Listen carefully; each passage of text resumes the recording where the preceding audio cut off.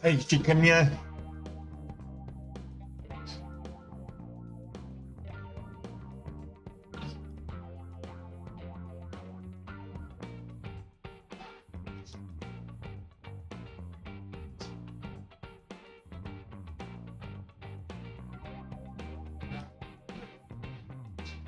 Okay.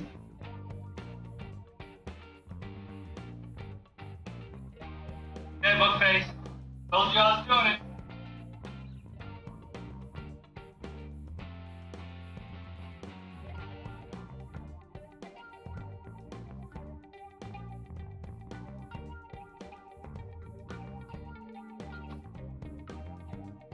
There we go. Right, I think we're all live now. Got my cup of tea. Need to switch my lamp on. I don't need to switch my lamp on. I'm okay.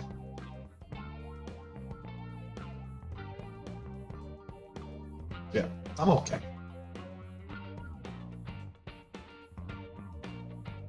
I'll switch my lamp on.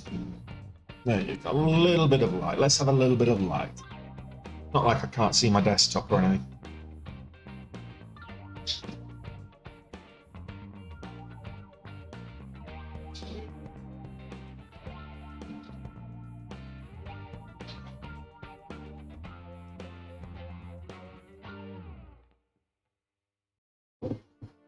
Okay, I guess it's time to make some money, guys. Let's make some money. Hey, HMAC, Captain, Virgo, how y'all guys doing? Make sure as you're entering, just smash that thumbs up button. We've not done anything yet to warrant it, but look, it is what it is. And if you're watching on the old tickety-tockety, just give that screen a good old tap 10 or 12 times. It just helps with the algorithm there. Hey, Dilvar.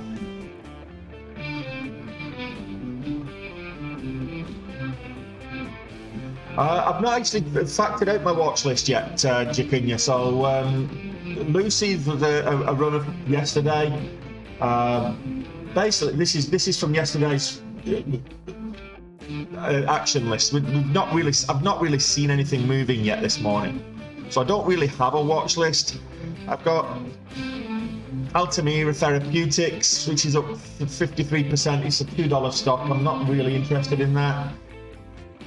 Nothing else moving. Nothing with any kind of decent volume, at least. So I don't have a watch list right now. What you've got on the screen there, Jacunia, is basically leftover from yesterday. I've just not changed the setup from yesterday.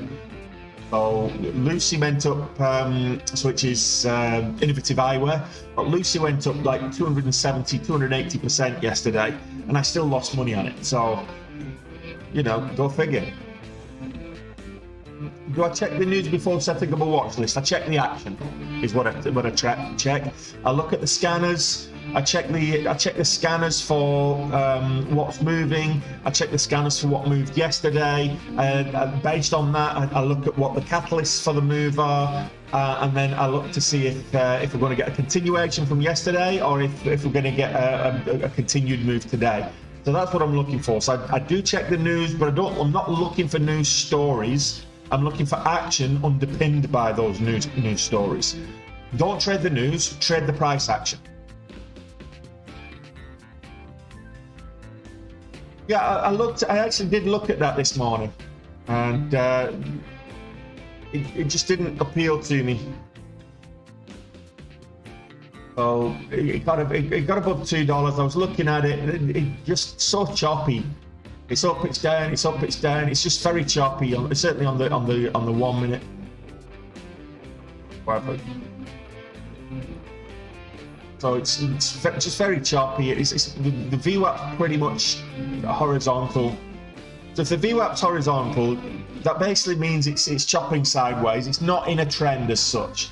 So that's what I just swiped me away from it. Then he went up and made this double top here, M pattern. So that, yeah, no. But I can trade it from 730, but it was just too choppy. It's like it's up, it's down. It couldn't make up its mind. What I want to see is like a continuation of about 4 or 5, like a series of highs, 4 or 5 green candles in a row. Not a green candle, red candle, red candle. That's just too choppy for me.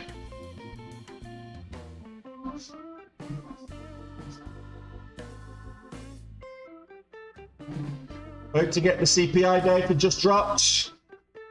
Just dropped now. Let's have a look at the SPY and how that's impacted the overall market. Look at that. Whoa, lovely.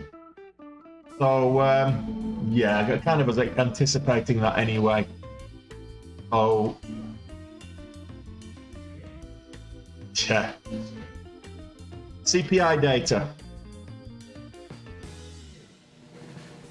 For CPI for month over month for March is 0.1% versus the 0.2% estimate. It's actually year over year, March versus March last year. It's 5% versus the 5.2 estimate. So that's decent. Then we're getting the core CPI 5.6 versus a 5.6 estimate. So it's pretty much on point, and the same with the month over month. So CPI numbers coming in and pumping the market there. It's a derivative there, Jakinya.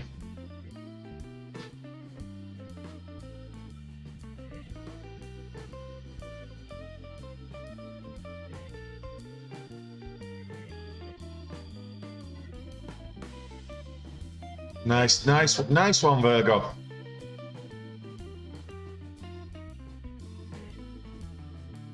Correct, Jakinya. That's exactly right. I checked the news to find the. I've got Bloomberg on in the background all the time. So I mean, I've got the news. I'm checking the news for macroeconomic catalysts and big things. But for individual stock picks, no. I wait for the price action and then I look for those individual picks.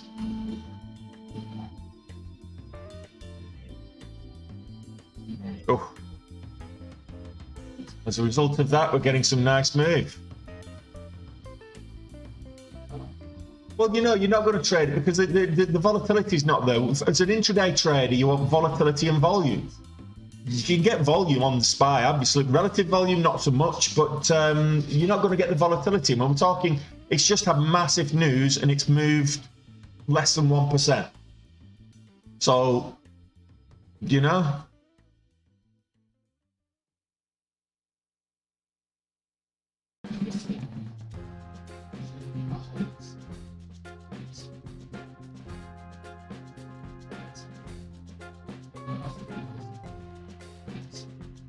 So all the stocks moving up, which is good. We can jump on some of these now, take advantage. Like Coinbase, Marathon Digital, popping up. Riot Blockchain.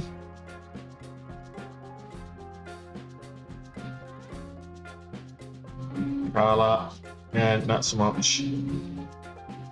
Yesterday's big mover, Lucy, trying to curl around again.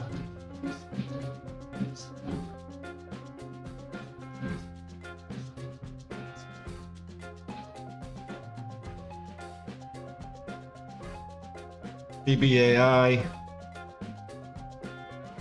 This is based on that CPI print. A lot of this movement. So don't just jump in chasing stuff. It might not work out.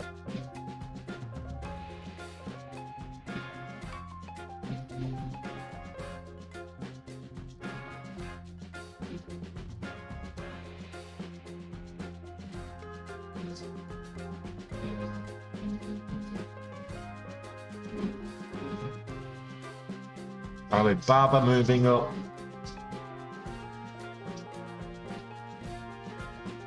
So pretty much upwards movement across the board.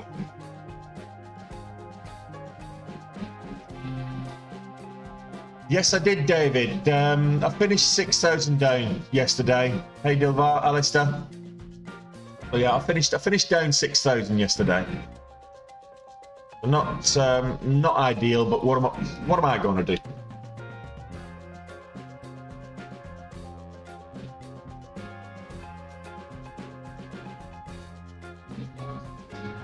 I guess what I did ahead of the CPI print this morning. I had a feeling it was going to go up, so guess what I did?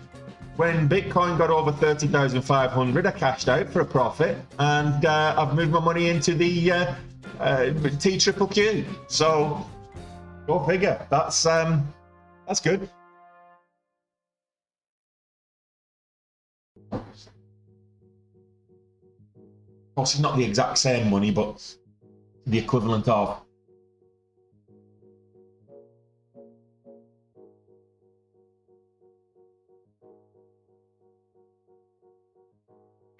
Let me just have a quick check of that triple Q price.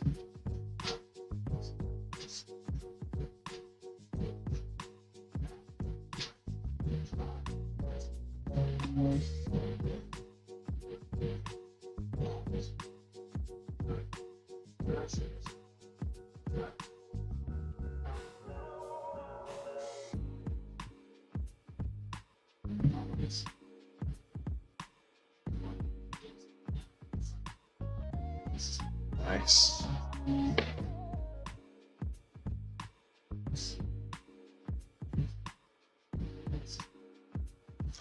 Well, let's have a look at Big Bear. Seems to be making moves. Nice flag. Got a lovely flag there on Big Bear.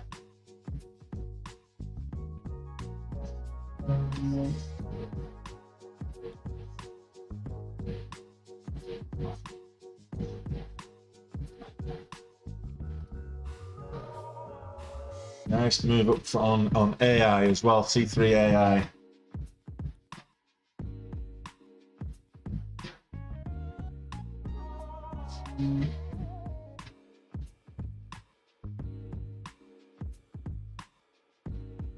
Yeah, it was. Yesterday was just not a good day for me. Yesterday, it was a bad day's trading.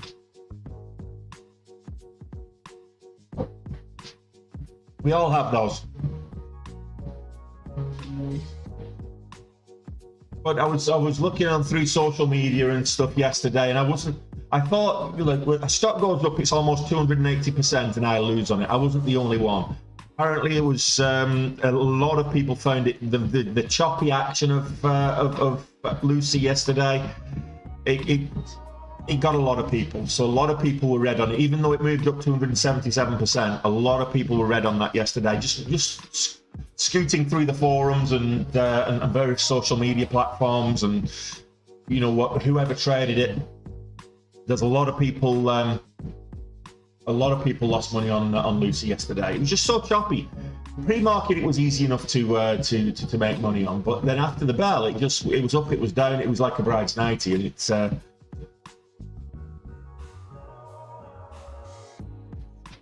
Yeah, and the big moves down were huge. The big flushes, it was just after that. After going down the first part, going from 4K up to 4K down, I should have just left it there and moved on to WW, because that was a steady climber. That was a nice creeper, yeah, you live and learn. Just getting greedy.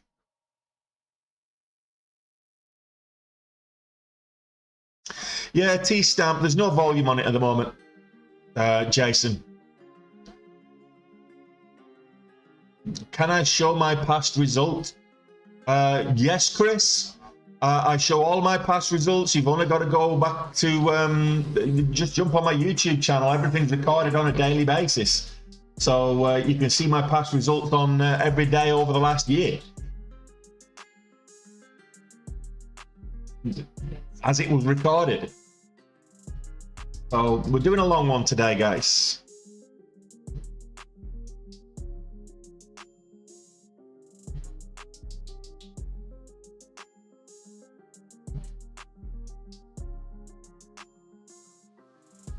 So the overall market is pulling back a little bit. So let's go back to the SPY. I didn't jump in straight away, and again, this is why you wait for the move up, and the rest of the market, the rest of the big stocks will be moving with it. You wait for the move up.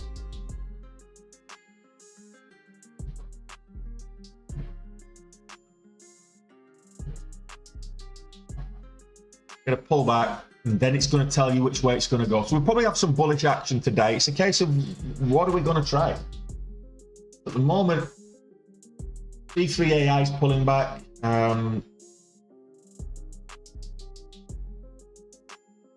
No volume on guard force. Big Bear pulling back a little bit. Nice flag pattern though on Big Bear, so I'm going to have a look at that. I'm going to go back to the Big Bear. It's kind of broke the pattern there. So we got a descending wedge into a flat bottom. It's just broke below that now. So I'll wait. There's nothing. It's stood me in good stead to wait for something to start moving this last month or so before just jumping in. Yeah, Dilvar's gold is being seen as a hedge to risk at the moment. Crypto is not being seen as a great hedge to risk. A lot of people moving assets around. A lot of the crap coins are being moved. There's a kind of an artificial, just do your own due diligence, but you'll be able to see this for yourself. If you look at the market cap of the entire crypto space for this time last month, when Bitcoin was under 20,000 and where it's now over 30,000, and look at the entire market cap. It's not changed very much. So what's actually happening in crypto, rather than people moving from what I thought was happening, is people moving from the banks into crypto, into Bitcoin, because of the banking collapse last month.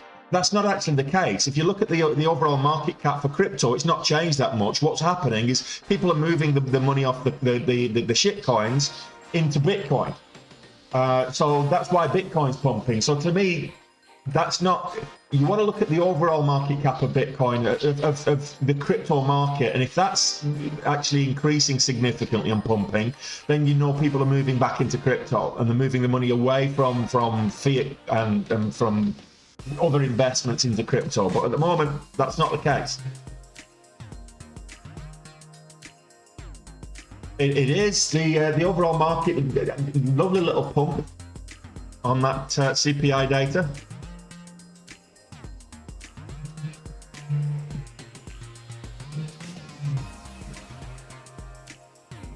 Hey Kim, hope you're well. So instead of if you're unsure about the US dollar, for example, and it's hanging in the balance, if you're unsure about crypto and the banks are no longer a safe place, what do? You go and put your money in gold. You know, that's always been the case. Gold is there's nothing 100% safe, but gold is always going to be a safe haven. Or a safer haven. Yeah, I'm not. We got the pump up. I'm not trading it. I was watching for the flag breakout, but the volume prior to that, it's not there. So I'm waiting for something to actually move legitimately. At the moment, there isn't anything. I want to get rid of all the crap from a volume perspective. Let's filter out some of these crap stocks here.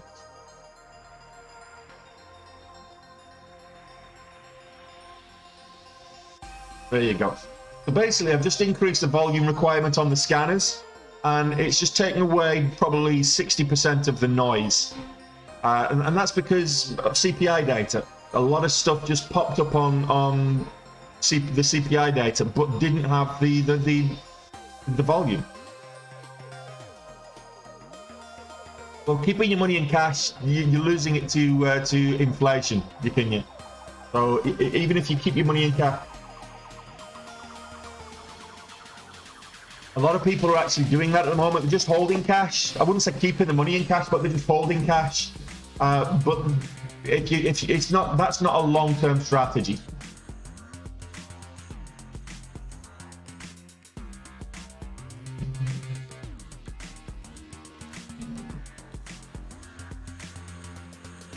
Let's have a look at Riot Blockchain, or Riot Platforms as it's now known. That pumped up on the inflation news. So basically, I should have been watching a stock that follows the SPY and on the inflation data coming out, jump in and ride that up. I'll do that next month.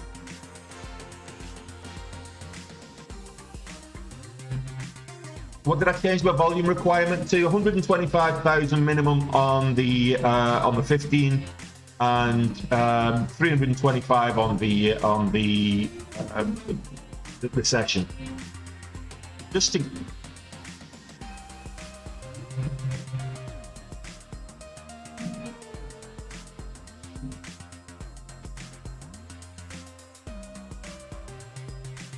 Okay, I don't keep much cash at all. Prefer not to.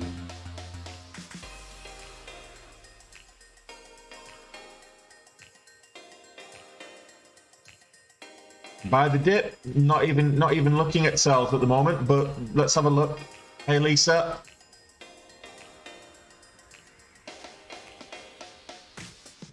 So sales is, there's quite a few S3s been registered this last couple of days. Veru for one. I'm expecting a bit of a pump from them to try and get it up so they can actually hit the market with an offering because they're not making any money. Creative Medical Tech pumped up, so this is probably trying to pump up so they can hit the market with an offering as well. And just be wary, a lot of these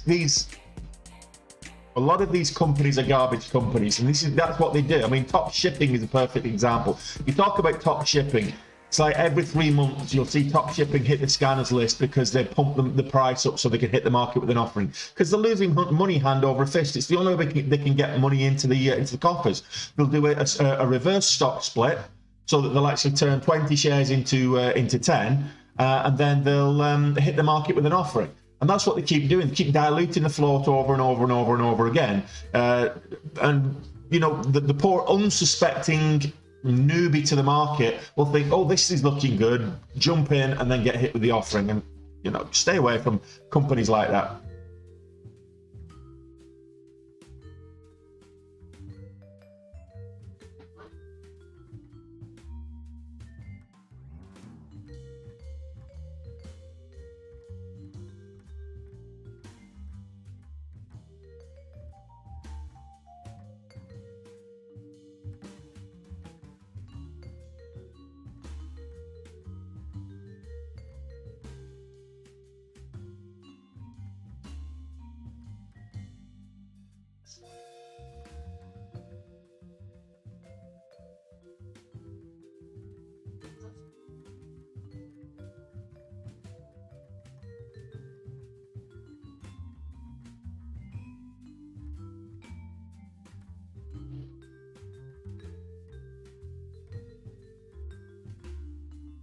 Sal's moving up.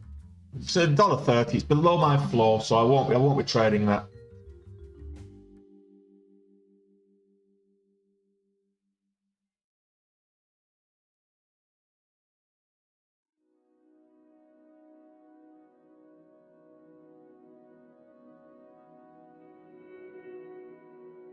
I'll take a look at that in a moment, Pino. Yeah, I'll take a look at that now because Rosecliffe acquisition. It's I think it's a SPAC, but just no volume.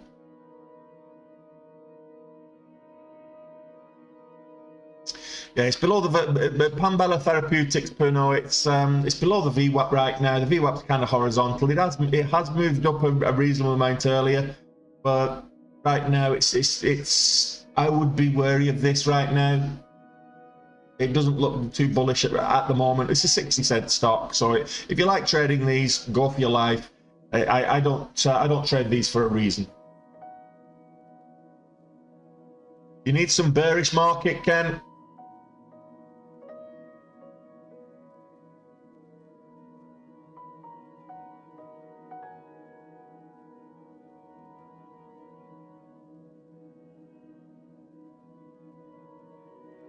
Well, the point there, Kenya, is that you don't.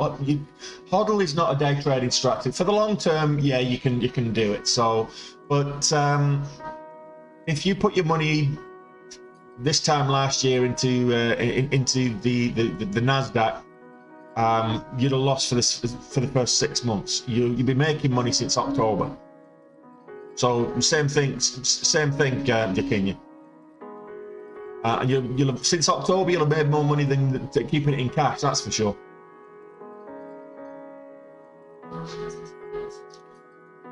Yeah, I looked at that, but it's just not.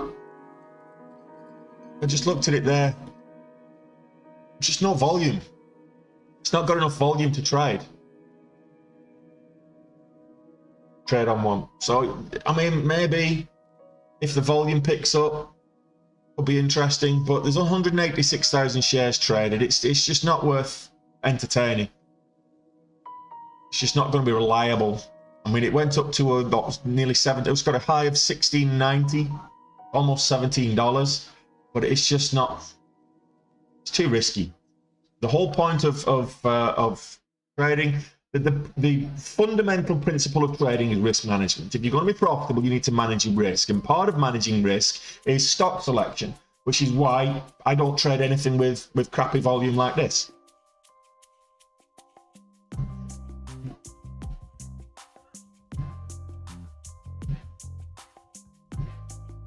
Lucy's underneath the VWAP. Gets over $4, it might be interesting. There's not a lot moving with any kind of decent volume at the moment, so we can wait.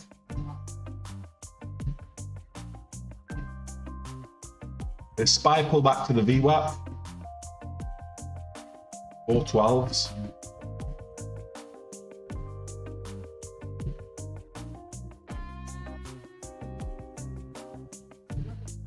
Today, there's not a lot of volume on this one either, so.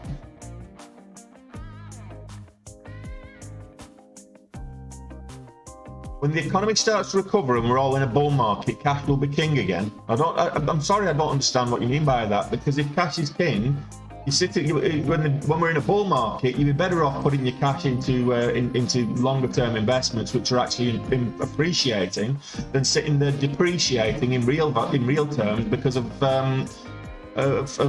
inflation. I mean, even if they get the inflation down to back down to 2-3%, it's still.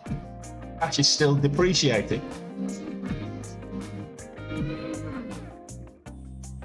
Let's have a look at MCB.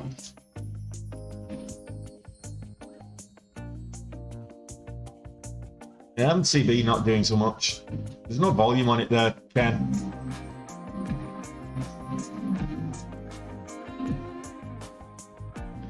No, but they probably won't accept your cash either soon. You pay with your watch or your phone or your credit card, but there you go. Pay with your spectacles.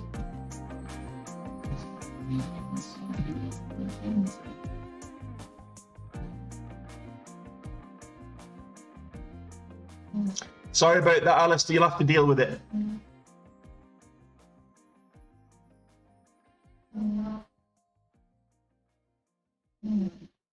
Let me have a quick look at that.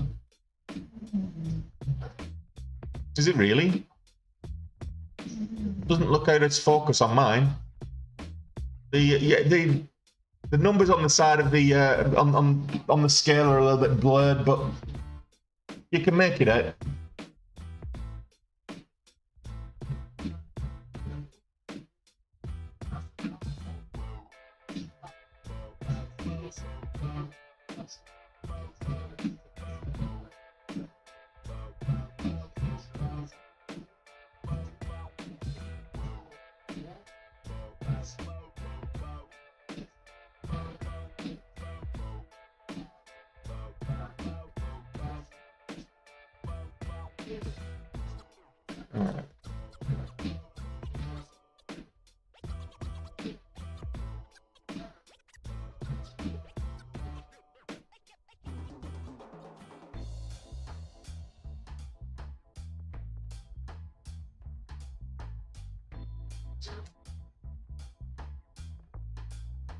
I'll tell you what I'll try for you. See if this works for you.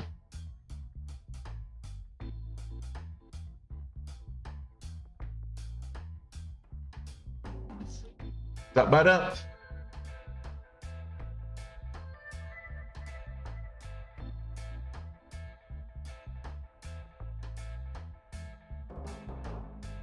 Oh, the things I do to please people.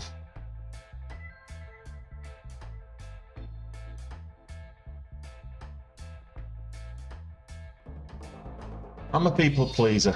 What can I say?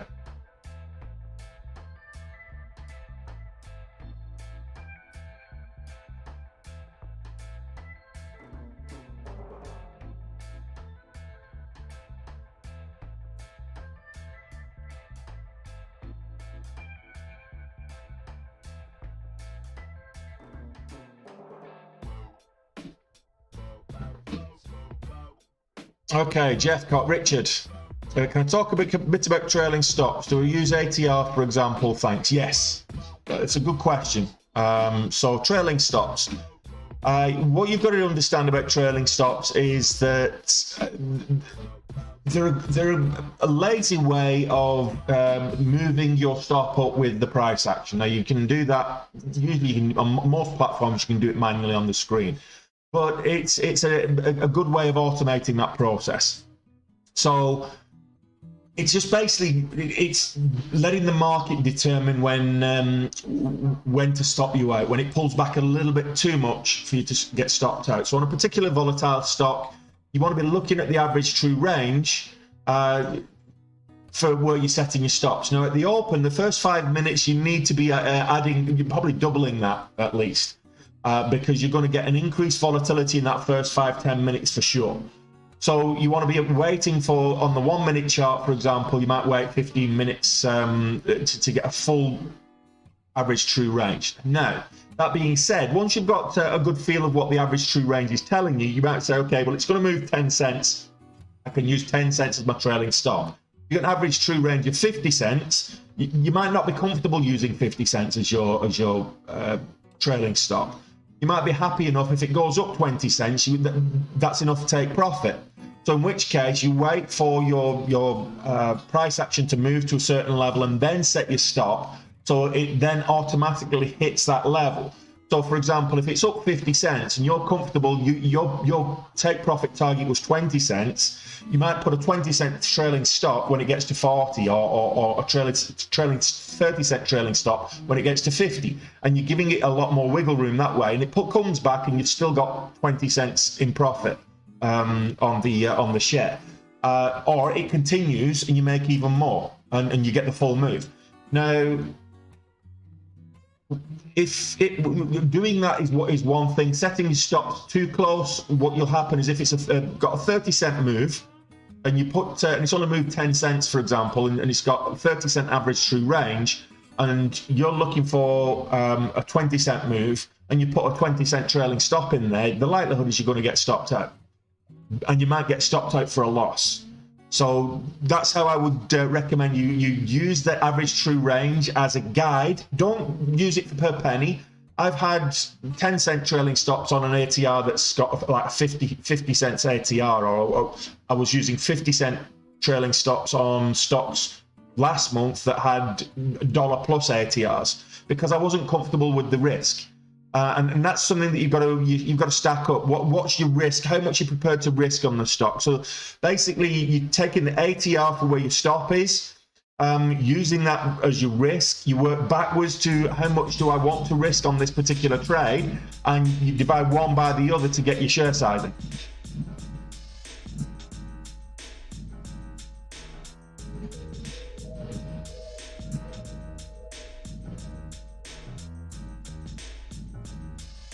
You've set the trailing stop of 30 cents to the market on a position that your average, and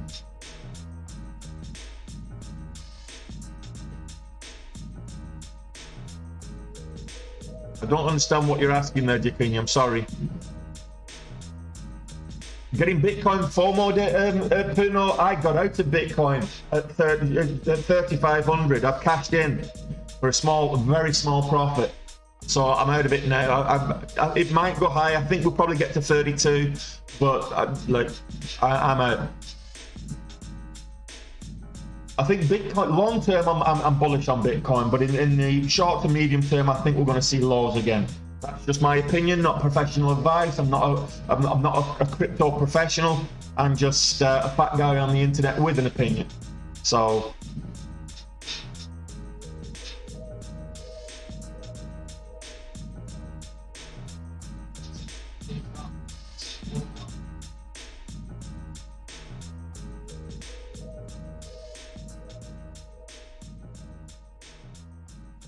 This is the S&P 500. It's shot up on the CPI. It's pulled back down to the VWAP, and now it's broke the VWAP. So we'll see. Will we get a suspension?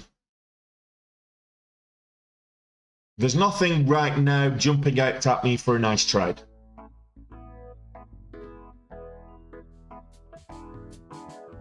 I'm watching Lucy and WW for continuation. I'm watching some of the AI stocks for continuation. Noggin, I don't like the volume or the range for that matter.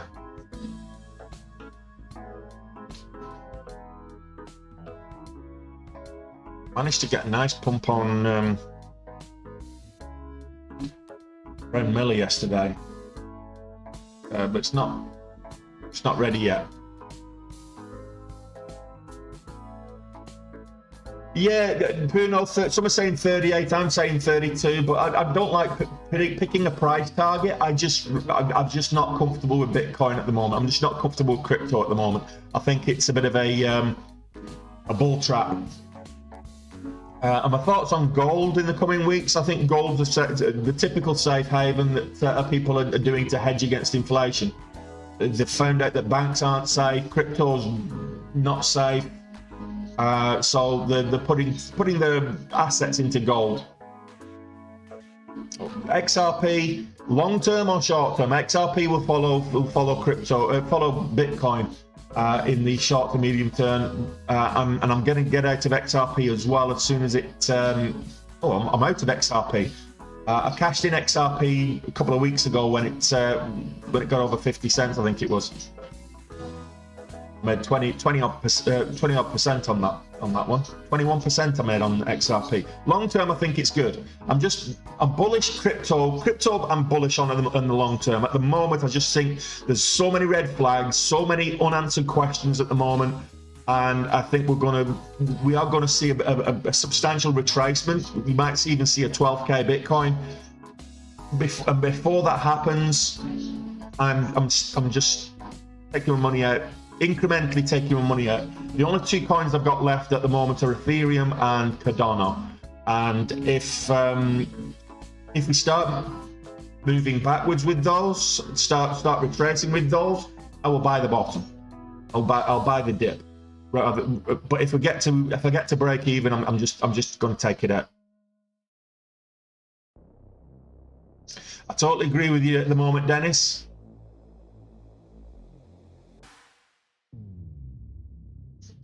The trailing stop is so your trailing stop is calculated from your current price.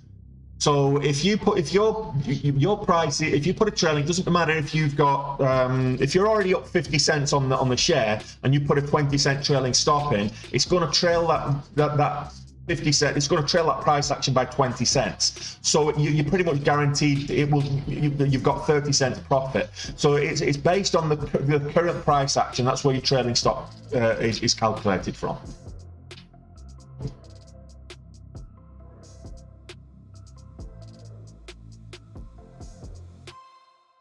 That was based on previous support there, Kim.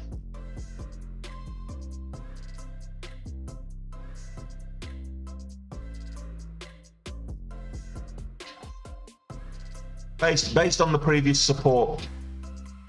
Previous support, there was a balance at the $0.75. I think it went down to like 369 or whatever, 368 or whatever it was. I'd have to double check the price action for the specifics, but it went down to that 370 level and then moved all the way back up again. So that's what I was basing it on, was the previous support.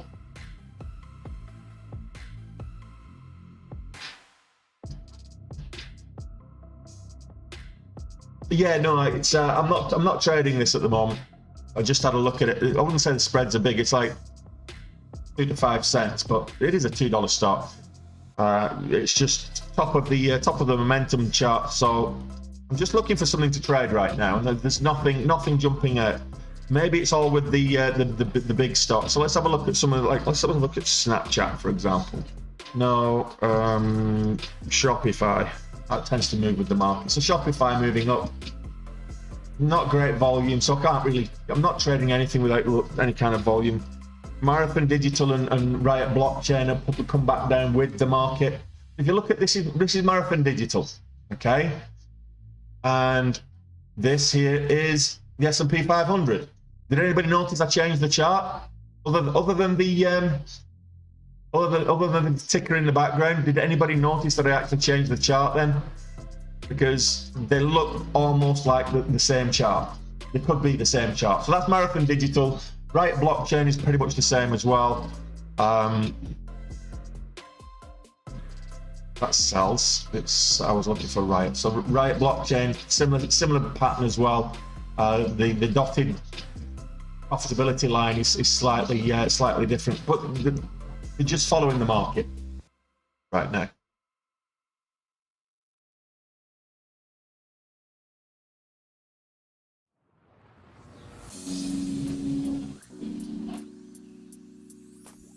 Yeah, but what isn't, Dennis? I mean, people saying crypto it's vaporware. It's just air. It's like it's a fugazi. It's a fugazi. It's fairy dust. It doesn't exist. Well, if you've watched The Wolf of Wall Street, that was my Matthew McConaughey impression. You know, all right. If you watch The Wolf of Wall Street, you'll know that money doesn't exist. It's you know. It's a fugazi. It's a fugazi. It's since it wasn't underpinned, since the US dollar stopped being underpinned by gold, it's a fantasy. So crypto being a fantasy is just a deregulated, decentralized version of that. Well, I say crypto. Bitcoin is decentralized. Most crypto tell you they're decentralized, but they're not. Most crypto is actually they've got bottlenecks which make them centralized.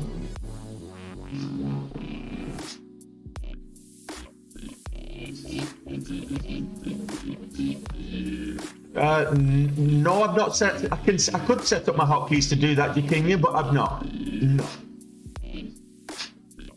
There's too many variables because each trade is different. You're looking for a different target.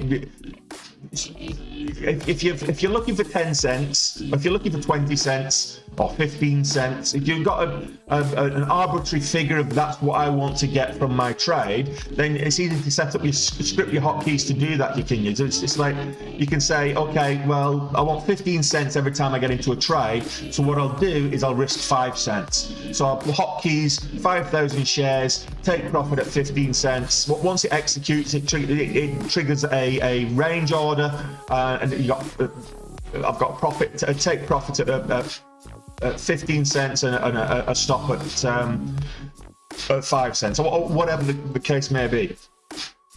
But you're going in the realms of you're trying to cut corners, and I don't advise anybody doing that. I would rather you spend the time to actually plan your trade and give yourself each trade a trade plan. Plan it ahead of getting in there. Now, there's no harm in adjusting it whilst you're in. Don't change the trade plan to accommodate the trade, but you can adjust the trade plan to accommodate your profits. So having a one-size-fits-all isn't going to work.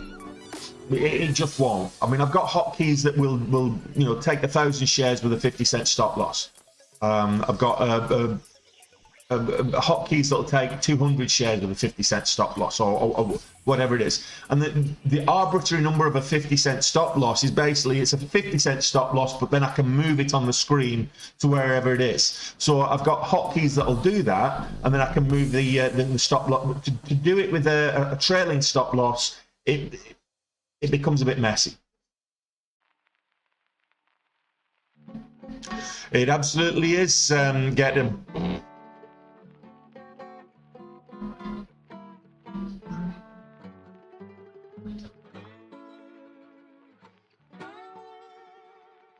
Yeah, I was looking at sales. CPI news absolutely has an effect on mortgages. Not directly, but indirectly. So the question is, does the CPI data have an effect on mortgages? Yes, it does, and this is how it has an effect on mortgages. So the CPI data, not just the CPI, but other measures of inflation, PPI and the likes. So the central banks, so in the US's case, the Fed or the FOMC, will take the inflation data, and they will base their decision on whether to hike interest rates at the central bank or not, based largely on that inflation data and other factors besides, but largely based on that inflation data. So they'll hike interest rates to keep inflation under control, which means that the CPI data, if we've got getting hot CPI data, which the market doesn't like, then the Fed will want to cool that inflation down, so they'll hike interest rates, which will then have a knock-on effect to your mortgage rates, which the banks are going, because of credit crunch, so the banks have to get their money from somewhere, and they have to cover that money that they've been lending with increased interest rates themselves. So whilst it doesn't affect your mortgage directly, it affects it indirectly, because it impacts what the central banks are going to do in terms of rate hikes. So yes, CPI news can affect and will affect your mortgages.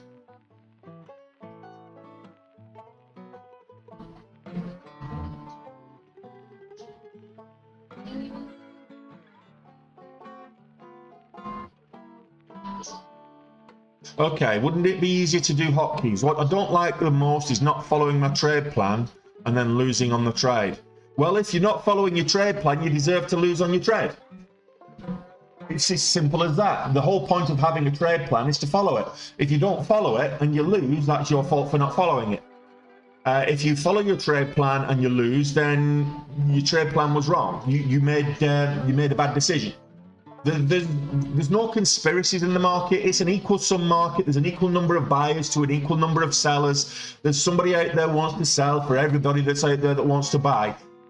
That's the way it is. Anybody that thinks that the market's out to get you, no, it's just bad decisions and bad, statistically, every stock that you trade has an equal percentage chance of going higher as it does going lower, and vice versa. So you want to be putting the odds in your favor. So you're looking for momentum. You're looking for catalysts that have got bullish, forcing the price action in a certain direction. What you don't want to be doing is having a plan and then not trading it. What's the point? Why did you plan that trade if you're not going to stick to the plan? I'm not throwing shade at anybody, because I'm as guilty as anybody for doing that. It's just trying to plan on the fly. It's not a good thing to try and do. It's always better to look at the price action, look at the stock. Why is it moving? How much is it moving? What's the float size, etc., etc. Take all the fundamentals, then look at the technicals. Do we have any areas of support, any supply demand zones, support, resistance? Is there a particular bullish pattern? Is it trending? And then make a decision. Okay, what's the likelihood I can get 10, 15, 20 cents on this move? How much am I prepared to risk to get that? And you put all of that into one trade plan for that one stock. If it goes your way, you've made a profit. If it doesn't, you cut your losses quick and you move on to the next one. The next one, it's a different trade plan, because it's a different price action, it's a different stock, it might be different price, it might be different volatility, it might be different catalysts, whatever the scenario is. So you want a different trade plan for every trade.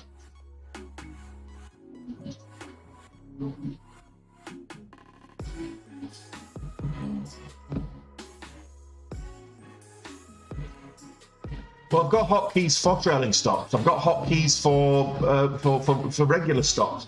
What I've not got is trigger orders, because first and foremost, your stops are not going to work pre-market, because essentially it's a market order.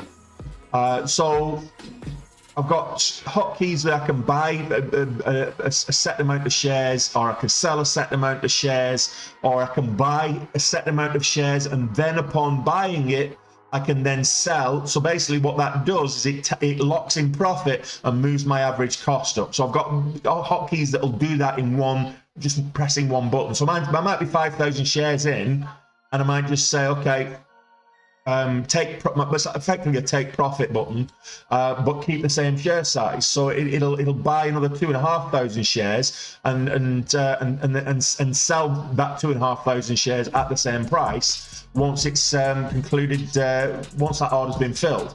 So effectively moving my moving my average cost up, but locking in 50% of the profits. I've got hotkeys that do a whole bunch of different things. Hotkeys that will centralize on my montage if I'm busy on a different chart. But what I've not got, what I don't want to be doing is setting a default trailing stop on every order I take, or a default stop on every order I take, because I need to plan the trade ahead of time. Does your commissions increase when you take profit? Yes. Every execution will. So it's every execution, every transaction incurs charges. So the more profits you take, the more transactions. If you're constantly taking profits, you're going to get charged commission for every execution. So if you get in for 5,000 shares, for example, and then you scale out 1, 2, 3, 4, 5, you're going to get hit with commissions and charges, ECN fees, FINRA, regulatory fees, etc. You're going to get hit with every transaction.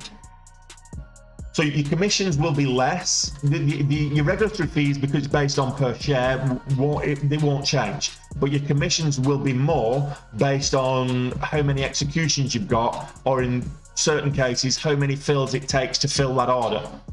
So yes.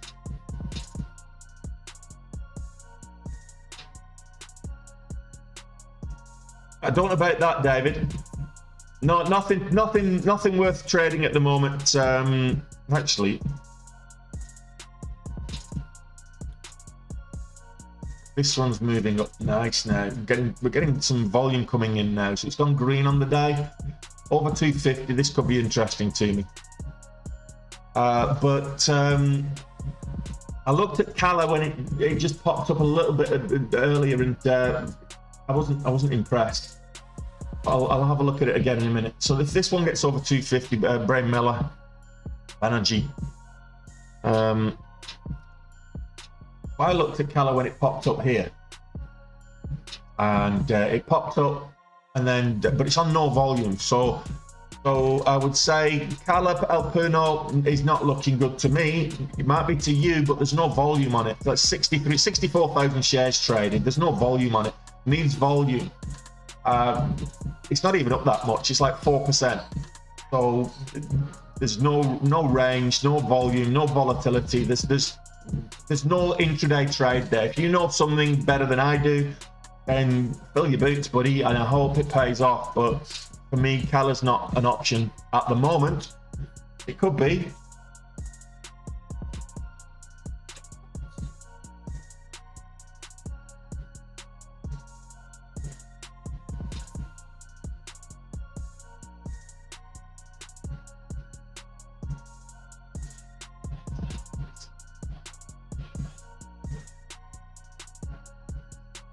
Yeah, so Trade Zero, I believe it doesn't allow you to put stop. Well, most brokerages won't allow you to execute stops out of hours, because essentially what a stop is a market order. It's you telling the market makers to get you out of this position, clear this position for the best possible price so it's a trigger order. Once the price action hits a certain level, just sell all my shares in this position. That's what a stop order is. Now you can have limit orders, you can have trigger orders. So stop limit orders, which are essentially trigger orders, and they can act like stop orders, but essentially it's they're unlikely to execute. Now, in certain platforms that are not direct access platforms, they may allow you to execute stop orders, because what they will do is they will replace that order with a limit order based on how they go to market. So some platforms that are not direct market access will allow you to put stop losses in place. So I remember when I traded on eToro that it was just a trigger, but a lot of that was because you're not actually trading the stock itself. It's CFDs and what have you. So just be careful with trying to get putting stop losses and stop orders in place ahead of the market opening.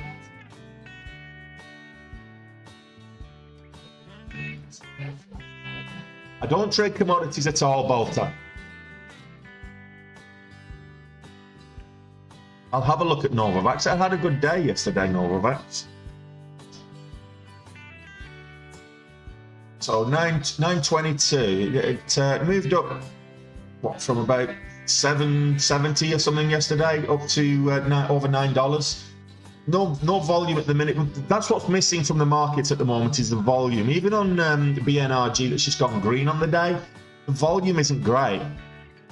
So the fact that I've put my volume filters into the scanners, it shows you that there's nothing moving on the scanners. Look at this. There's nothing moving because there's nothing got any volume.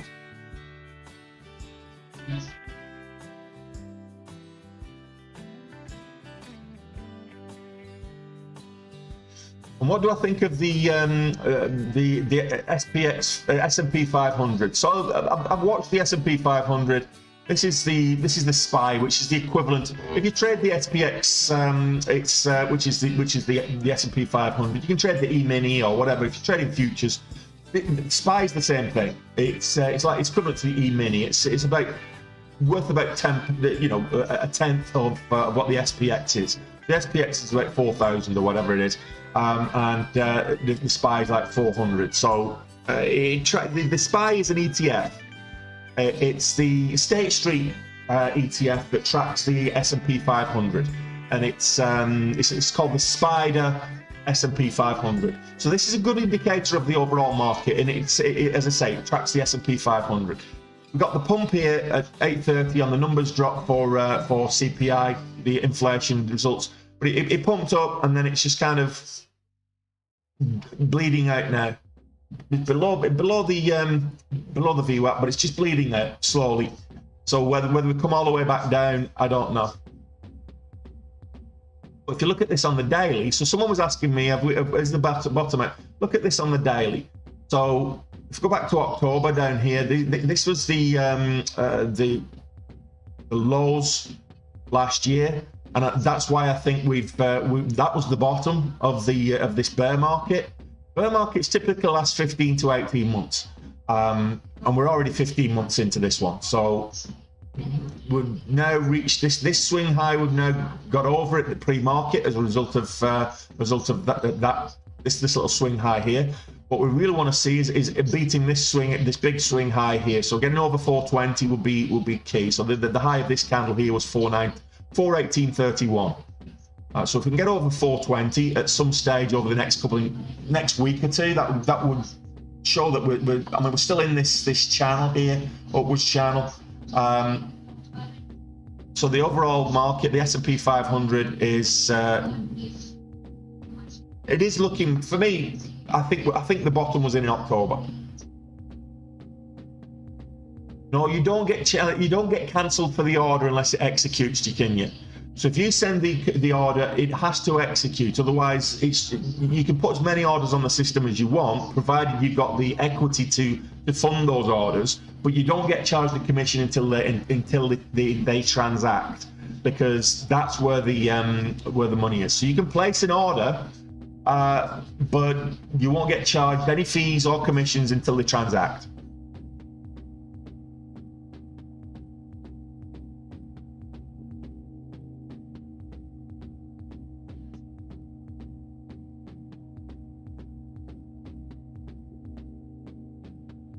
Okay.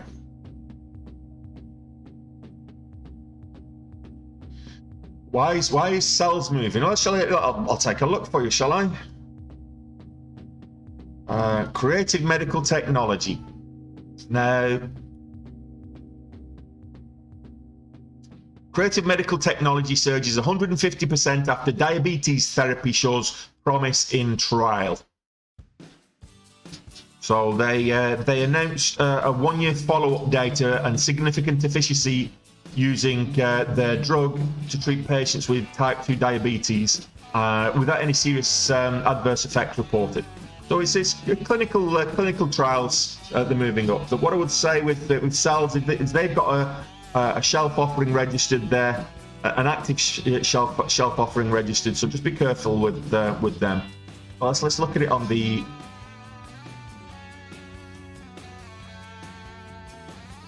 So this is sells. It's up at 128. And form 8, form 4.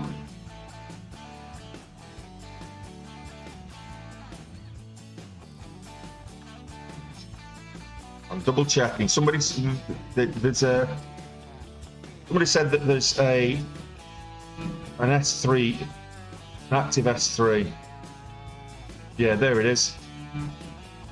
So from the 20th, you've got the prospectus there on the 20th, which is a 424B. Always look for the 424B. Then you can look for the S3, which is the other. If you're looking on Benzinga, if you look at you can look at it on the SEC, but if you look at it on Benzinga, it'll either show up as a Form S or a Form S3 or a Form FX. But if you look for the prospectus first, that's where you're going to find it. It's usually the S3 is usually, which is the shelf registration, is usually filed within a day or two of the prospectus being filed.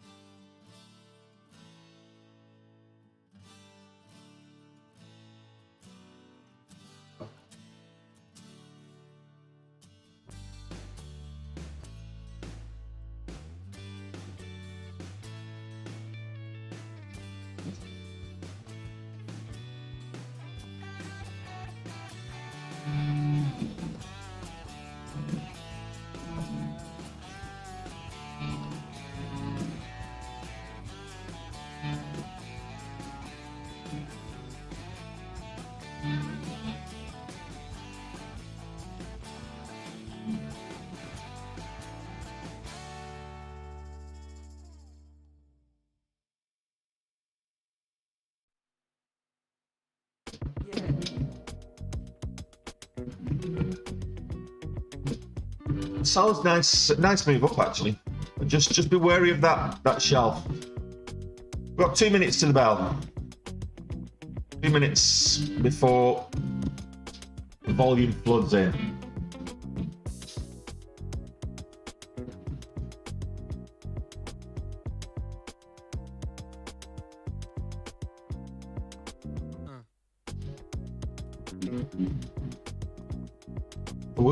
You've no idea what I'm talking about.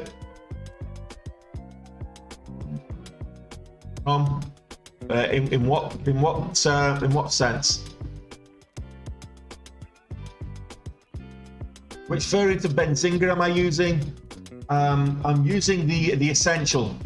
So the shelf offering. So a shelf offering, that's a very good point there, Tom. A lot of people might not know what I'm talking about with the shelf offering. So a shelf offering is basically they will issue a prospectus where they can go to market with a number of additional shares, and they have to register that with the SEC, which is known as a shelf, which then sits, because that registration sits on the shelf until they're ready to go to market with it. But it has to be registered with the SEC ahead of time. So you can go to the SEC, publicly available information, which basically says that we've registered our intent to issue additional shares to the market of our company, and this is the amount of shares, this is the value of the shares, and once that's registered, they can hit the market with it at any time. Now, it might be at a preconceived value, it might be at the market value, whatever the situation may be. There we go. Let's change the scanners over, and I'll come back to you in a moment, Tom.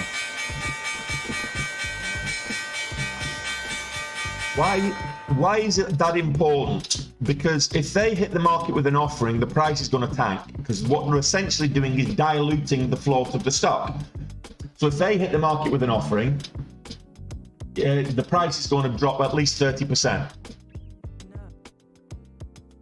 And if it's registered there, you just need to be wary that they could hit the market with it. So you need to add a little bit more in terms of risk management and protect your assets, particularly pre-market. If you're watching, at least in the regular session, you've got the safety nets that you can use, stop losses, you can use, you've got the volatility halt. So if it sells off at a certain percentage, the SEC is going to halt it. The problem with that is that if it does get into a volatility halt and you're stuck in that to the downside, it might gap down lower and you can't get out with a stop loss when it gaps down. You're going to have to wait till it resumes. No, I don't think so, Jaquinia. It's two different things. So Benzinga is an information platform. Dash Trader is a trading platform. Two different things. Now, what I would like to see is, because you can actually integrate trade ideas with Dash Trader, what I would like to see is Benzinga to start integrating with platforms like Dash Trader. That would be powerful.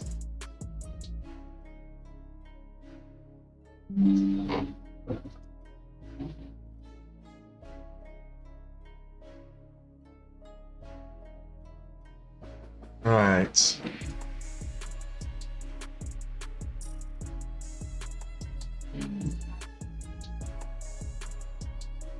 Whoa.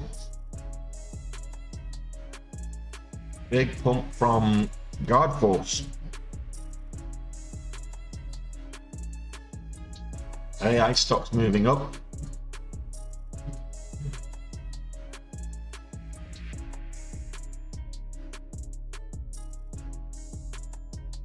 Day 1820.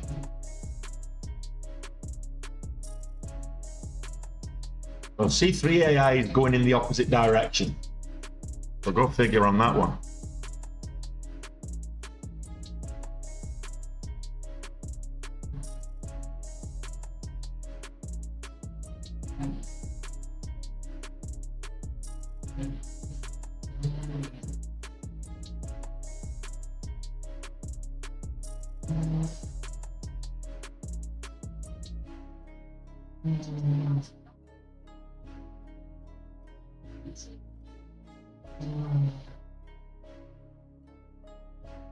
Why did it not get filled? It went without me.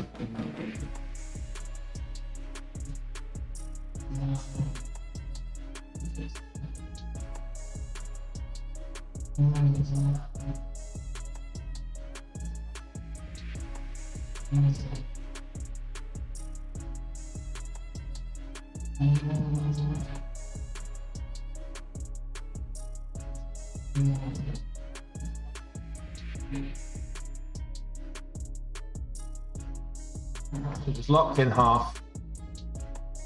That's what I was talking about with the hotkeys, where I can actually buy and sell at the same time to average the cost up, but lock in profits. I'm now 68 is my average, so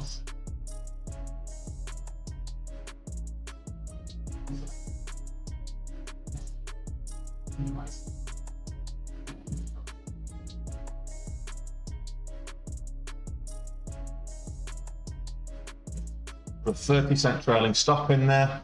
Let's see where we go with it. 5,000 shares.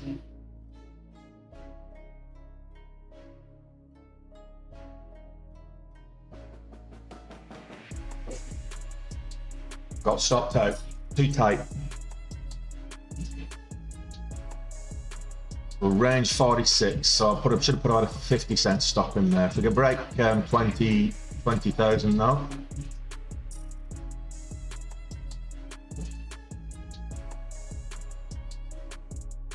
I didn't make it look easy yesterday though, Jaquinia, did I?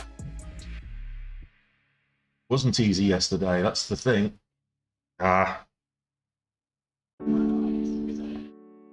Missed my entry there. I'll wait for the pullback.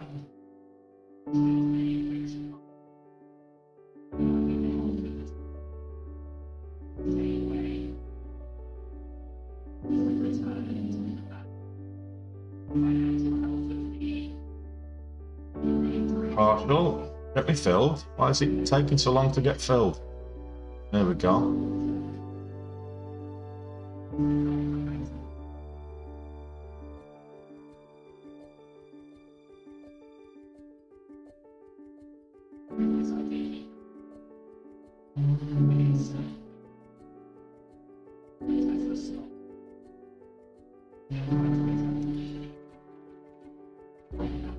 Putting my stop there at the $0.50. Getting a few reversal indicators there, so I'll just put my stop there just in case it does. I'm risking 1,200 on this. I'm already 3,400 up, but I'm risking 1,200 by putting that at 50 cents lower.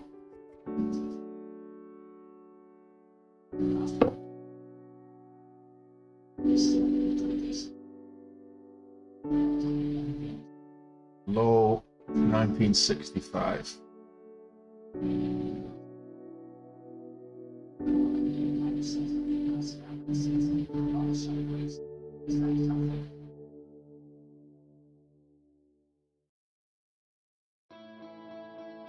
So this is God Force AI. We might get a. I don't mind the pullback on the continuation. There we go.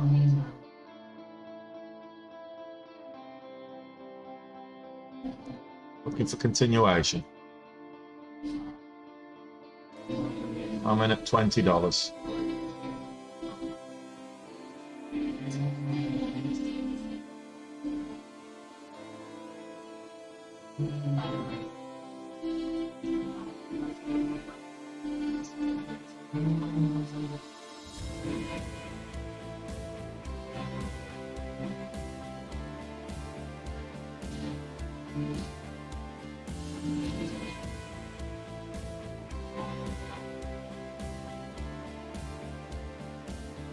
Right, let's get out of this when it stops me out. It's not taking off now. I think we're at the top of this move, maybe.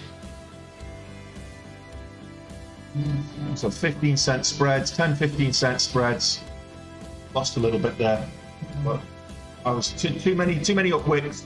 Reversal indicators across the board.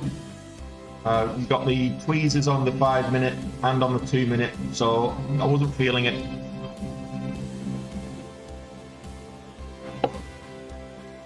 So yeah, well that's all right. I made a little bit on that. Made a cent, so that was okay. My goodness, how many fills did that take? The last entry was 1, 2, 3, 4, 5, 6 fills on that last entry. There you go. You take heed of the exit indicators, the reversal indicators, because straight away I got out. Next candle, it's flushed down a whole dollar.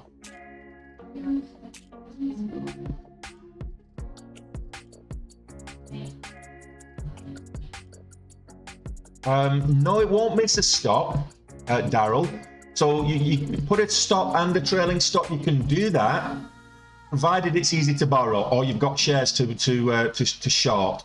Because what the system will do is it will recognize 2 sell orders. One will be attributed to your current position, and the other will be attributed to a short order. So,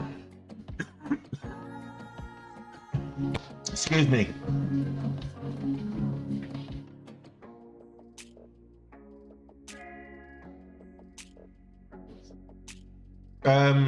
Potentially, yes, Jakinya. I won't get charged 6 times. I'll get charged $12 for that fill.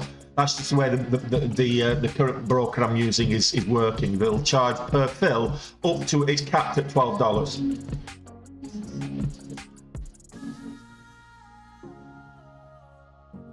Sometimes better just to put market orders in there. Got in for the break of 21, and that was not a good idea, I don't think. Might have been a good idea.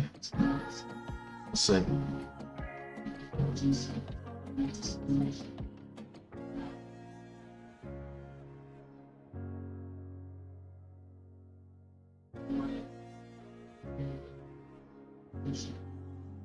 The spreads are like 50 cents now. So I'm just reducing my exposure up there at the $0.50. Just locking a little bit in. I want to see it hold the whole dollar, otherwise I will get out.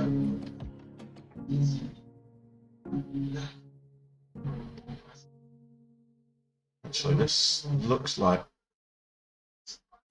resistance at the half dollar. I should have got out there, really. Might not be too bad if we get another move up.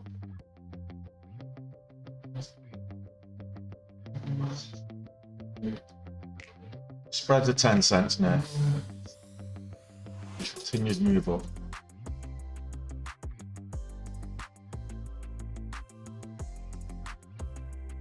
I'm 21.09. I'm about 10 cents away from, just over 10 cents away from the ask. Range of 72 cents on this. Ouch.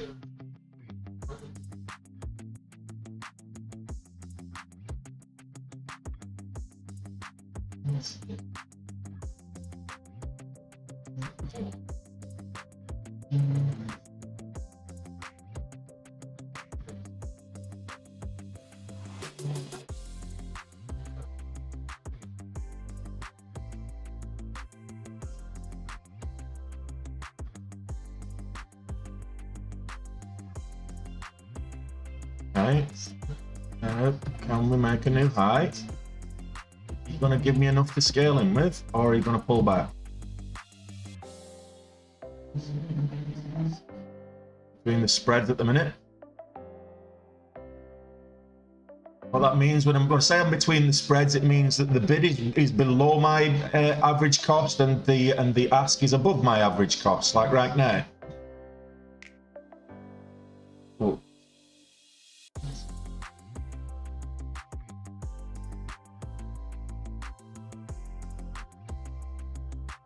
First candle breaks new lows on the 2. I will get a 2-minute chart, that is.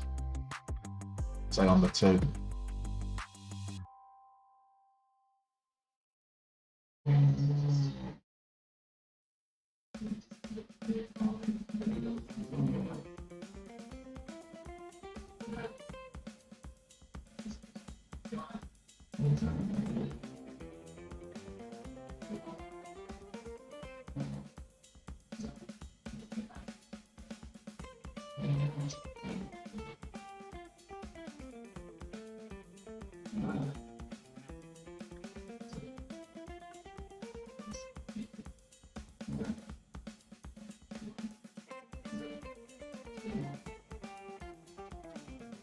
Are we going to see him move back up? Yeah, we are.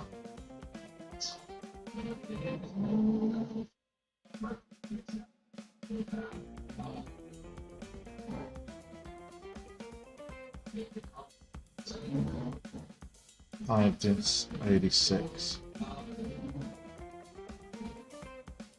Over 21, and I think this might go again, but otherwise.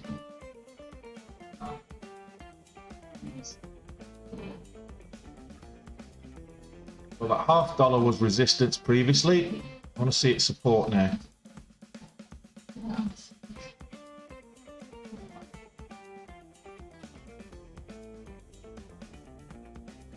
Get out there.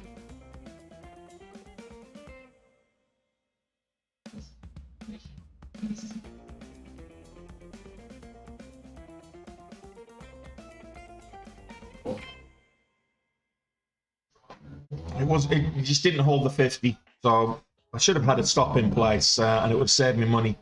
At 50, the previous candle here that's on the 2-minute was 53. The low of this candle here was 53. So that's where I should have got out, 53 here. So not having stops in place, that's really where that cost me a little bit. But that's not to say that we can't still make money.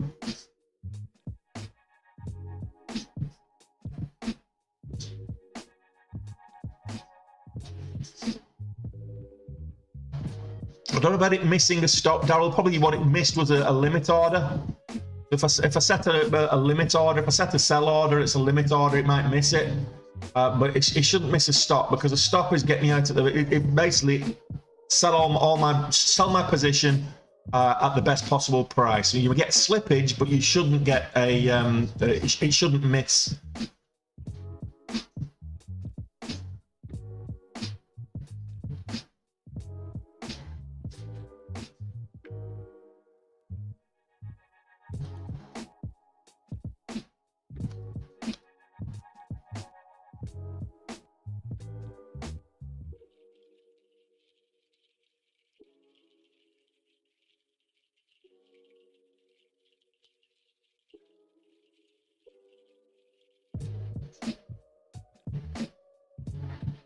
Okay, so let's look at the higher time frames here.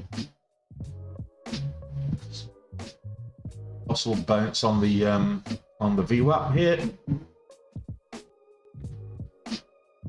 Looking for a VWAP bounce here.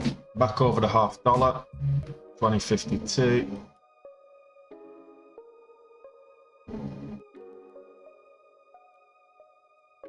Not really.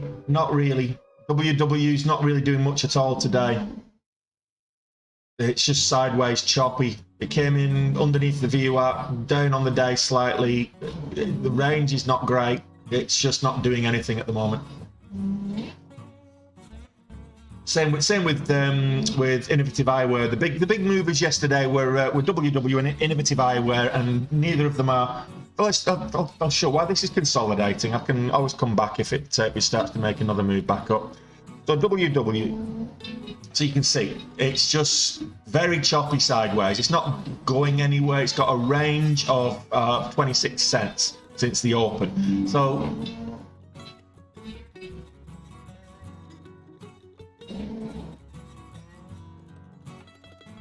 yeah.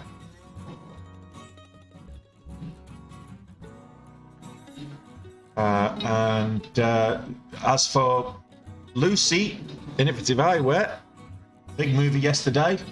A little bit of a pop-up, but if you look at this on the higher time frames, you can see it's way down from yesterday's closing price of 440. So it's actually selling off now, and it's hard to borrow. Short sale restrictions, so you're not gonna short that.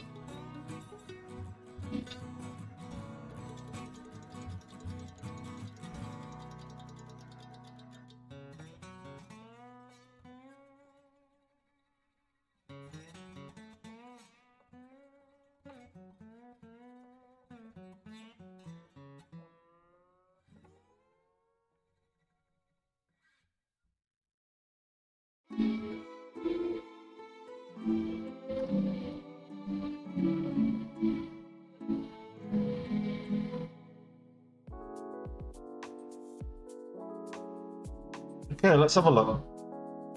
So we get back 40% from where we were. But that happens.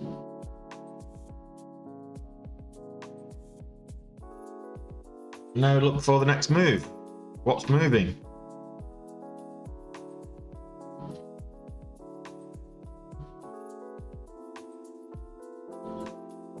So Altamira Therapeutics, also known as Saito, top mover on the day. I called this out at pre-market as if it, over 250, and it's interesting. It's getting there now.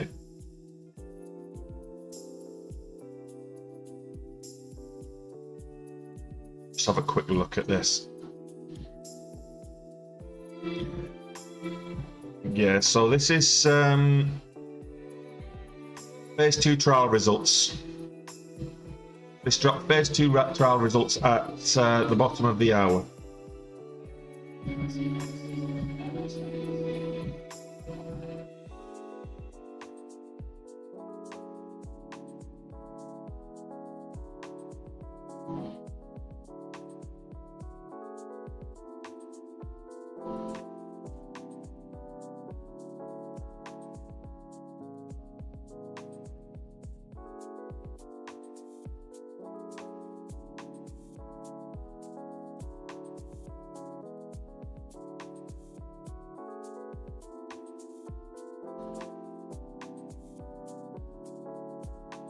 Question is, where's the entry on this?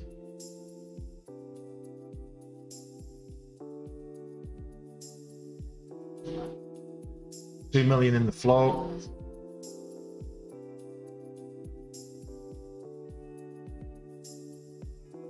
Over the $0.50 now.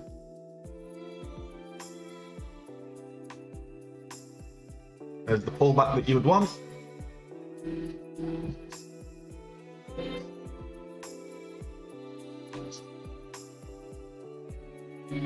Yeah, 260 was a key level pre-market. Looking for support here at 230.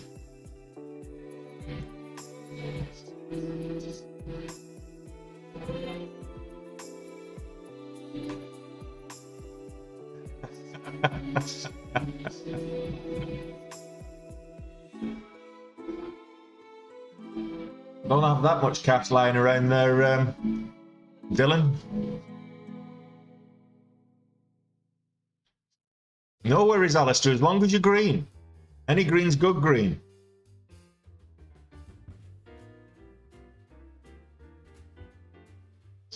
$2 million float.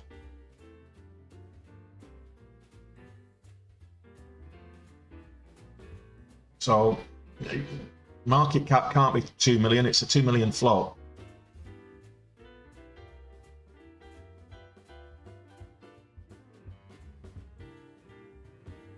$14 million shares traded on a 2 million float. That's 7 times recycled. It's normally a 650,000 shares traded a day. So it's moving up nice. Has moved up nice.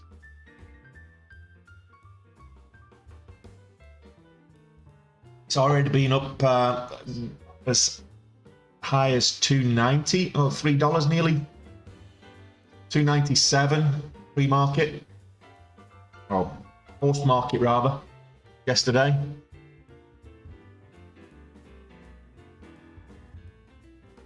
Looks like the SPY is not holding the gains from the CPI details. So this is up 70% on the day. Pulling back to the VWAP. We might get a bounce at the VWAP. We might not.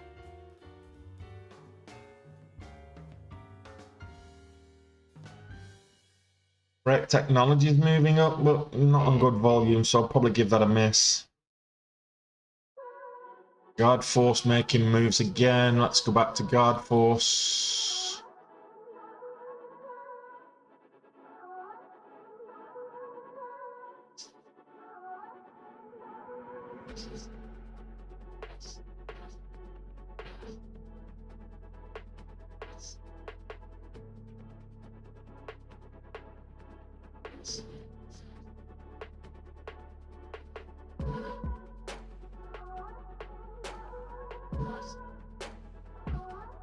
$0.64 on the average true range now on Guard Force. Spreads are quite rangy, of 10-20 cents.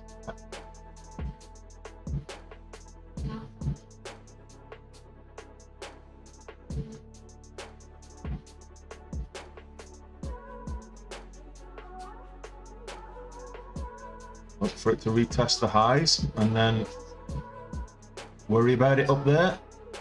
Possible double top M pattern up there if it retests the highs. Current high of day 2170.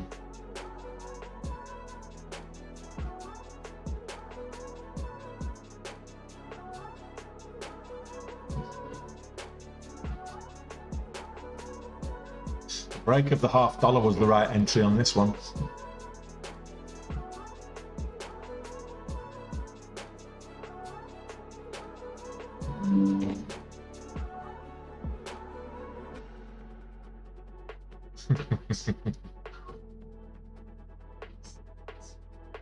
Nice one, Alberto.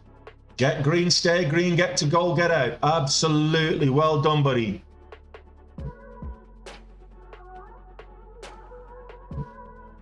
Looking for the $0.50 here. We get the $0.50. We're tapped 30 on the ask.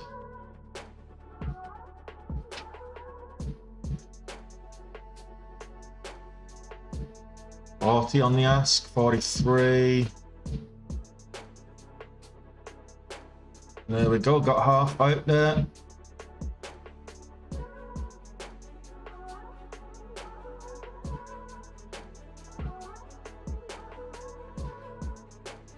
take that. I'll take that.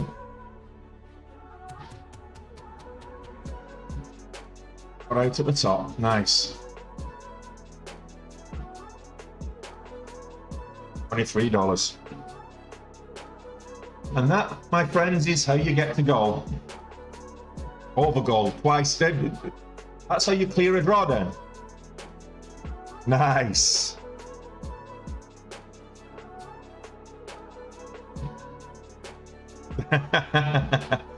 Were you profitable, Kim?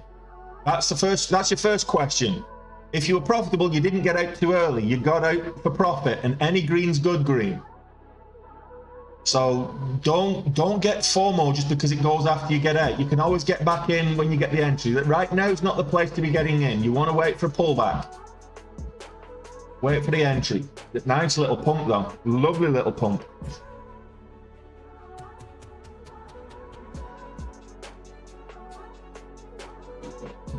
Well, there you go. Profits. Any good greens green. Any green's good green. Like I say. Now I've got a cushion on this without worrying too much. This is going to be more expensive than yeah, it's actually more expensive than C3 AI now. So now you want to see this above the $0.50. I'm going to scale back a little bit. And a bit extended up here, so I want to scale back, smaller size if I go in. I don't want to risk the potential flush. Nice one, Alistair. Good man. Good man. You had a great mentor. That's all I'm saying. You must have had a fantastic teacher. Whoever taught you how to trade, Alistair, there must be what, at least one of the top 3 traders on the interwebs.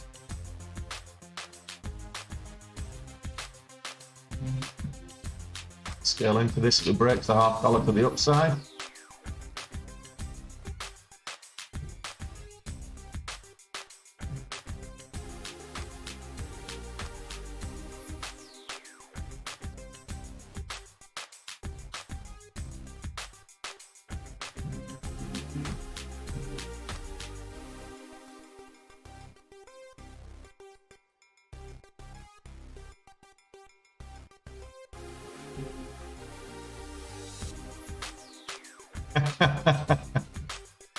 I wouldn't say I'm the best.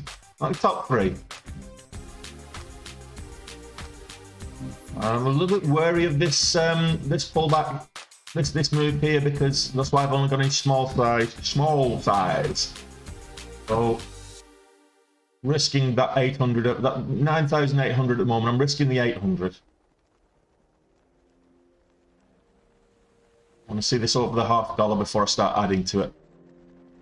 This might give me a cushion. This is getting a bit extended now, so just be careful. We've got a halt level at 25.08, by the way. So if this gets up to 25, we might.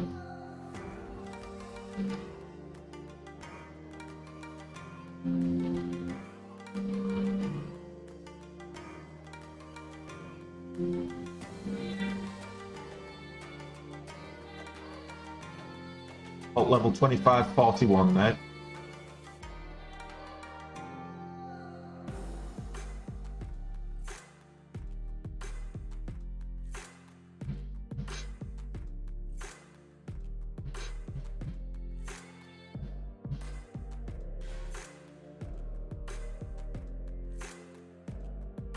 Spreads are 10 cents. That's not bad.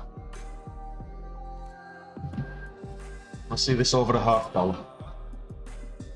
That's 25.66 now, the halt level. It's increasing. Over 25 and we'll be cool beans.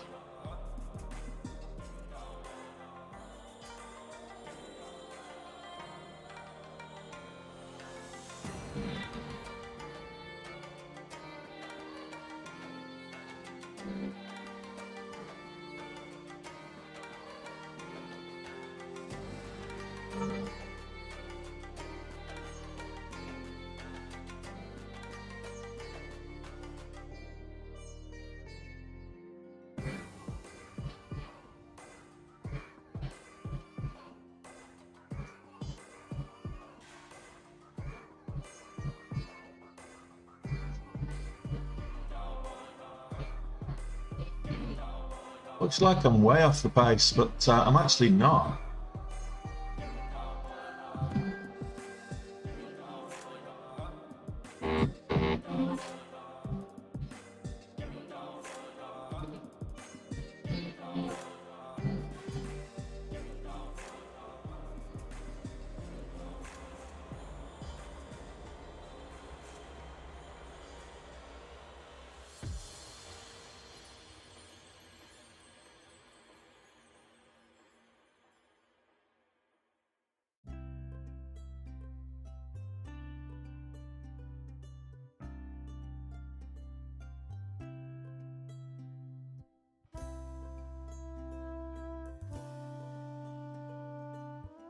Volatility we love.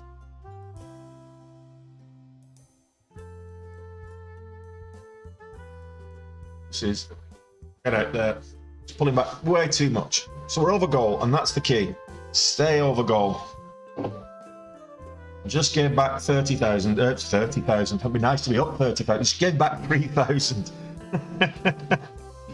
Maybe that's a Freudian slip for where I'm going to finish the day.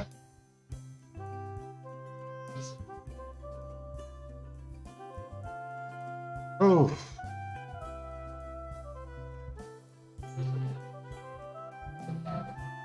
Well, no, the volume wasn't decreasing when I got in, because if you look, this is the candle I got in on here.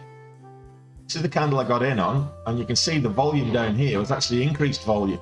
Now, I added to the position with a decreasing volume candle, but I actually got in with the increasing volume, and the decreasing wasn't by that much. So, I don't mind this pullback.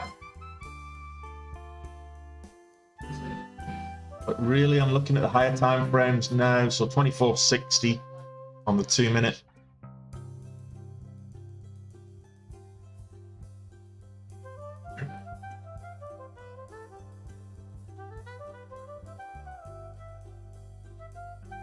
I like that doji with the down wick.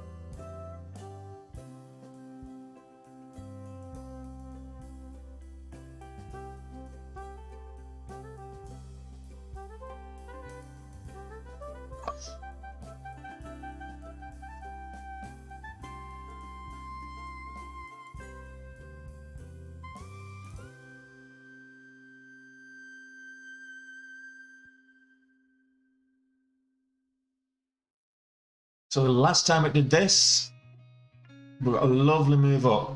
So now I'm watching this for a potential curl back round again. So we look at this on a higher time frame. Let's for the 5 minute. We got the move up, the pullback, and then this huge surge up. So I'm looking for another 5 minute move up. So now it's the 5 minute patterns I'm looking for.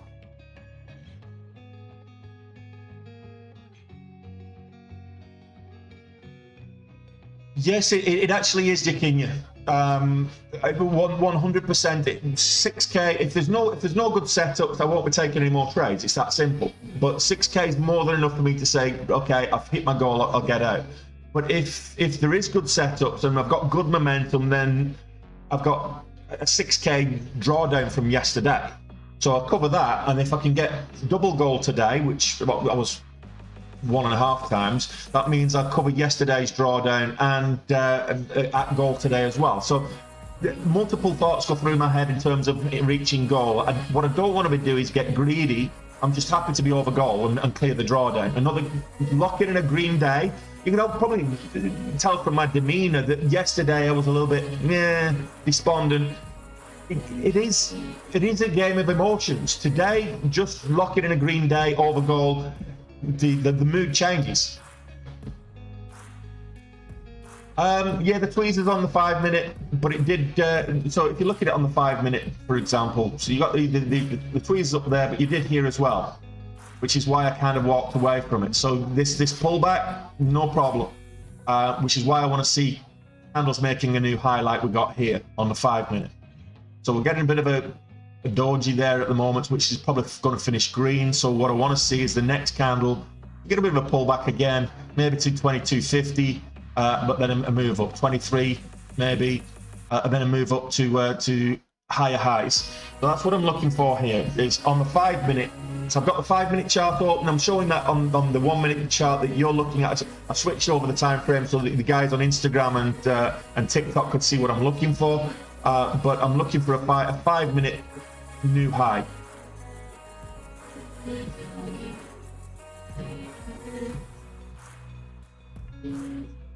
Yeah, I've traded GameStop. I think I made more on AMC than I made on GameStop.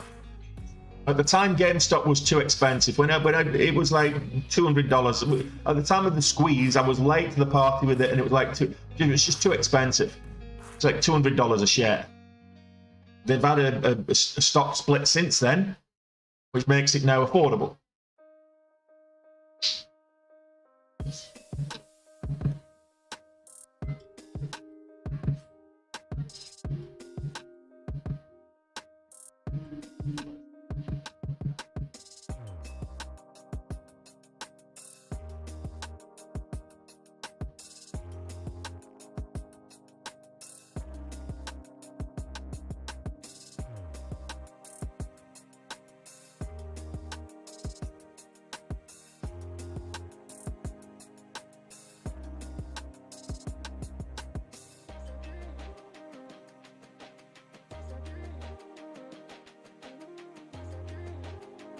I had 25.69 on the level up.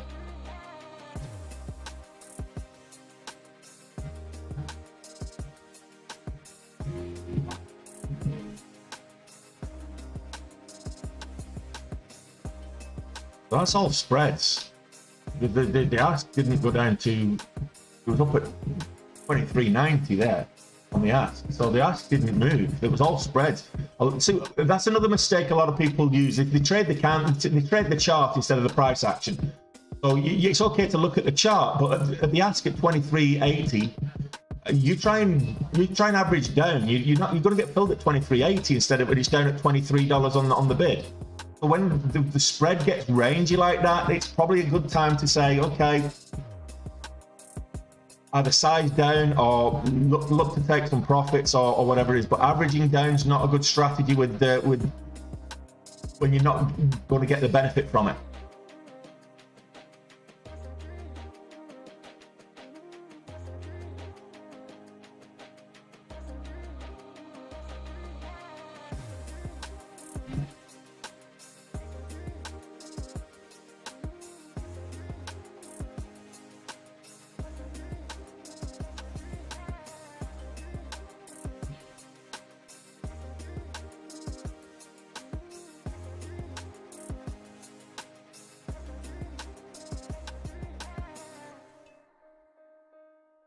Now I might get the benefit from it if it starts to move back up again.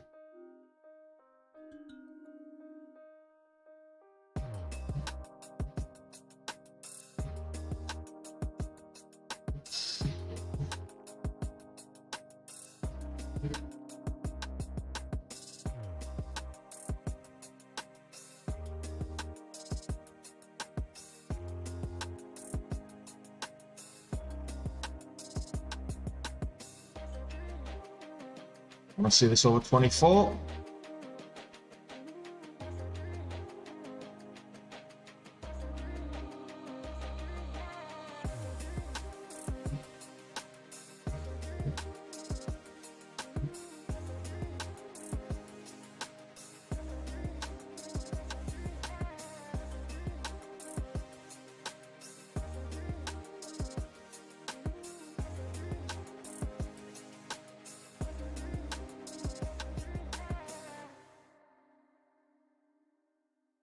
$275.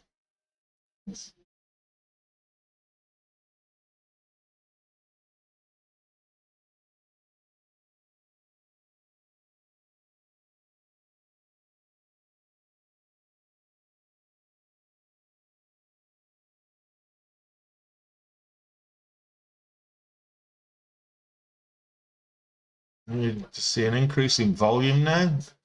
That was probably something I should have waited for with the last entry. I didn't get the increase in volume. We're getting an increase in volume now as it's pulling back. I'm potentially risking all of the gains I've made on this right now.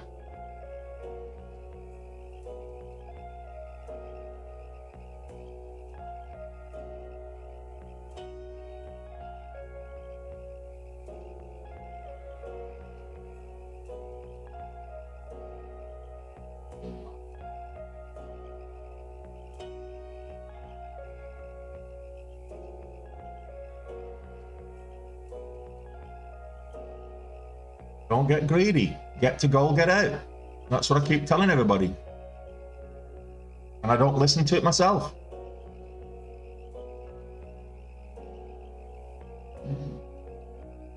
It depends on the range there, Yakinya. So the spreads could be $2, but if the range is 5, you just manage your risk accordingly in terms of share size.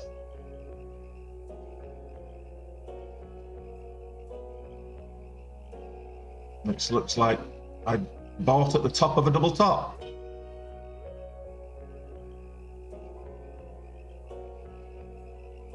Timing is not my strong point today, it looks like.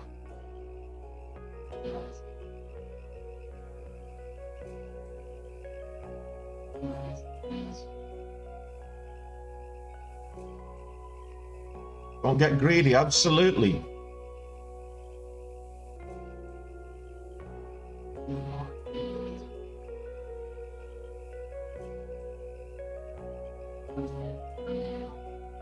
Not so much what I've made through the day, but what I've made on the ticker, yeah.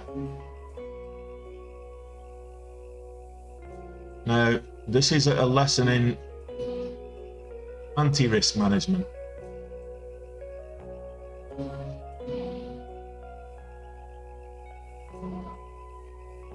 I should have got out there.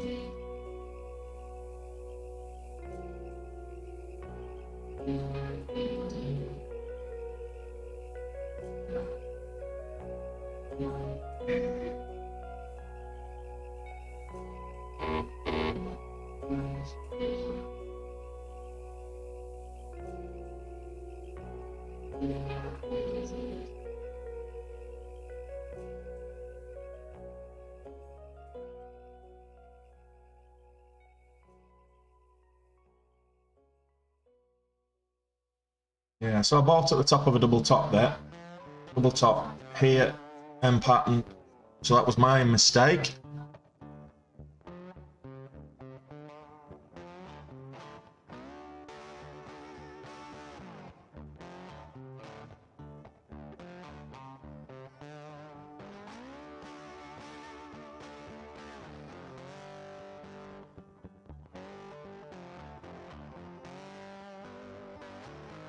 $23.23 in the year 2525.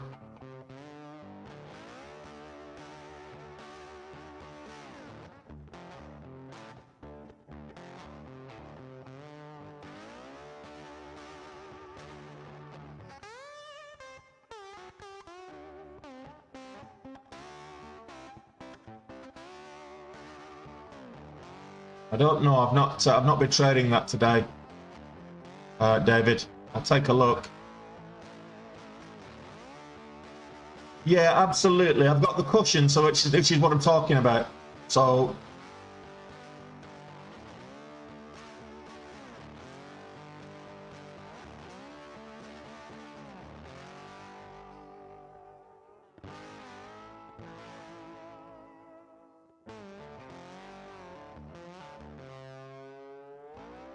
yeah, it tends to be the case, Neith. I was a little premature on the. I was a little premature to buy in there. I'm looking at the higher time frames, and it wasn't right to buy in. So it's got a higher high here. So we've got broke highs here on this candle here. And I got in, and that was premature of me. So we're at the back end of the move now. So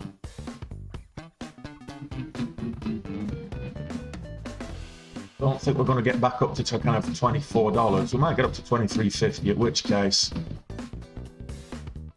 might be in a position to save most of my equity, if that's the case. We need to get up to $23.50 first.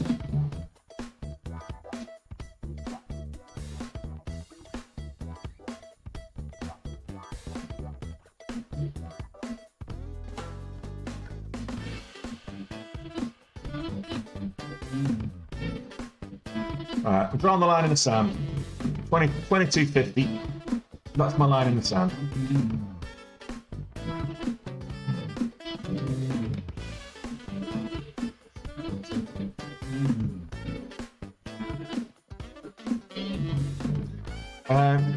Because it's CELZ, not CELX. I think you were looking for.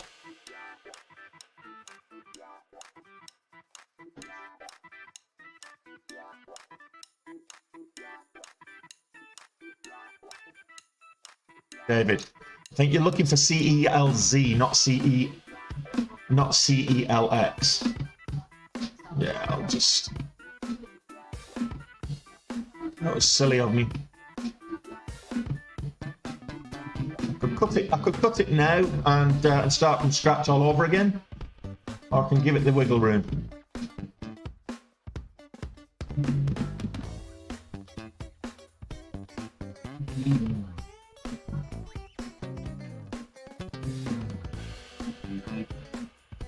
Absolutely, Jakin, I totally agree with you.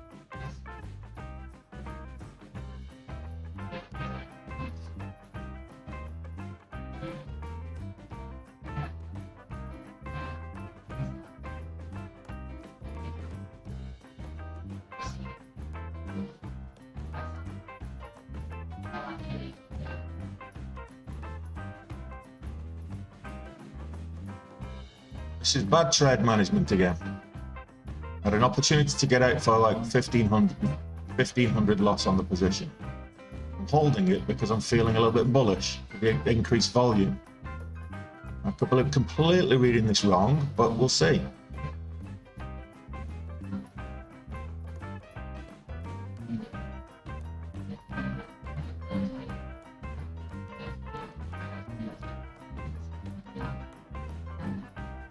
Rejected it. Same level as the last candle. Oh, 69, or 70 rather, 67.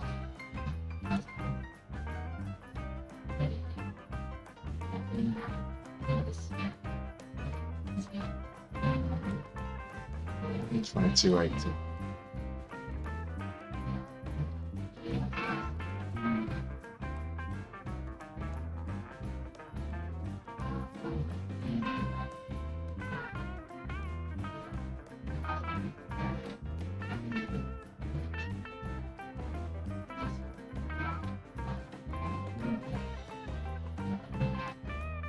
It's a bit of a flag on the 5-minute, mind.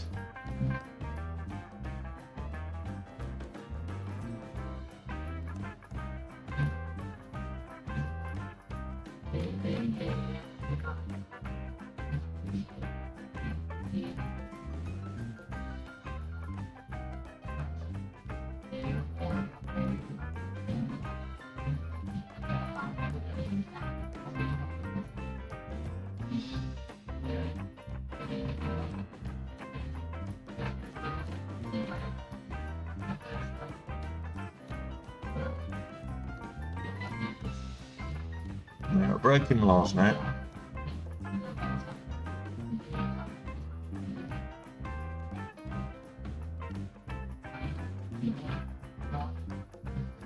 But that's stopped back in there. I got rid of it because I thought we might actually get. Yeah, it's looking very flaggish on the 5, but I've drawn my line in the sand at the $0.50 here.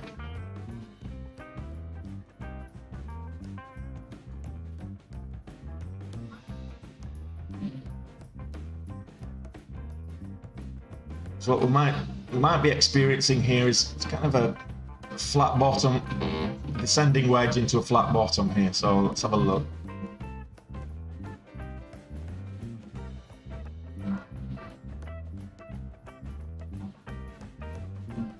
See that? Descending wedge into a flat bottom, and it's typically bearish. They break downwards.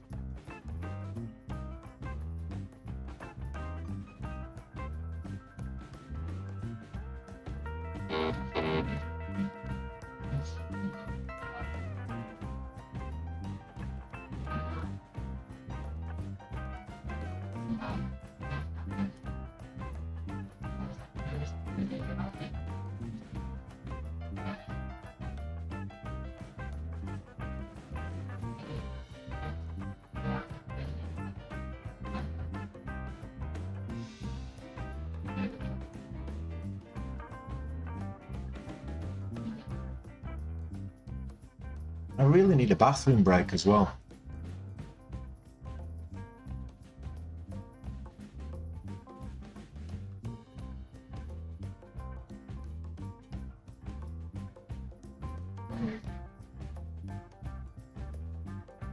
Yeah, kind of an ugly flag, absolutely.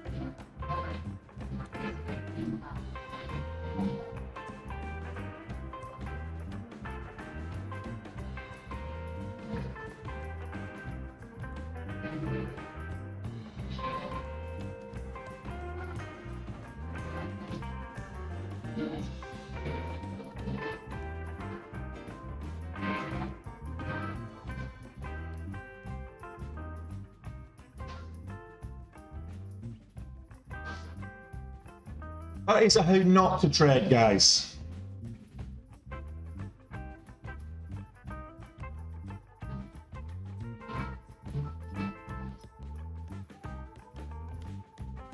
How not to trade. But it worked.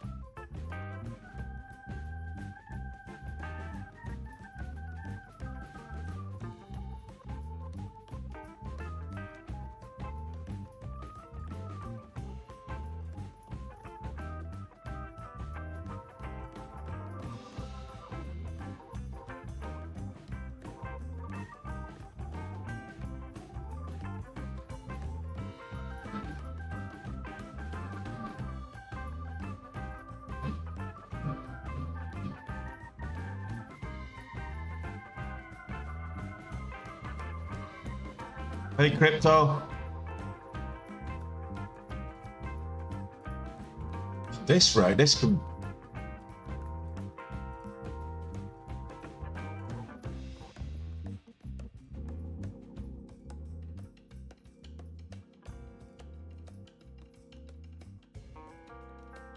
Just trading small on this one.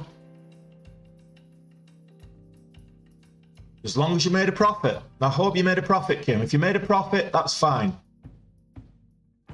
Any green's good green. Just remember that.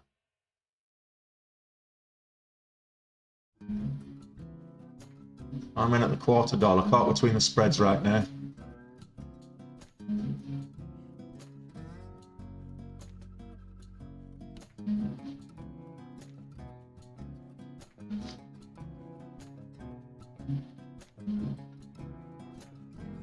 going to stick to smaller sizing for now. Until I've got a sizable enough cushion to scale in, i.e. $27.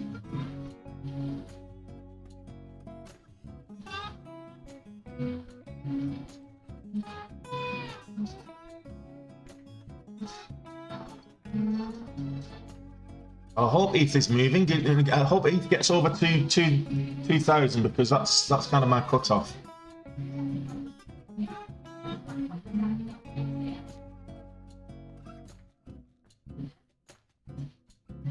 Whoa, whoa. Talk about volatility. Bloody damn spreads. Just be careful with these spreads, they're just rangy. That dropped like 60 cents on the spreads widened to like 60 cents there then, guys. I'm caught between the spreads again now.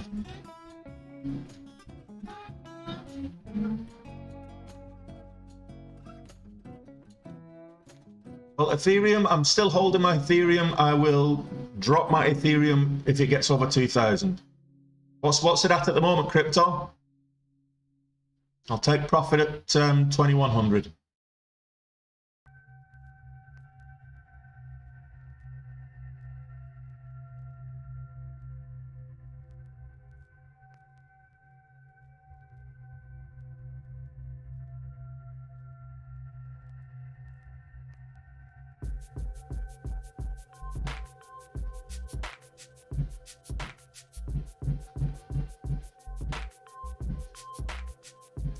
With 30-cent trailing stop, and I know I'm going to get stopped out on, but I need a bathroom break. So I've got profit in that, and hopefully it'll move up and break 27 before it stops me out. We'll see.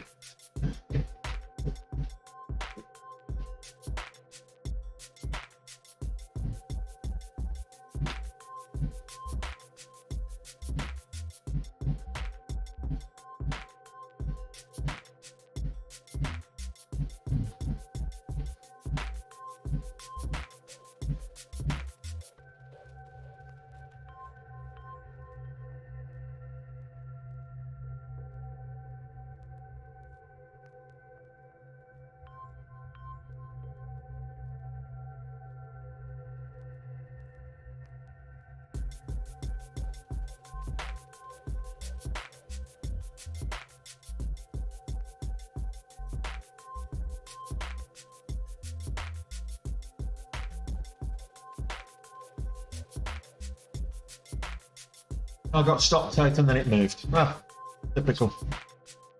Hey. Let's see. 1918. So I've got, and it's at the halt level. So halt level at 28.29.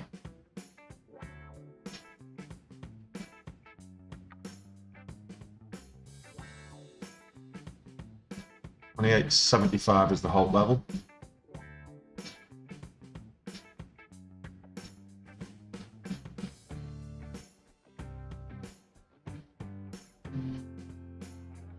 Nice pullback, back over 28.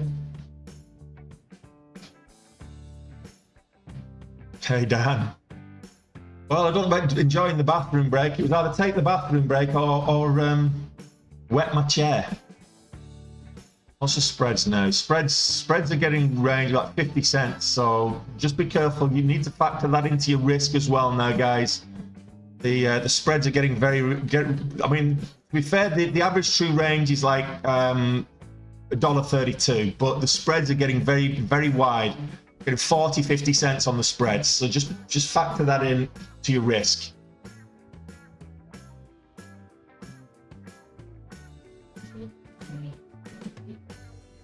It depends. I wouldn't trust this right now. If it's moving really with real velocity into a halt level, the chances are it's going to halt up. With this one, the way it's behaving, I wouldn't be comfortable buying into a halt level.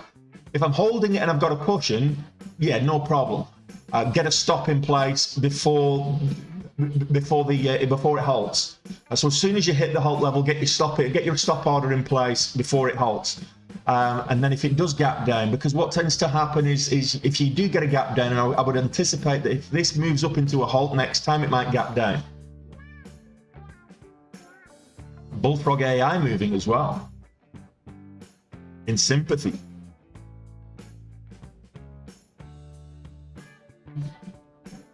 Let me put that up on the other chart here. There you go. Yeah, Bullfrog AI is over $5, over 510s. Reached a high of kind of 525, 526 or whatever it was.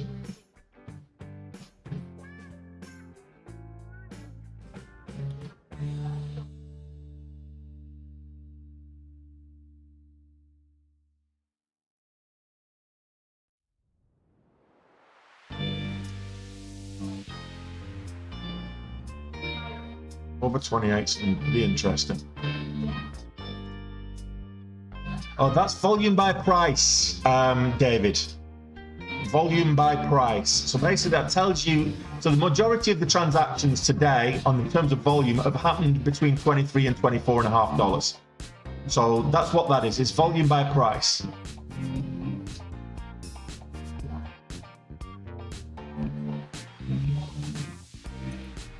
Got a large account. $5 stock doesn't really matter when you've got a six-figure account, .NET Superhero. But I hear you. I hear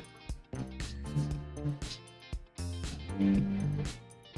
How do I add a chart screen with a symbol without using a montage? So you basically open a chart. You go into quote. I'll show you here. Okay, so you go into chart, it opens a new chart, and then the first thing you do is you right click, you pop that out, and then you can move that to wherever you want on the other screen, for example, and then you type in the screen name, and it just, whatever your default chart settings are will be on it, but then you just type in the ticker. So let me just pull this up here so you can actually see it. So this is the 2-minute chart by default, and then you just type, where did that chart just go?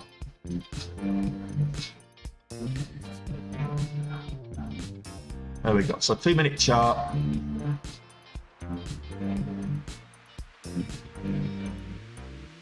and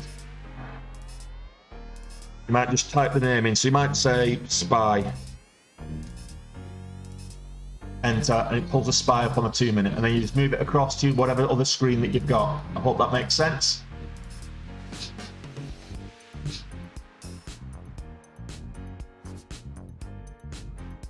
And you get on MT4.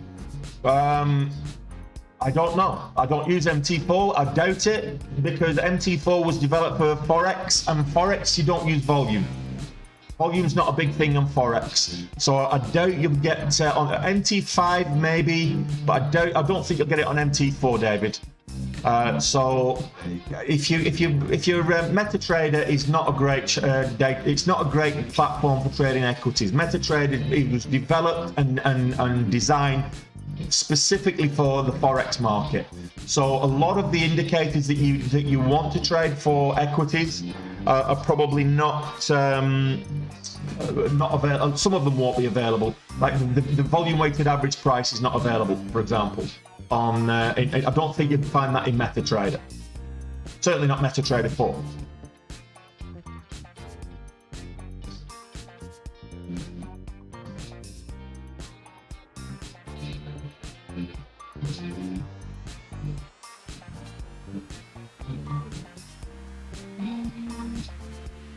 That's weird. No problem, David. I'll take a break in about half an hour. In the meantime, I'm just going to get a top up on the tea. All this talking is thirsty work. This trading is thirsty work. So we're not back at the highs. We need to get over 10k to get the highs, but quite the right setup.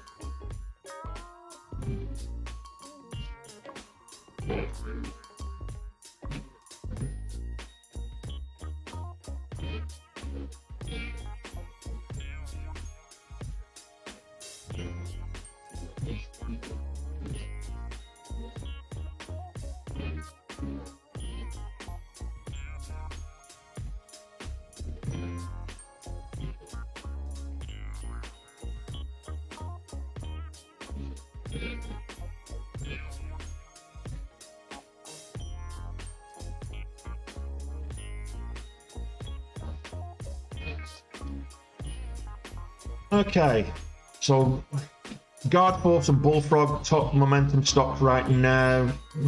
Probably not something worth trading until we get a good setup.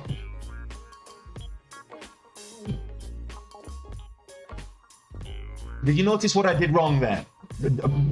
In case those of you wondering what I did wrong, see this here? I've marked this line, this descending route, got the wedge. I was in this trade here through this consolidation, as you saw. That was bad trade management from my point of view, but look, it is what it is. The breakout on this wedge, I should have been adding to the position, not selling. So we got the breakout, that should have been an add, not a sell, and then take profits on the way up instead of getting back in up here. But it is what it is.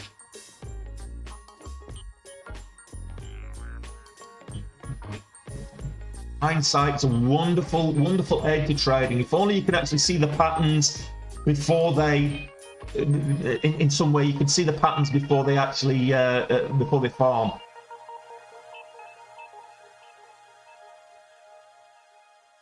If you look at it on the 5-minute, I did call out.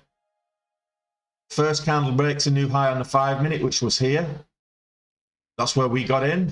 Said I was looking for a 5-minute chart. I ended up entering on a the 1-minute. If I had waited for the 5-minute, I would have got in here. First 5-minute candle to make a new high, I would have got in here. So complete bad trade management. That's what I did wrong on that one. But all's well that ends well. But if you look at that on the 5-minute, you can see straight away where I actually took profits is where I should have been actually entering. But sometimes your strategy goes out of the window. So right now, I won't be getting back in until there's a 5-minute high. Yes, Jakinya, absolutely. I'm a breakout trader. I'm a momentum trader, so I tend to trade breakouts more than I would trade reversals. It's that simple. So my win percentage on breakouts is much higher.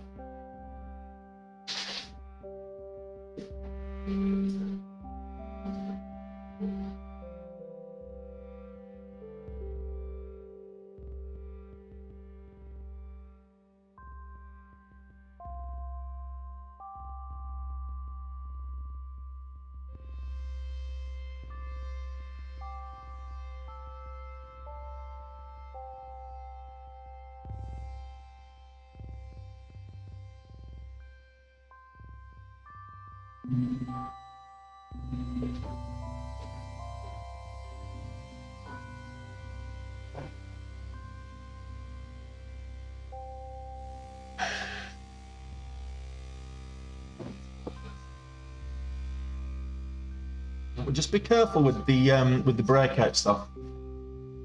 This is the third pullback on the 5-minute, so not as reliable. Just look at this on the 5-minute. First pullback, second pullback. This is the third pullback, so just be careful. Manage your risk. Hey Robbie, how you doing? I'm good. I'm over gold today, which is more than I could be said yesterday. We're doing a nice long one today.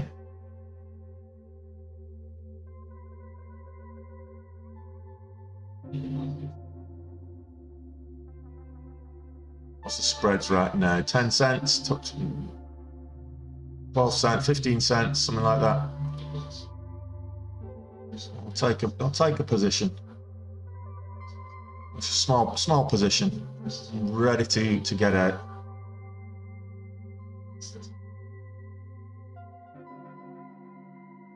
The low of that candle is 26.63. Wow, that's a big range. I'm in it. 20. So I'm risking a whole dollar here.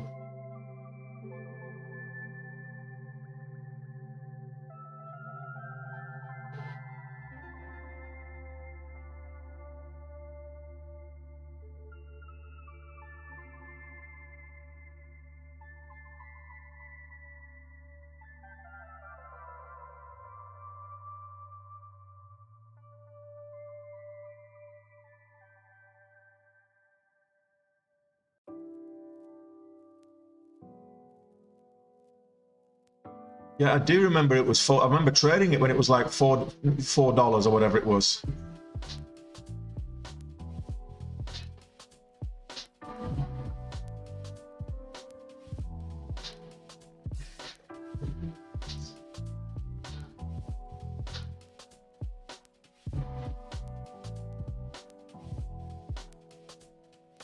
High of day currently 28.44, so nice to test 28 again.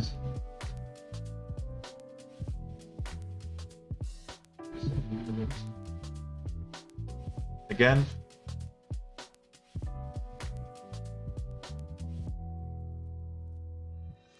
If the ask breaks below 27, I'm going to get out. There we go. That's not what I wanted. That's not the order I was looking for.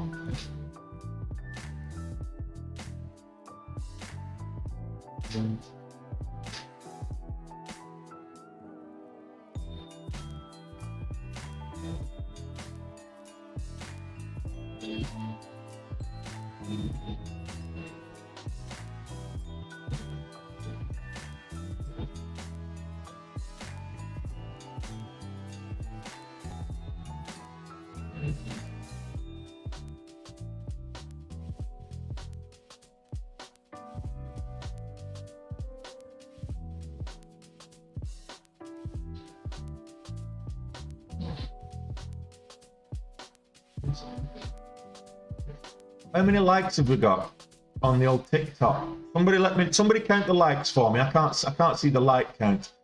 How many thumbs up have we got on the old YouTube? Somebody let me know. Have you actually smashed the thumbs up button, guys? I mean, you seem to be sticking around. You seem to be enjoying the show. So if you've smashed the thumbs up button, I'd appreciate it. I really would. You know, do it now.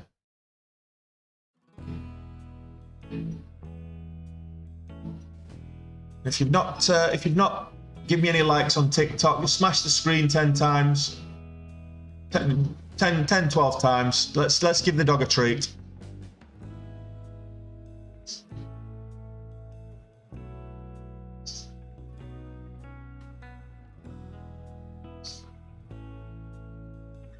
What are the most volatile days of the week? Probably Thursday, Wednesday and Thursday on average.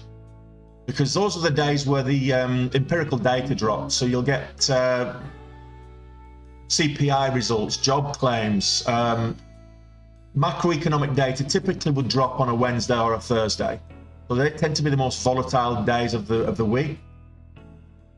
Tuesdays to a lesser degree as well, but Fridays tend to be the least volatile. But you can get individual stocks that move on Fridays, huge amounts. What do I think of Bullfrog? So Bullfrog's moving up in sympathy with Guard Force. So if you can't afford to trade Guard Force, go take a look at Bullfrog, BFRG. Because Guard Force is an expensive stock now.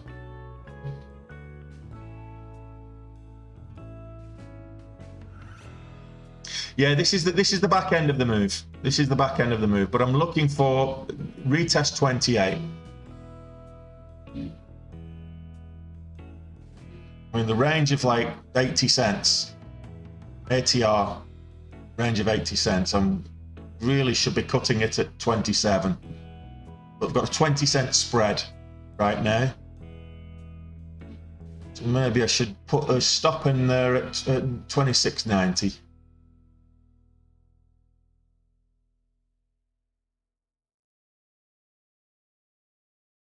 You know what?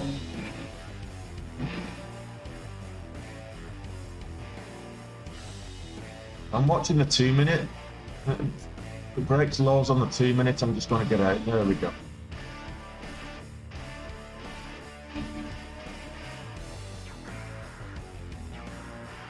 I told you guys. What was I talking about earlier?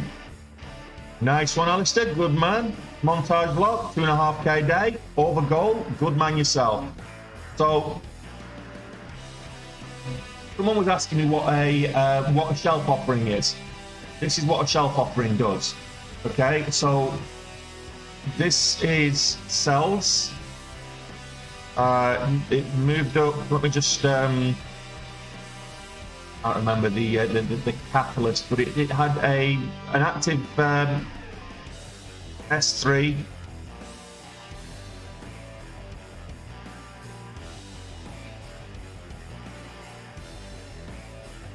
Okay, so Cells Technology. Creative Medical Technology shares trading higher after the company announced a one-year follow-up data and significant efficacy using the drugs. Basically, it's news that they put out. How do you test? How do you verify it? I don't know. But they put it out to pump up the price so they can hit the market with an offering. So they had they filed a prospectus there back in, when was it?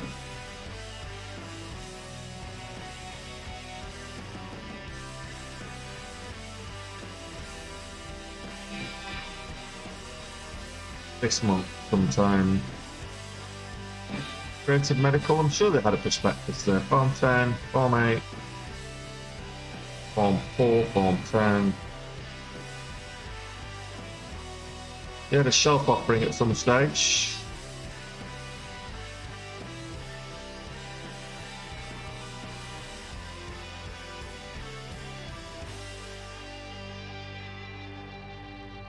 Form 4.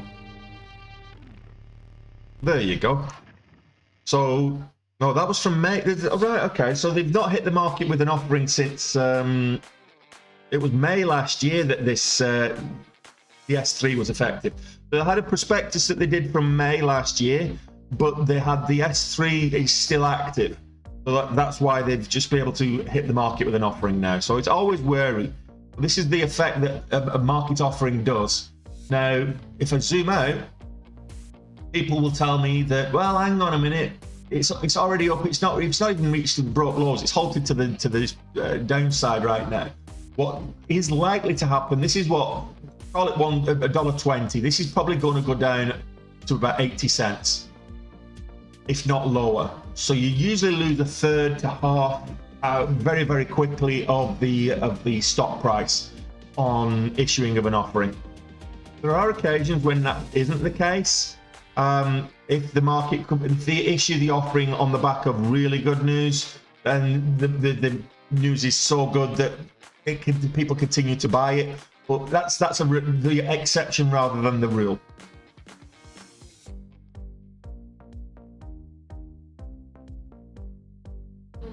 So let's guard force. Like now I was saying about Bullfrog. This is Bullfrog, not as much volume, but it's moving up in sympathy with guard force. So look at this on the it's continued to move up. It's a much cheaper price, lower price stock. You can probably still get some momentum on this, but look for the higher time frames now, because you're at kind of the back end of the move. Look for the higher time frames.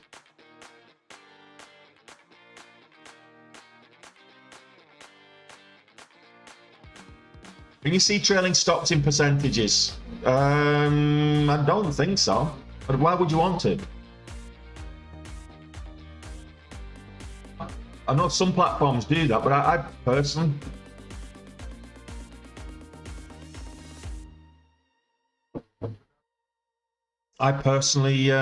don't see the benefits of that.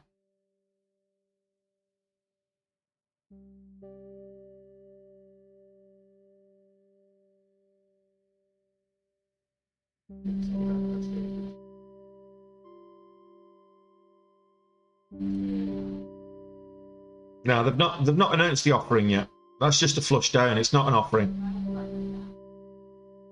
Maybe Cells is not. Let's have another look.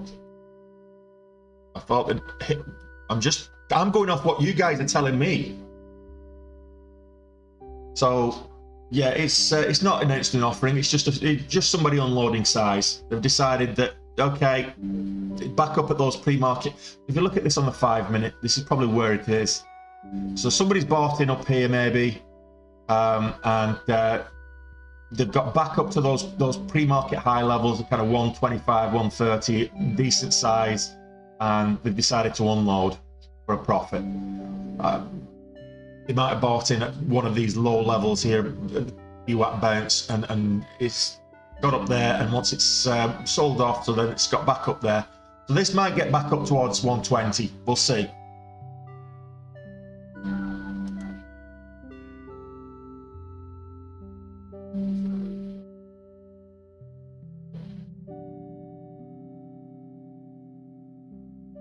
Why keep away from it, Robbie? What's going on with AMC?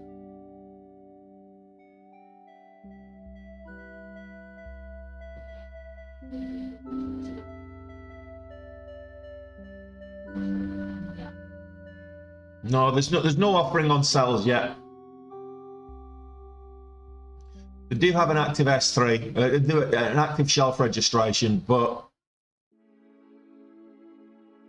I think they probably want to get over $2 before they hit the market with an offering. I mean, what are they going to get for $1?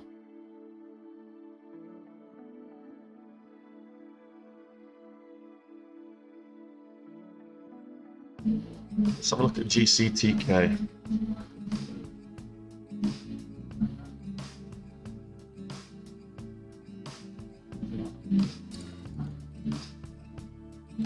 Glucose track. This moved up huge amounts a couple of days ago and I didn't trade it. I just wasn't feeling it at the time. So it looks like we're getting a bit of continuation on glucose track. What day was it? Monday? Yeah, there was no specific news on Monday either. That's why I didn't trade it. Moved up huge amounts on Monday. Went from kind of $1.50 up to $3.50, a whole $2 move. And I couldn't see any reason for it, but I didn't trade it.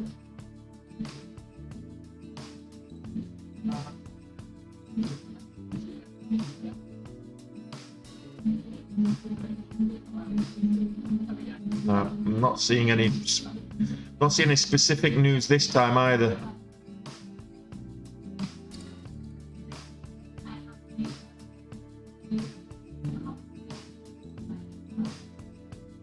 It's a big pump.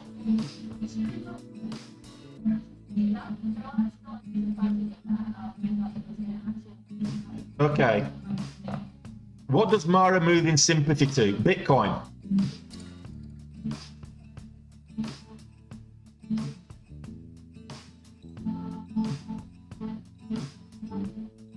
If you say so. Jaquina, you do you, boo-boo. But I always look, price times share size equals equity. You can work out what you're risking, like you don't have to worry about percentages or anything like that. You're looking at dollar values. So if you want to make 5%, you work out what's 5% that you need to work on. If you're looking at a 5% goal on your equity position, does that mean that you have to put all your equity in and hope that the stock moves 5%? Or do you put X amount of shares in and you're looking for a dollar value gain, which is equivalent to 5% of your equity? I prefer the latter.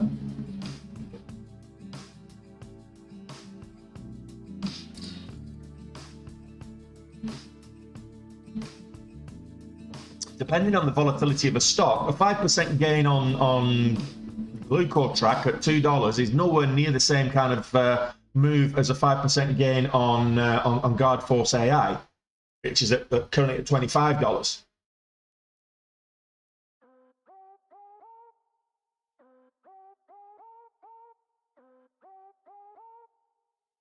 Jatawan, I was wary of it at the time.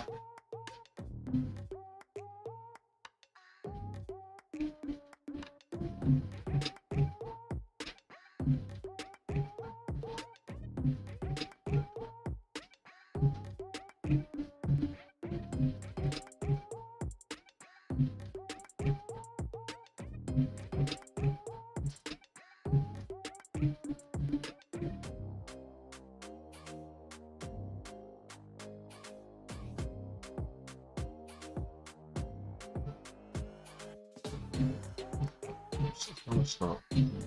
Yeah, that's what I'm looking for.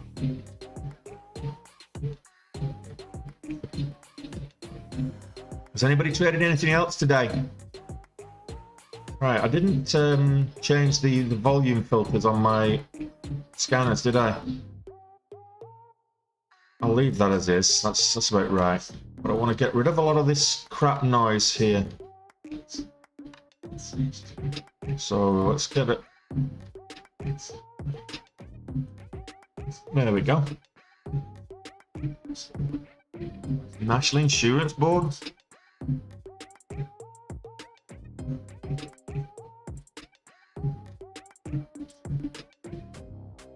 Oh, I was looking at that breakout for I was not paying attention. 30 cent move there.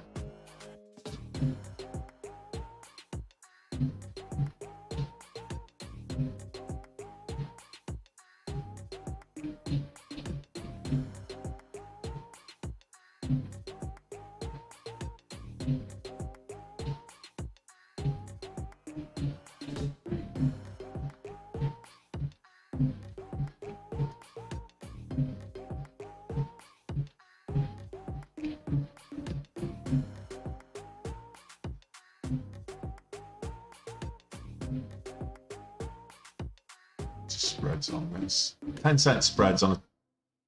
Oh no, it's not. That's 10-cent spreads on... I'm looking at the wrong thing. So this is a 2-cent spreads. Look, I was looking at the spreads on Guard Force instead of on Glucose Track. There you go.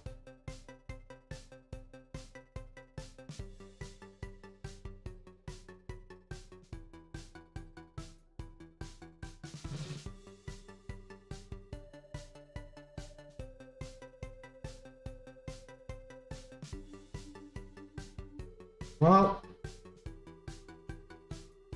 Incense Bioscience moving up. Glucotrack's the top momentum stock right now. We've got Incense.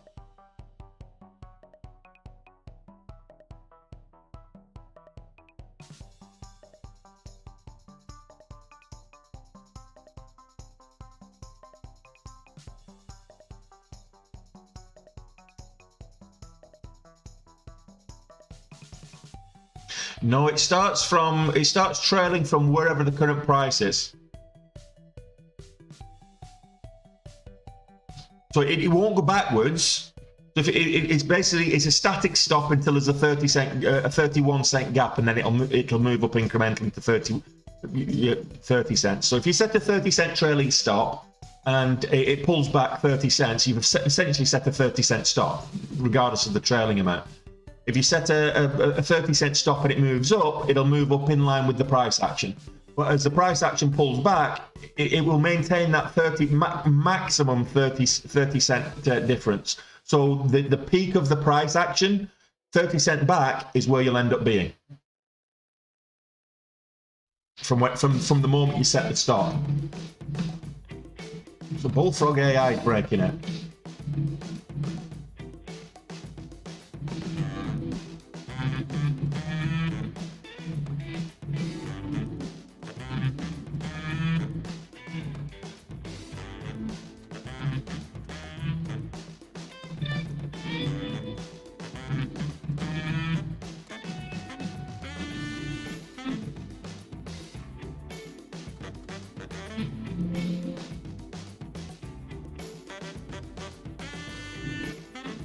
This is moving up. There's no leverage on this if you run a small account, so unfortunately.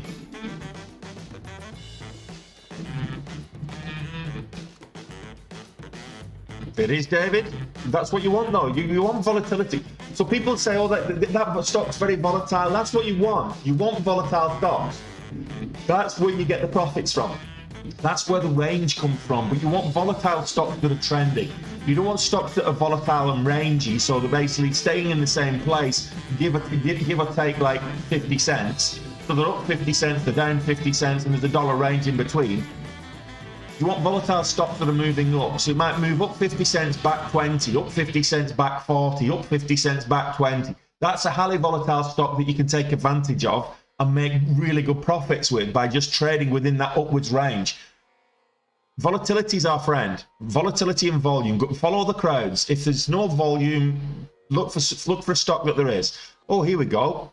GDHG IPO just started trading, or about to start trading. Probably just started trading at the top of the hour. No volume at the moment, but let's see what happens.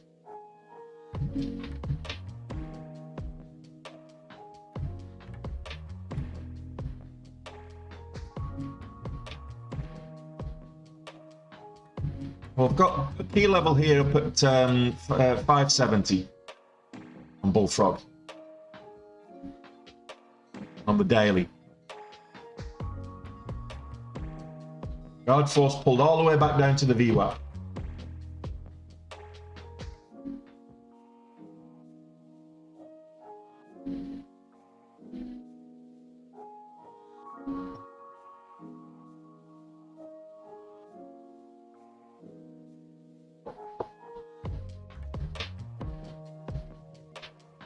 We're getting volume with Glucotrack now.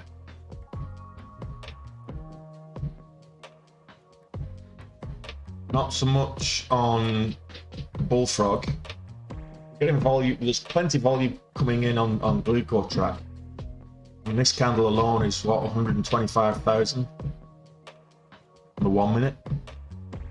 Getting all, you know, over 700,000 every 5 minutes on the last 3 candles on the 5 minute. Yeah, I just said that, David. Low volume on Bullfrog. It's not the greatest volume. I wouldn't say it's low volume, but it's not great volume. I mean, relatively speaking, Bullfrog is not having an exceptional day volume-wise. It normally trades about 1.7 million. It's 2.1 right now. Whereas Guard Force normally does 1.7 million, and it's already done 11 million now. So that's the difference, is the volume.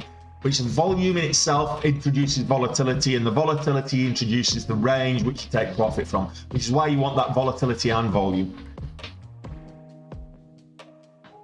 Why no leverage? It's just a risk factor that the broker introduces. So certain stocks that they see as high risk, they'll reduce the leverage that you can trade them on. It's in my opinion, it's BS.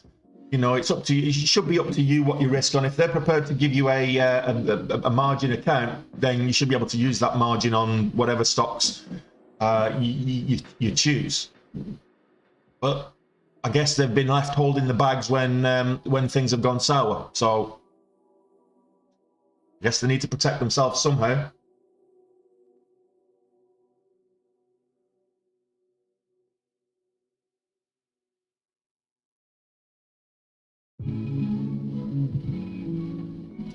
Okay, so if you're looking on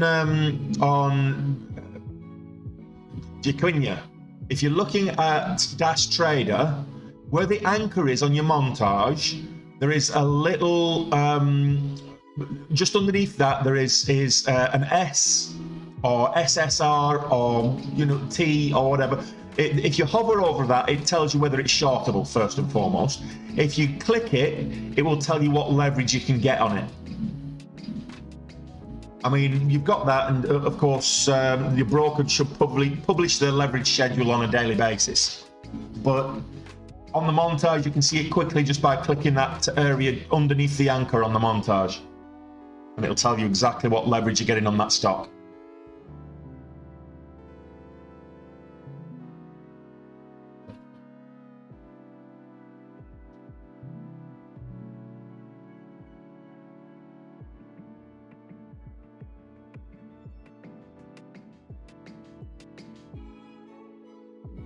Am I going to be disappointed now or not?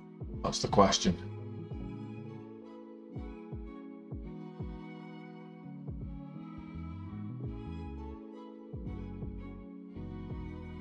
So we've got half the people watching on the at the most half the people watching on YouTube have given me a thumbs up. So guys, if you've not hit the thumbs up button yet on YouTube, do me a favor. Just, you can continue watching. I'm not interrupting your viewing. Just the little thumbs up button that's underneath the screen. Just click that thumbs up button. Really appreciate it. The more you do that, the better it is for me, because it helps with the YouTube algorithm. And what have we got on the like count? So let's have a look at what we've got in terms of the like count. We'll go to crop scan.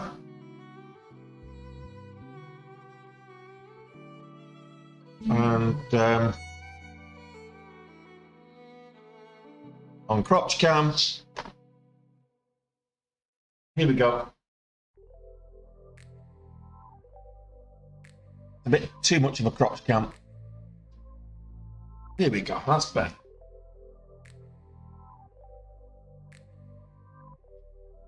Today's show sponsored by Dead Duck. Try again. There you go. Good girl.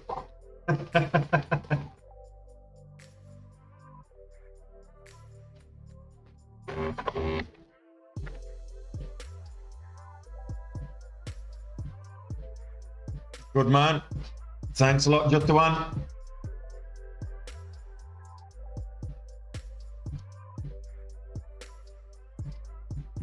Don't know what's going on with the old stream today.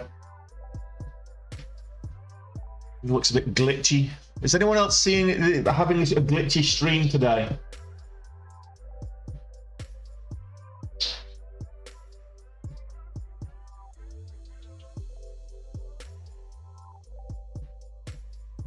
Yeah, I don't know why that is. All right, is anybody on Instagram? Okay, I'm just going to cut the Instagram stream, I think, and see if that helps.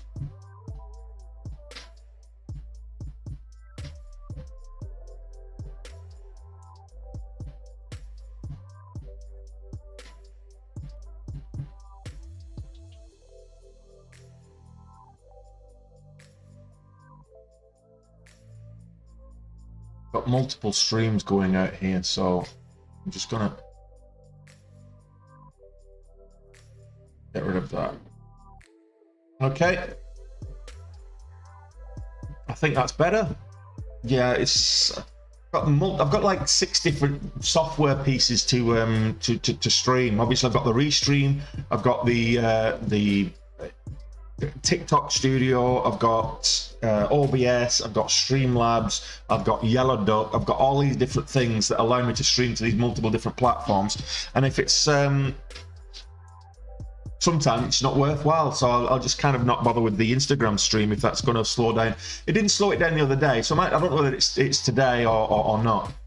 But I don't think it's the laptop. I think it's the router. I'm going to have to prioritize the Genius groups. Genius.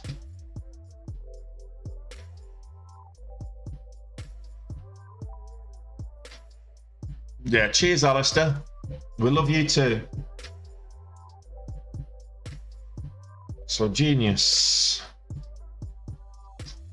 The Genius group. Yeah, I was looking at that. Oh, it's gone live, has it? Let's have a look at see what. Don't go jumping straight in, but so first minute. So this is the ticker is GDHG. It's a new IPO, just gone live like a minute ago.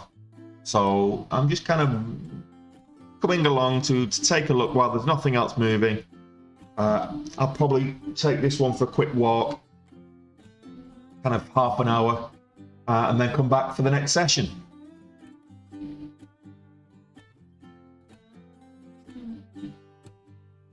Jutuan, yes, absolutely. If there's level 2 and you. So what you're doing for level 2 is you're looking for confirmation of any kind of seller walls. You want to be looking at the price action, but if it's approaching a key level, whether it's a quarter, half, whole dollar, which are psychological levels, or whether it's a confirmed resistance level, then you want to look at the level 2 just to see if there are any orders at that level or in and around that level that are going to be biased towards preventing you breaking through. So yes, level 2 is important to look at from that point of view. I wouldn't trade on level 2 because it can be spoofed. But yeah, I do use level 2 for that basis. I'm using a HP something or other.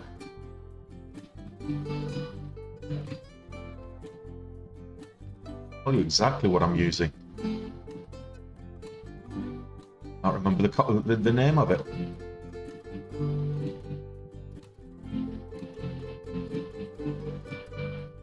Pavilion. There you go. It's a HP Pavilion laptop. It's a gaming laptop. But look, we're over goal. Doesn't mean we're finished for the day. I'm streaming longer today at your bequest.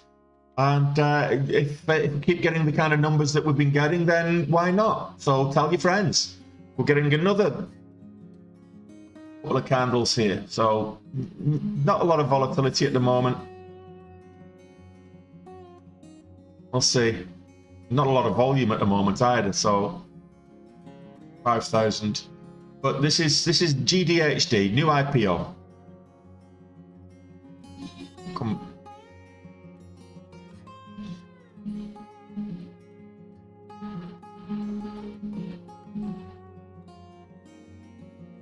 It has to be powerful to do all the stuff I do in it, because not only have I got all that software and stuff, I've actually and of course the trading. I've got all my emails and business stuff from Chrome and whatever. I've probably got about 10 Chrome tabs open right now as well. So yeah, it does require, which is why you want to get a gaming laptop for the graphics card, but also the processing speed. If you're going to be trading on a laptop, you can of course use a desktop or a tower. That's up to you. It's all personal preference. But if you get a laptop, it gives you that flexibility that you can do what Alistair was doing last week. Go to your villa or apartment in the sunshine and trade whilst you're away. Hotel room or whatever, because most hotels have high-speed fiber internet. So that's also an option if you're looking at trading. So this started at $4. It's currently at $4.15. It's not up huge amounts. It's like 4%, but we'll see.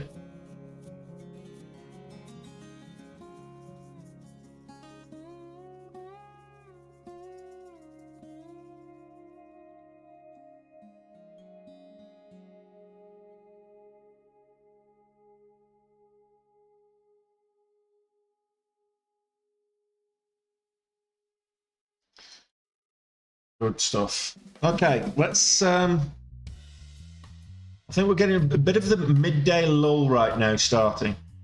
Could be wrong, but we're getting some of the movers from yesterday starting to kind of creep up. Let's have a look at oh no, it's not really. I was having a think. It's just bouncing. It might get up. It gets over 630. Let's have a look at WW.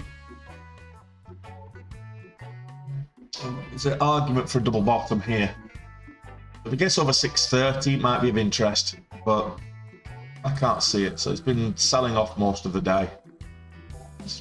Typically, it's underneath the VWAP. So this is one of the big movers from yesterday.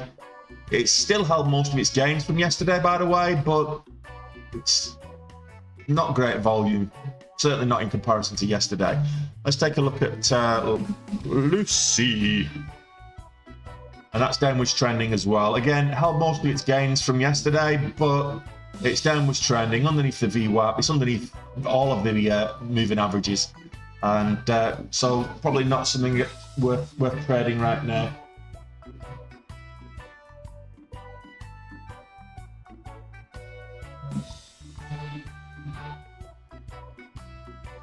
Right, let's see what else we can take a look at.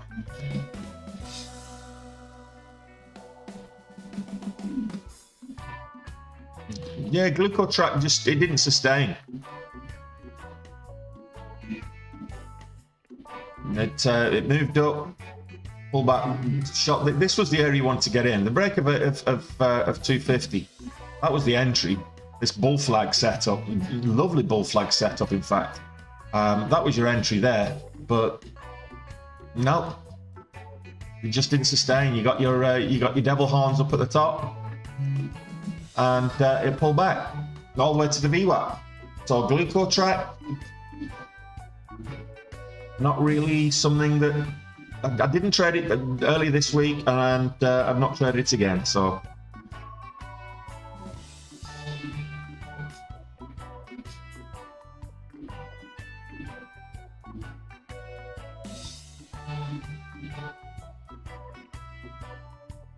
Genius Group, lower price stock. MWG, lower volume maybe. I can't really see it personally.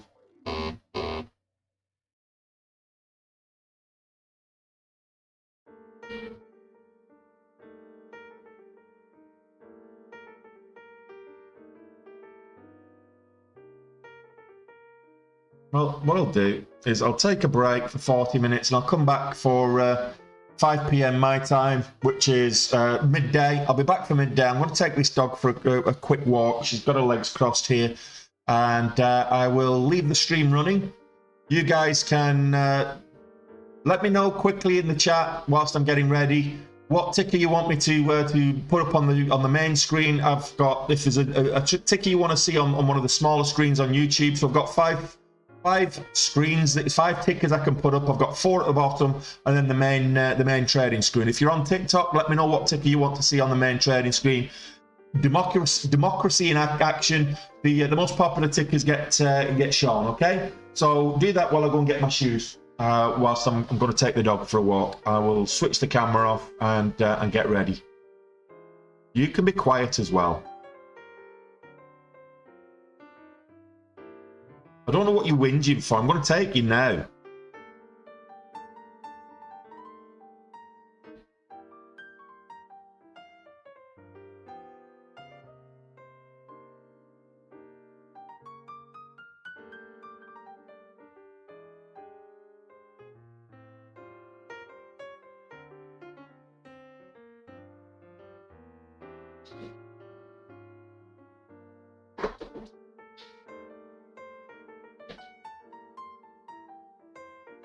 Why have you still got grass in your beard?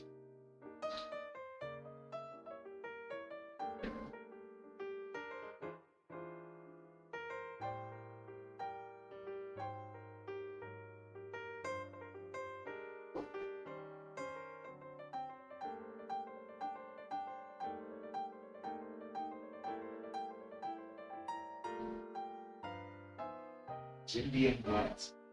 We're going to get wet, but you need to go out so wet.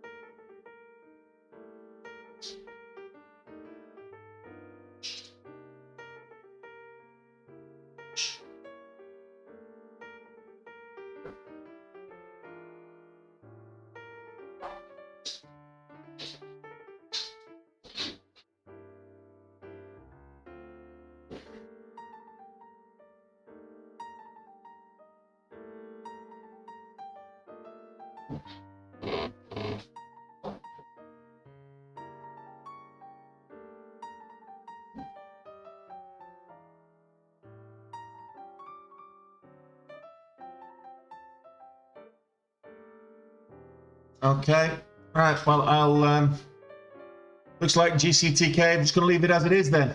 You guys can watch this. I'll be back in about 40 minutes with the next session. We'll see it through to Power Hour. I'll take a break, obviously, to have my dinner later, but I'll be back in about 40 minutes. Take it easy, guys, in the meantime.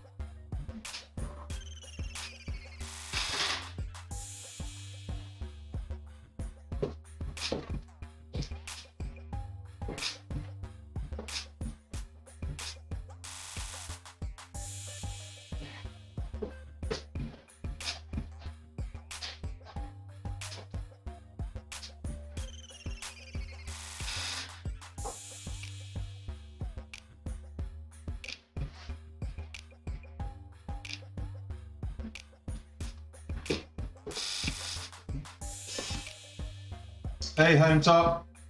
We're with you in a second. Back from a walk in the rain.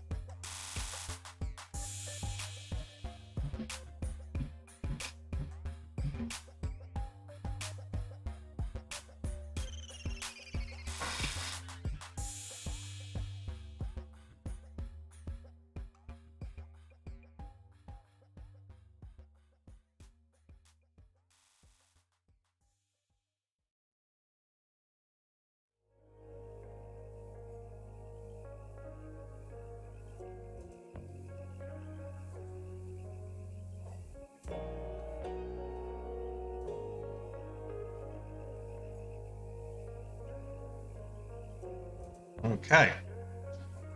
Let's get ready to rumble.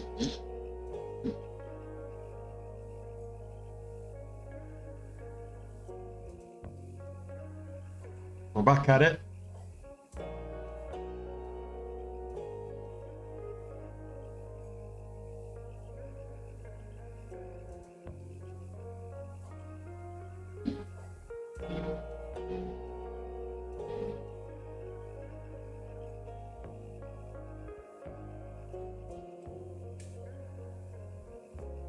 And we're back. Got caught in the rain. Oh, there you go. My goodness. $3 it's moving. Okay, so we got to the new IPO is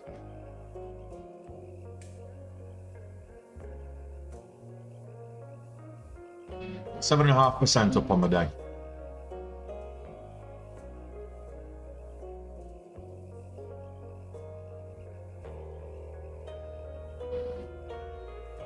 No, home top. Don't trade crypto. It's not volatile enough. So two things. You've got what I look for is volume and volatility. Now in crypto, the volatile stocks don't have the volume because they're all the shit coins, and the volume with the big coins, the established coins and tokens, doesn't have the volatility. You might get something moves 5-10%. Excuse me, 5-10%. You might get on a good day, Cardano or XRP might move 5-10%, 15 at a push. Bitcoin might move 4-5%, whatever. Over a longer term, swing trading crypto is much easier for me, or I find it a better thing to do. The platform for trading isn't as intuitive and easy to do as for day trading, but the volume and the volatility is it. So if you've got volume with the main coin, with the big larger cap coins, but no, the volatility is less. And the way you've got the volatility is with the shit coins, and quite frankly, you don't want to try and day trade those unless you know something, because the prone with the regulation, they're prone to pump and dumps as well. So whilst I do a bit of due diligence around coins and tokens, maybe buy in and hold them in a bull market for the longer term, until we're back in the realms of a bull run, I probably won't be investing in crypto. Certainly not trading crypto.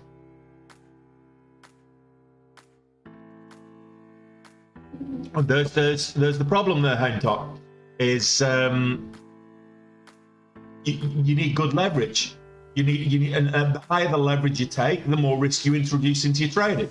The whole point of profitable trading, and it sounds boring, but is to minimize risk. It's not to make as much money as you can. If you're looking at making as much money as you can day trading, you're coming into it with the wrong mentality. You're gonna go broke. Categorically, I'll tell you that now. If your mentality is I'm getting in it to make as much money as I can, you're gonna go broke. The first thing you do is learn how to protect your equity, and once you've learned how to protect your equity and manage risk, then you can take a few risks. That's fine. You know your risk management from one day to the next. Like today, I made $6,000. I was up at 9,000, gave back 3, and then I risked $6,000 to make. So I was basically risking the equity position I built up, the cushion that I built up. I'm not really risking a lot in the grand scheme of things. If I got out kind of break even, if I got stopped out, I would have been start afresh from zero. So you can afford to do that, but managing your equity is paramount. If you don't manage your equity, if you don't manage your risk, what's the point? Take the higher leverage. That's why forex traders go broke. That's why nobody's profitable for trading forex. You see all these people with I'm a forex trader and I'm making millions trading forex on the international markets, with the videos in Dubai, in the penthouse, by the pool, driving Lamborghinis and on private yachts, trading forex. Yeah, of course you are, mate. You're a scammer. That's why you've got a Telegram or a WhatsApp group. You're a scammer. You're actually charging people for signals that you yourself are not taking.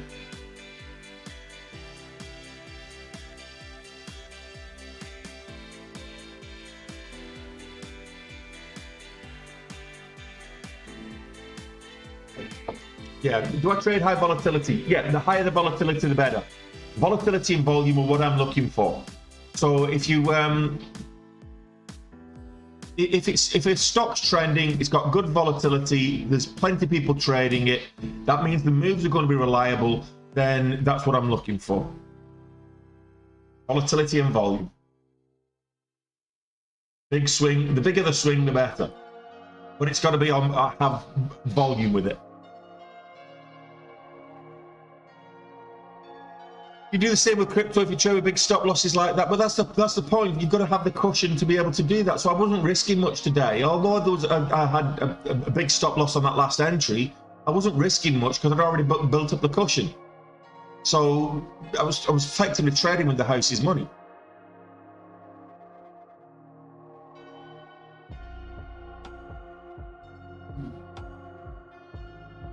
I did look at Saito this morning pre-market, but it just didn't sustain.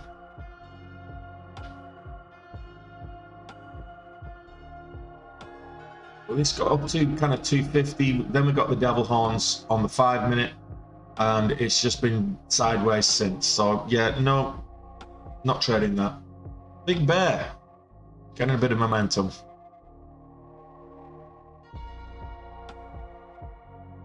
Yeah, so Big Bear's getting a bit of momentum now, so it's got a little while to get to the to the day high where it started, but a bit more volume coming in might be interesting. At the moment, volume's inconsistent. Excuse me, the volume's too inconsistent.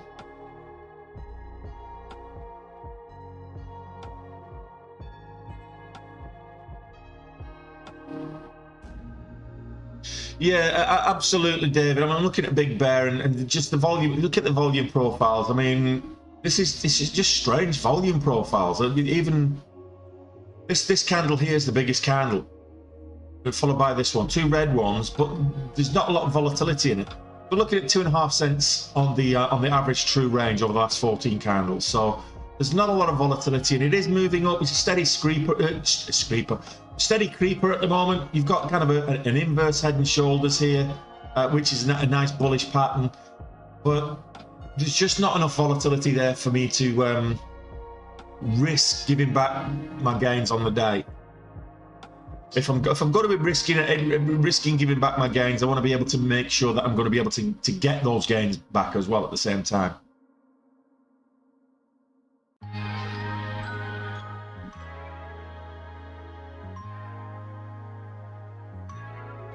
Soundhound, it's the first time I've seen this down on the day, but it's the first time it's hit the scanners today. So this is curling back round. Soundhound at 279. It's probably the lowest price of the AI stocks that we've been trading over the last week or so. I would back test all my strategies on a demo account, Josh.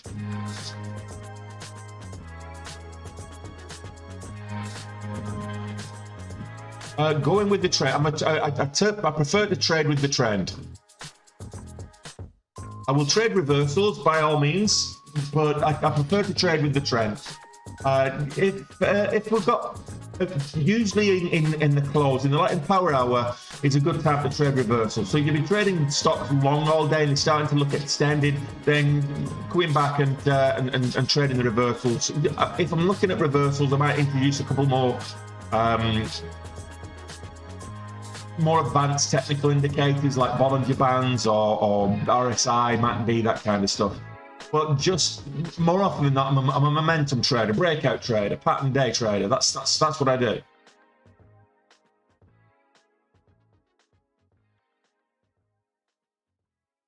Who's the house? What house?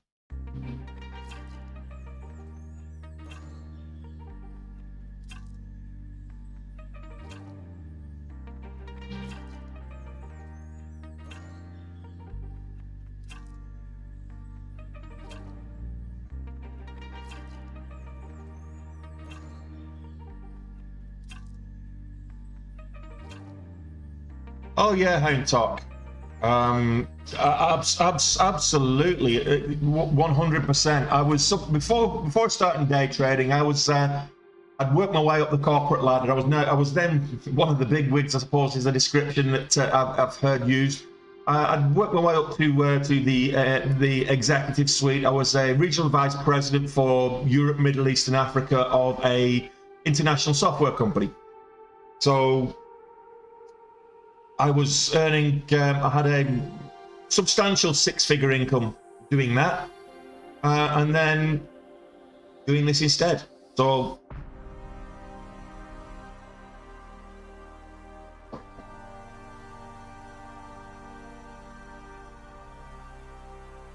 Well, COVID, pandemic. I got a nice severance package. As a result of the pandemic, the company did some restructuring at the start of the pandemic, and my entire team was laid off, and I got a nice severance package as part of that kind of redundancy package, which allowed me to, well, fritter it away learning how to trade. But the thing was, because there was no going, we were all in lockdown, so you couldn't go out, there was no going out to interviews or getting another position. I probably would have, if I'm being honest, I probably would have given up if in any other circumstances, I probably would have got another job straight away. But because we were all in lockdown, I was kind of forced to be in the house and submerse myself in it. And I blew up my account 3 times. So I didn't put all my money into the brokerage to start off with. I started off with a 10k account, but I blew up my account 3 times before I kind of turned the corner, before the lock clicked, and I started to actually make steady gains. Wasn't big gains to start off with, and very often I would have a run of 3 or 4 or 5 days where I've made profits, not big profits, and then I'd lose it all and with interest besides on day 6 or something. And that's common. Until you actually get a level of consistency with whatever strategy you're trading, that's commonplace.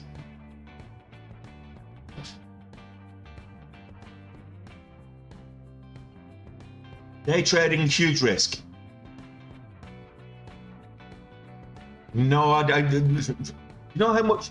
I'm too young to retire, first and foremost, so I can't take my pension. So I've moved my pension, what pension I had, I've moved my pension into a SIP. Which is, if you're in the US, that's like an IRA. I moved my pension into a SIP, so I manage that myself, and I don't so much day trade within that, but I might swing trade. More often than not, I'm just holding positions, small amount of cash in that, but most of it's equity positions, ETFs and S&P 500 stocks that I've got in my pension. The ex-missus doesn't see a penny of it as much as she would like to. Josh.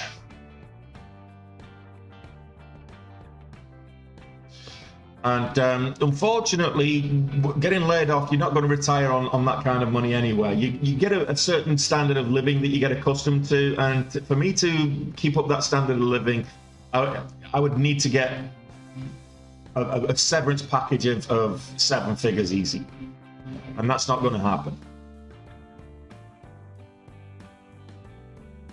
How long until I'm able to take out of the SIP? In theory, next year. Next year. So you can take your pension early from the age 50. You can start taking your pension, but it's probably better to wait till at least 55. So you get penalties, and I would probably prefer to build it up for the next 5 years or so, and then. But yeah, she got it.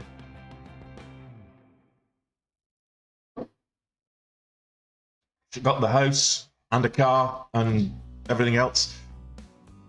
No, you can't take. You can take it out, but you get taxed on it at income tax levels. You get taxed on it at regular tax levels. If you take your money out of your pension before 50. If you take it early, you still won't get a lot of the tax breaks that you would if you take it. So even at 50, so 55 is really the minimum age you can start drawing on your pension without the tax man really impacting you. I'm actually moving, Josh, later this year. Yes, I have hand top.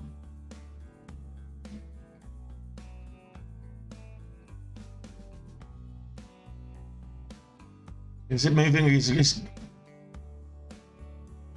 blue core track moving again? It is. It's breaking out.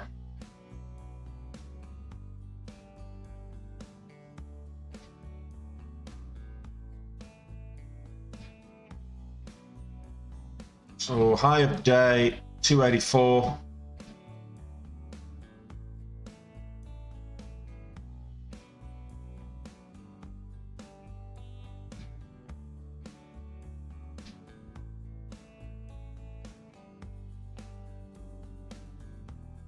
Yeah, CLR can't really trade. That's not enough volume on that one.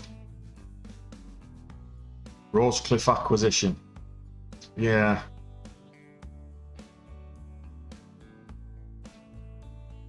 GCTK, Glucor track. I don't know what the catalyst is here. It's been moving up steadily all week, just for whatever reason. Can't find a catalyst for this move up. Started moving up last Thursday. It was a literal penny stock last Thursday. So it came out of the blocks last Thursday. It was like 35 cents. 35 cents a share, and it moved up steadily all day on Thursday. Pulled back a little bit over the Easter weekend, but then it just shot out of the gates on Monday. Again, no catalyst, no discernible catalyst that I can see.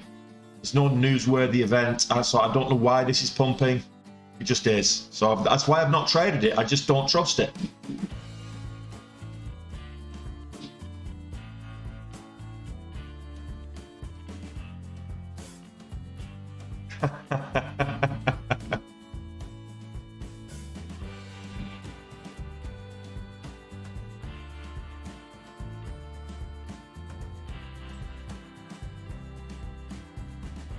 Yeah, Greyhound races. I think I'll start. Although I won a tidy penny on the Greyhound races one time. I went with a corporate event, and I was down. I think I'd taken about 150 quid, so I wouldn't spend too much to the Greyhound races corporate event, and I was down to my last 20 quid or something. And my daughter's name's Sophia, and it was an 18-to-1. On the hound. It was like it was an outside. It was 18-to-1, and the name of the dog was My Girl Sophie. I thought, it's fate, so I stuck it all on the nose, and it romped on. So that's my tips for greyhound racing. Yeah, I've chased a few dogs in my life as well, Alistair.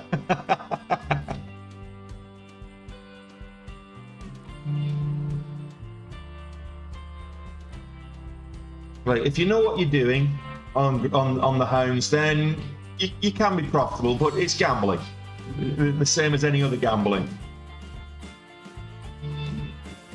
What you want to be doing is trying to put the odds in your favour.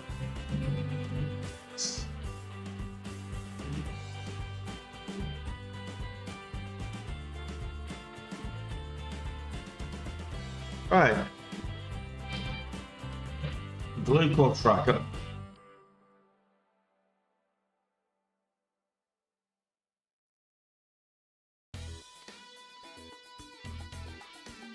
Let's see.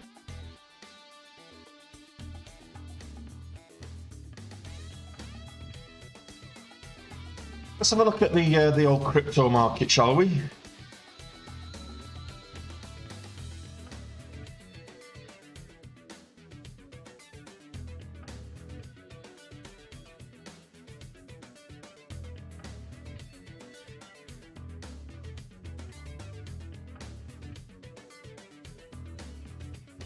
That's a SPY. Let's look at Bitcoin.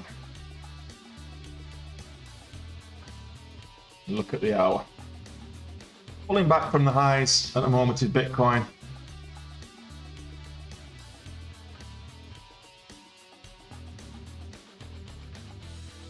This is Bitcoin as of today.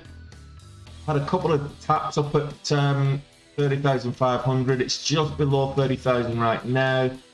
So yeah, it's holding up there around the 30,000 mark. If it holds above 30k, I can see a few other stocks and coins following to boot.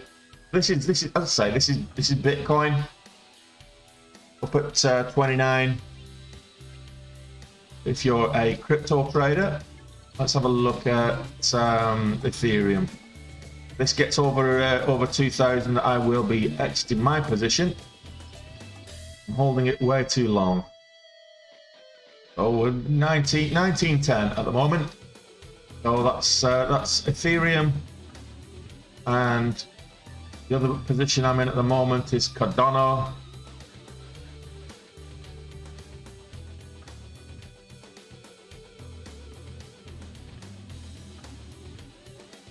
Yeah, so Cardano's up at 40. Yeah, still a way to go. My average is 50, so I've got a way to go with that one. That's my assessment of the crypto. So we're now at a high of day. Just broke a new high.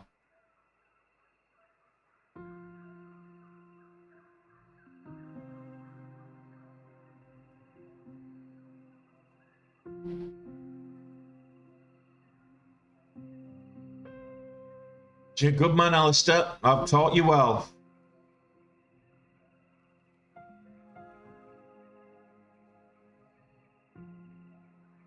Yeah, Josh. Have you got any peanuts to throw to the dancing monkey?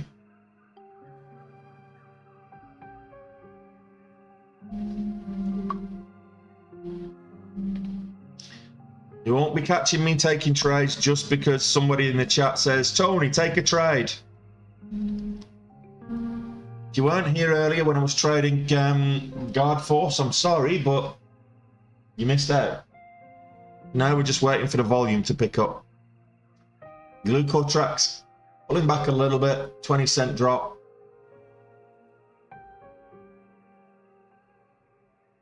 We might get an afternoon squeeze. I can't believe after so let's go back to the market. So if you remember, after CPI dropped this morning, the market rallied and the S&P 500 was up at like 0.75%. It dropped and went negative on the day. It's back green again now. Let's have a look at the S&P 500. Let's look at this on the higher time frame to see what I'm talking about. So you can see here we had this spike. I'll put it on the 5, it'll be easy to see. This spike at when the CPI rate, the inflation data dropped, and then it just kind of started bleeding out. Even at the open, it didn't. Just below the once it broke below the VWAP, back up to the VWAP, then sell off again. So went all the way down to 408s on the SPY.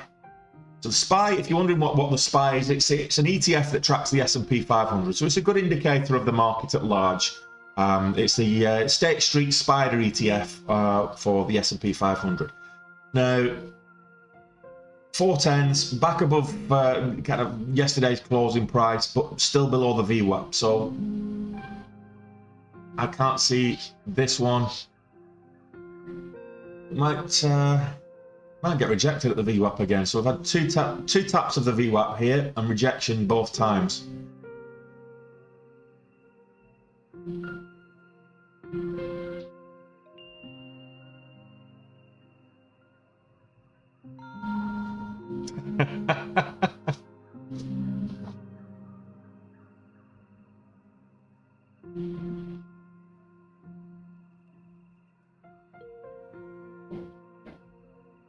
What are you doing, dog?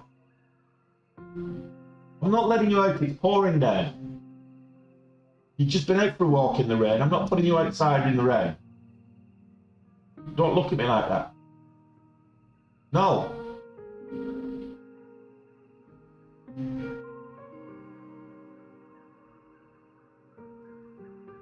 Right, let's have a look. Anything moving at all? Even the small penny stocks. EFSH. Let's have a look at that one. Just a bit of entertainment value. Not trading it. Oh.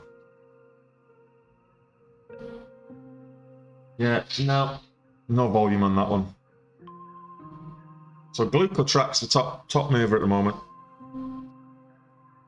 It's pulling back a little bit. Got rejected up at 290, so we didn't get much from the break of highs.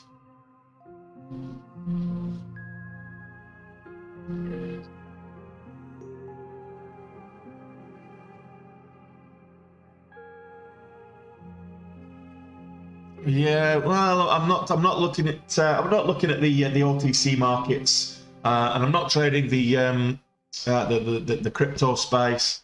So we'll keep away from that at the moment. I just don't trust crypto. There's too many red flags on the crypto market at the moment.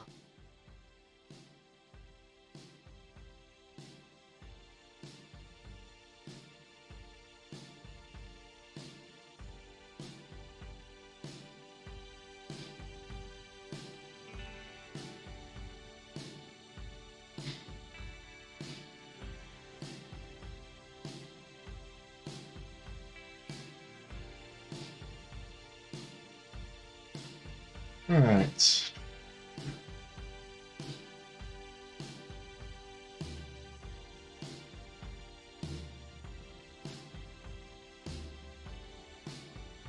Market cap. Look at that one.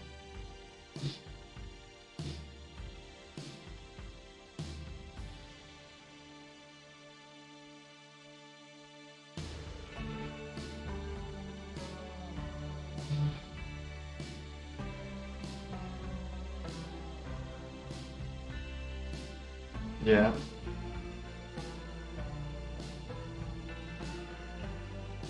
So that's what I would. Can I show this to you guys? I don't show this to you guys.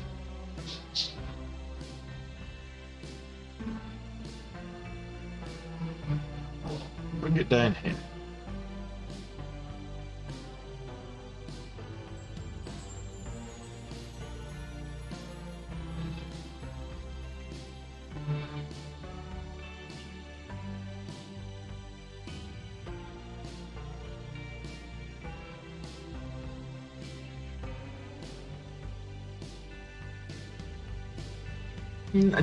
I said don't buy into this shorters did this, shorters did that. Sellers is what it is.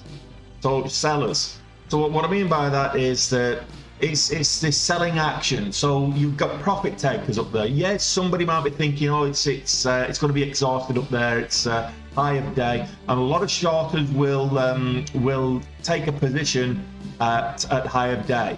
However, that being said, it is on the short sale restrictions list. So it's not a great... just a second. It's not a great stock to try and short because it's on the short sale restrictions list. And it's hard to borrow as well. So did you know ahead of time it was going to make this pump up today?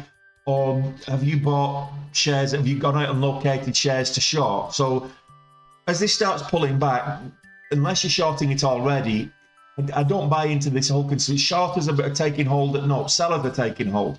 So people who've got the positions already up at the tops here, kind of 280 high of day. What you'll find is a lot of people that got in, were chasing the momentum here, that got in. If you look at this for a second, you got a lot of people. You look at the volume by price here, okay? So a lot of people would have been chasing this up here, would have got in here at kind of for the break of the $250 mark. With this initial pump up, pull back, new highs, people got in. People bought in at like 275, and then it pulls all the way back, and they're just holding it. Holding the bags, waiting for the next time it's up there. They're panicking. If it keeps going, is it going to go below $2 or whatever it is? And it gets back up to 275, and what do? It breaks up there.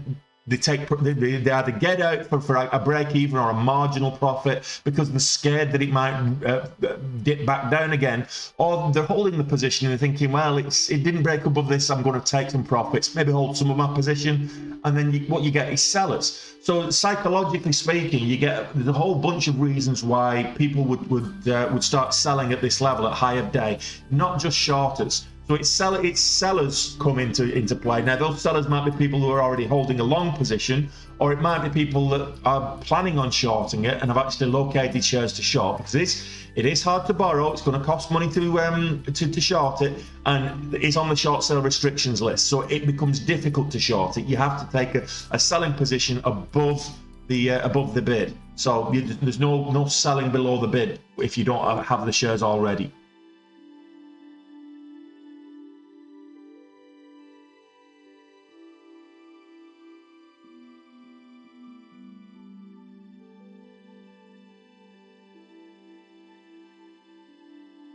Okay, so let me just show you this, guys, and let me show you what I'm basing, why I'm a little bit down in terms of the overall crypto space. Okay, so this is crypto market over the last couple of months. Okay, so it's since the start of the year. Now we had the bank run in March, so I'll just get rid of this. So we had the bank run in March, okay? So this is where we got a little bit of an injection. Crypto was down here. We had a couple of issues, but then we had the bank run on the 10th of March, and people took money out of the banks and started pumping it into crypto, okay? So that's why we got this move up here. So they were scared that the money was not safe in the banks. So we got this little bit of a move up here, and it's been sat there since. Now, if you go back to the 20th of March, where was Bitcoin? It was around, what, 24, 25K.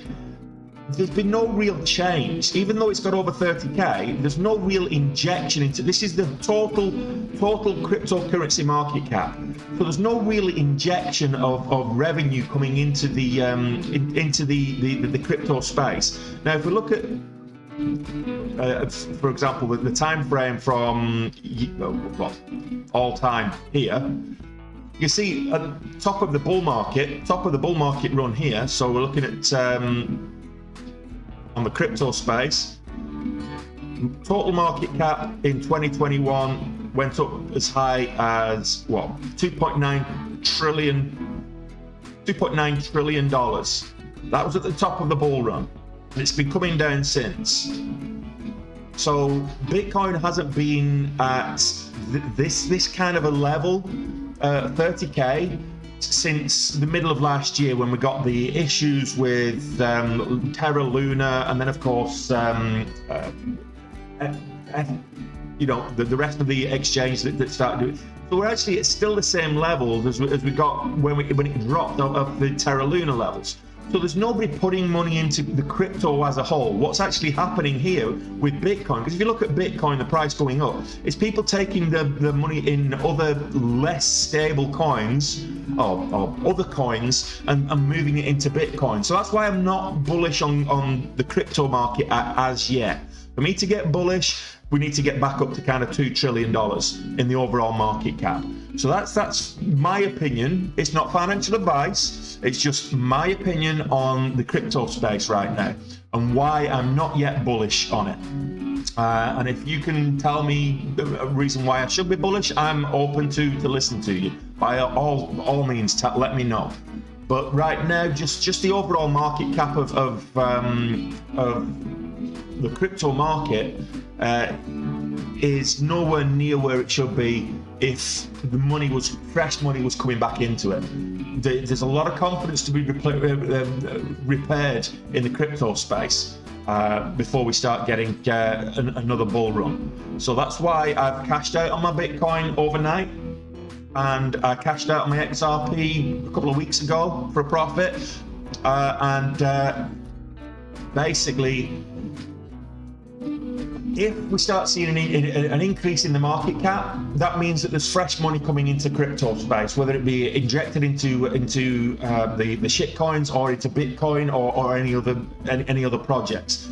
But as long as it's staying fairly static where it is, which it is, that means all that's happening is the moving liquidity from one coin to another, and it's mostly being moved to Bitcoin at the moment.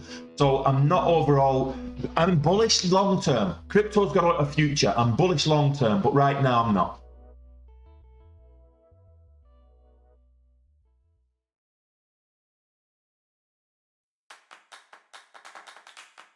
Yeah, I'm doing another all day stream. You guys asked for it, so I'm doing another all day stream. If something moves, we'll look at it. Bullfrog seems to be getting a little bit of action. Is it happening on reasonable volume though?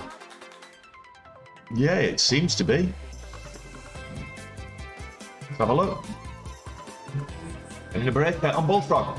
Up at $6, testing $6 again.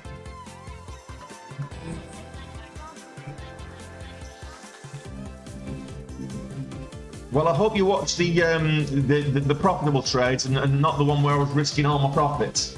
So somebody asked me what's my risk management. So when I'm entering a trade, I have a plan. But once I've got a cushion on the trade, and it depends on the volatility of the stock as well. Once I've got a cushion on the trade, I might alter my risk management and give it a bit more room. If it's particularly volatile, give it a bit more room to work its magic. But more often than not, I will already have a plan in mind on what I'm prepared to risk on a particular ticker. Sticking to your trade plan is the challenge. If you've got a trade plan, stick to it. Discipline is one of the most difficult things to adhere to when it comes to trading. You'll have a trade plan. As humans, it's in our nature not to want to be wrong. So very often we find ourselves holding a position longer than we should do, a losing position longer than we should do, averaging down when we know we shouldn't do, looking at a trade thinking, okay, well, where is the liquidity coming in? Where's the pump coming from? You watch the chart, look at the chart, look for the exit indicator. If you see an exit indicator when you're not in a position, don't take the position. If you're in a position and you see the exit indicators, you don't have to get out, but at least size down and reduce your exposure to it. That's my 2 pennies worth on risk management, at least. And what I would say is do as I say, don't do as I do.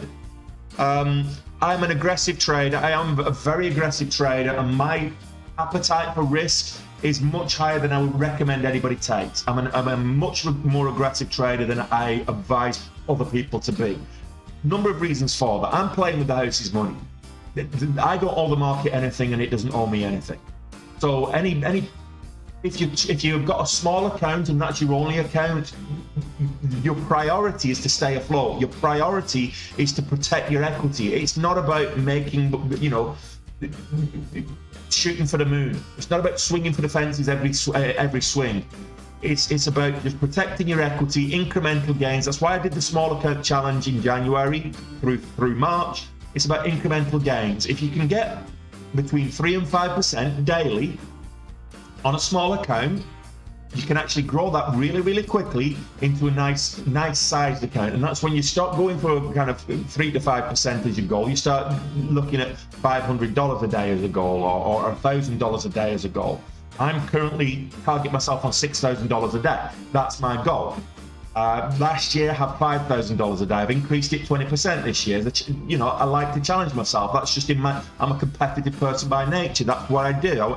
I didn't get to the top of the food chain in the tech sector by reducing goals and reducing targets. Whenever you have a good year, you want to increase your target. Whenever you have a bad year, you still increase your target. That's the way it goes.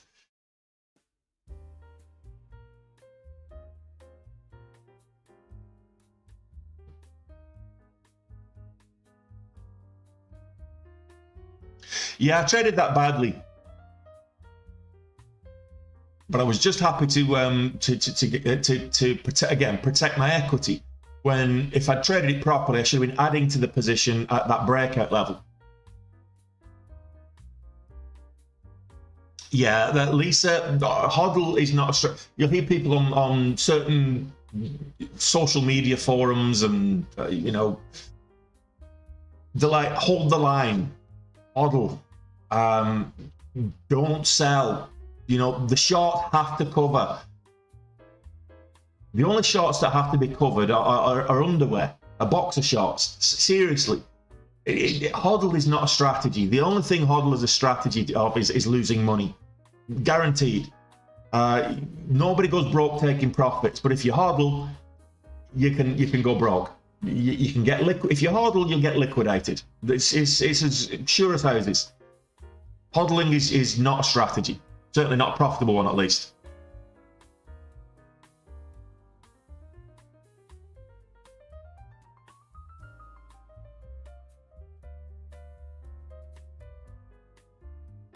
Yeah, follow the crowd. Absolutely, Dennis. Yeah, Bullfrog and Guard Force seem to be going in opposite directions at the moment. But let's have a look at what's C3 doing.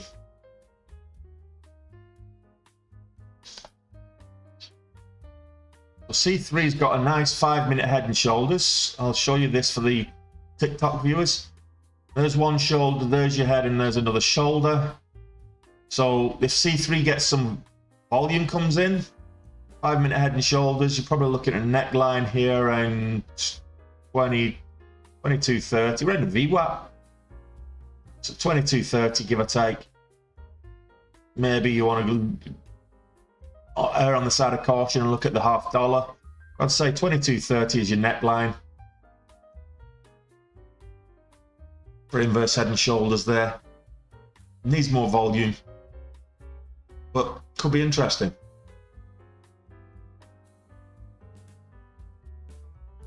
No, absolutely. But what I like to do, Neith, is if you get to you take profits along the way, leave a little bit in, let that ride, scale back in, take profits out, keep scaling up, because what will eventually happen, rather than just enter a position and let it run, keep taking profits along the way. It will average your entry price or your break-even price at that moment in time. You're locking in profits, but it will average your entry price higher and higher, to a point where psychologically, when it goes red on your price action, you're thinking, right, I need to either exit for a small loss, or I need to size down for a small loss. So by taking profits along the way, it instills that little bit of discipline in you when it comes to risk management as well. You can keep scaling in and out.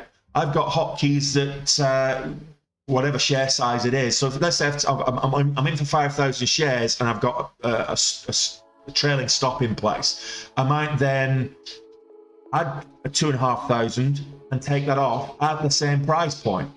What does that do? It basically locks in a third of the profits, and it moves my my average cost up a little bit. So it's another way of managing risk whilst not reducing or relinquishing any chance of further gains.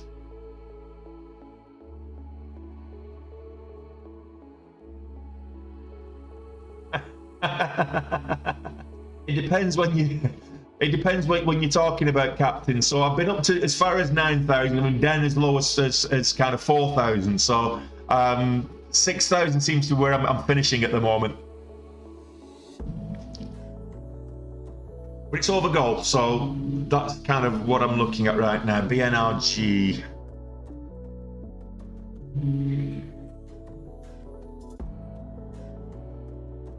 No volume. Can't trade that rubbish. Needs volume. Lucy's getting a bit of volume. No, it's not. Stupid scanners. Why are you showing me that rubbish? I'm not playing fetch. Before you even start, don't be bringing your elephant to me. I'm not throwing him for you. I know we play it this time, but I'm not doing it. Okay, just one. Go and fetch him. Go and fetch.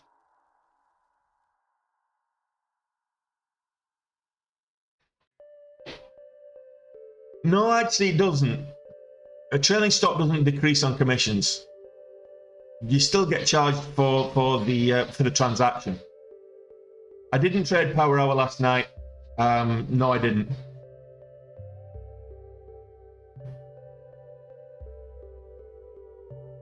What was I watching last night? I put something. Put the Star Wars channel on. I was watching Star Wars.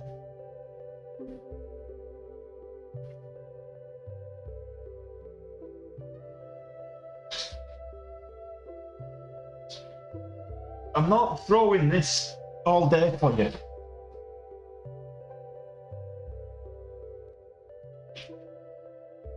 Okay, Carl.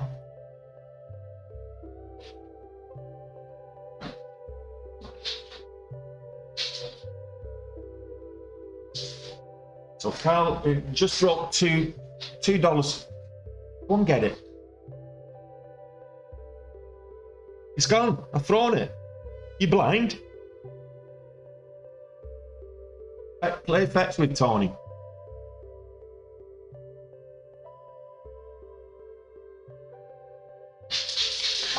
No, but there's the slippage situation. So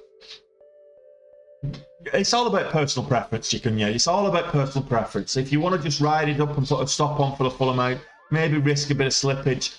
That's entirely your personal preference, and I would say good luck to you. With whatever strategy you're comfortable with, you do you, boo-boo, you know? Don't try and compare yourself to me or any other trader. Don't compare your trades to any other trader's trades. It's a personal journey. Day trading is a personal journey. You're the one that dictates your profitability, your losses and your gains. Don't worry about what anyone else says about your trading. If you're profitable, then you're doing it right. It doesn't matter how profitable. Any green is a good green. So if you're profitable, you're doing it right. Don't try and emulate my trading. My trading is way too aggressive for most people. You do you. Whatever you're comfortable with.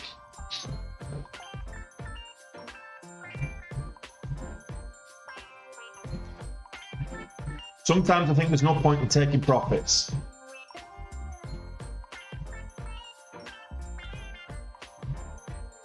There's always a reason to take profits. Why? Because what happens when it gets halted up? You might pay less in overall transaction commissions, but if you've got a genuine, it's starting to annoy me now. If you've got a genuine move, it's not really going to affect much. But like I say, it's down to personal preference. But you should always be locking in profits. Unless you're a swing trader and you just set the position to go, you take profits and you stop loss and then walk away, you'll always be taking profits. Why? What happens if you get caught in a volatility halt? It halts up and then gaps down, and you end up, you've lost all. You were in a profitable situation, like you say, you've added to the position. It gaps up, it halts up, and then it gaps down heavy. And this happened to, I think it was Dave. It happened to in the Discord a couple of weeks ago. We were trading something that was really good, really volatile. I had like 5,000 shares with I think I had a 30-cent stop in it. I got stopped out just before the halt up, and it gapped down $3.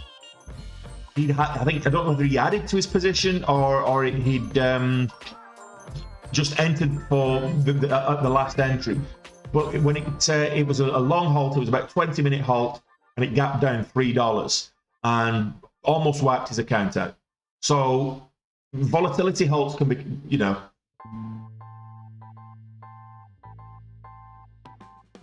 If you still have a stop in place if you've got a trailing stop when it halts. But the point is, it's not going to. If it gaps down, that gap down is you're knackered. So if it gaps down $3 and your stop is like 50 cents, you're $2.50 out of pocket per share.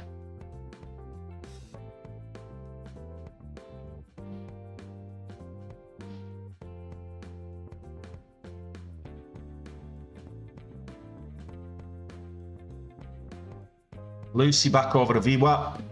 Not quite yet at the level I would be comfortable trading it, but let's have a look.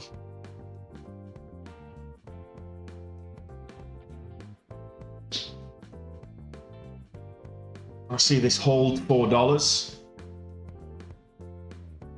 It's not really had much volume at all today.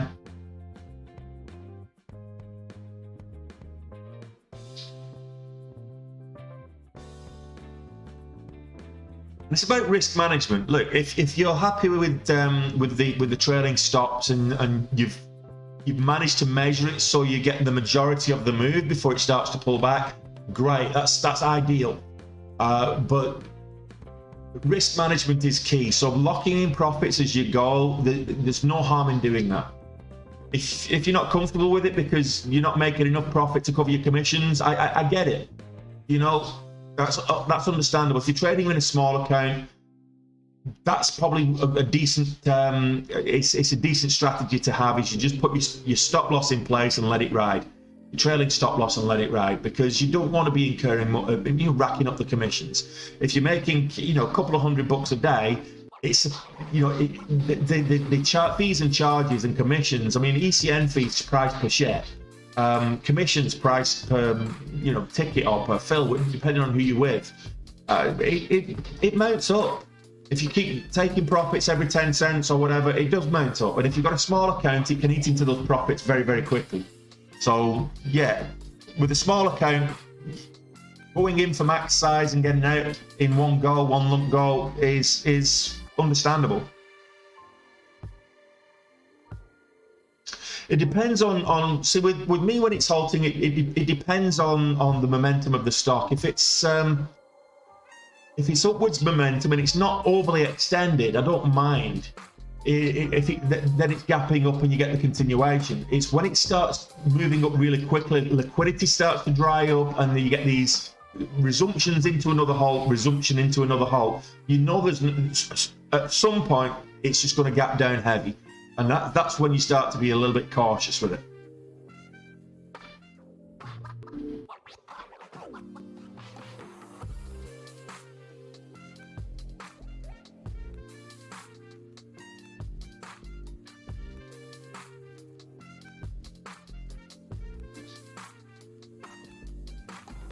Yeah, that's okay.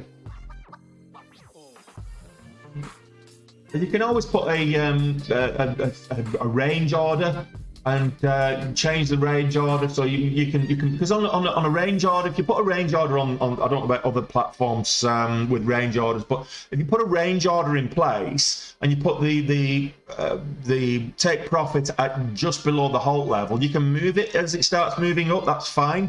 But also you can move the bottom level as it starts moving up as well. So a range order,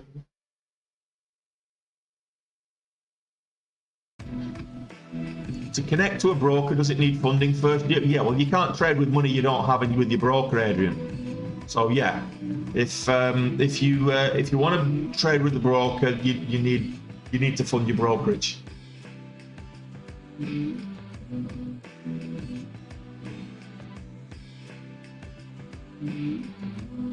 Well, Lucy might take a little position. We're now up over this level here. It's a $0.25, high of day, 425. That's what I'm looking for.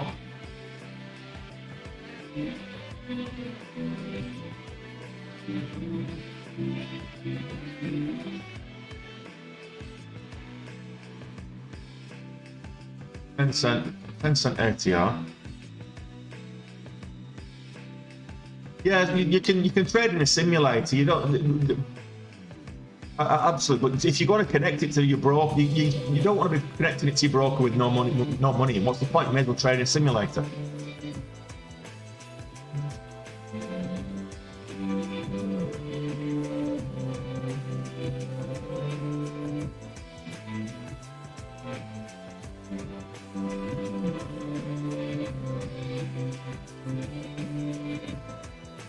No, you can still buy in and you can still buy and sell on limits even with that. But what it will do is, you've got any additional transactions have got to be over and above your current position that the range order's in there for, Ryan. So if you've got, let's say you've got 1,000 shares, you can still buy a limit order. You can purchase another 500 shares on a limit order, even though you've got the range in place, because you've got the bottom and the top, the stop loss and the take profit in there for 1,000 shares. But the problem with that is that, you know, if you buy with the limit order for 500 shares, you've now got 1,500 shares in there and a range stop for 1,000. So if you get stopped out, you've still got 500 in there. So you'll need to put another stop order in for 500 on top of that range order that you've got. And you can do it with hotkeys.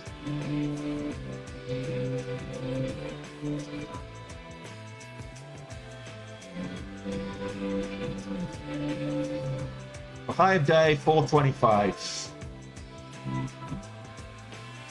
Pretty much at the open.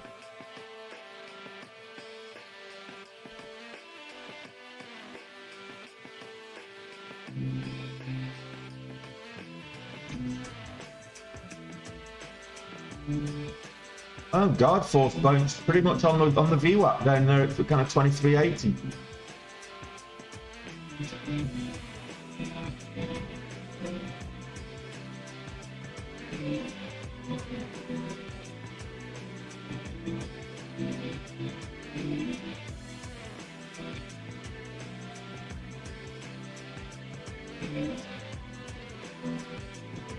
Are you talk? Who's your broker there, Adrian?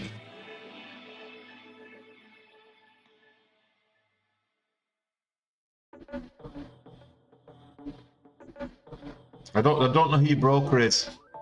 So different brokers have different policies. Some brokers need.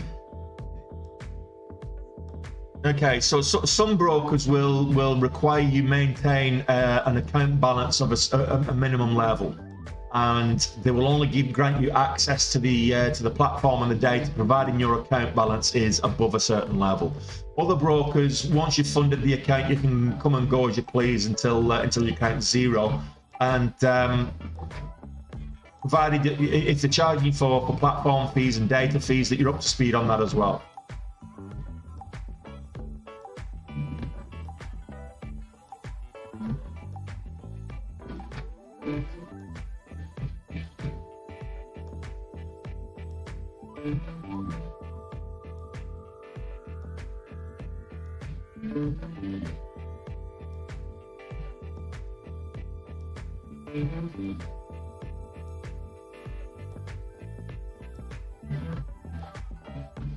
What's Kodiak doing?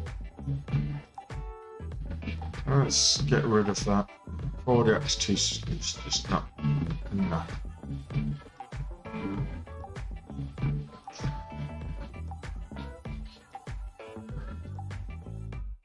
Well, there's a big seller there at 5,000 shares there at 415. Okay.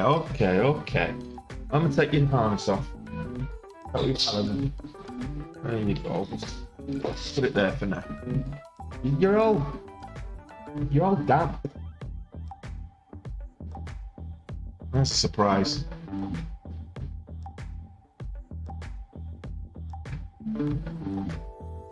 The thing is with Innovative Eyewear, Lucy, the same was with WW. The level 2 was stacked yesterday. I mean, there's a bloody 30,000. It's a 30,000 seller there at 403. And what kind of a psychopath do you have to be to have a sell order at 403? You know, 405 I can understand. 410 even. 403, you need help. I don't care who that seller is, but bloody 5,000 share order there at a sell order at 415. But a 30,000 share order at 403, come on.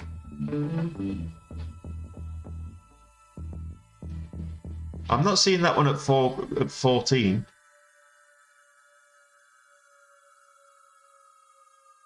Let me just have a look on the internet.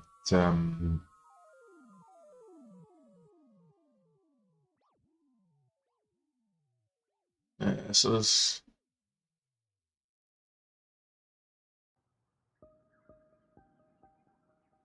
and that's a lot of what I would say with some of these orders though is they're not real. Some of these orders are just not real.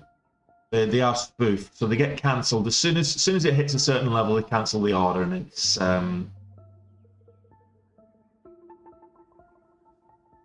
that's the only thing wrong with level 2 is it can be manipulated on that from that point of view. Saito moving back up again, testing $2 again.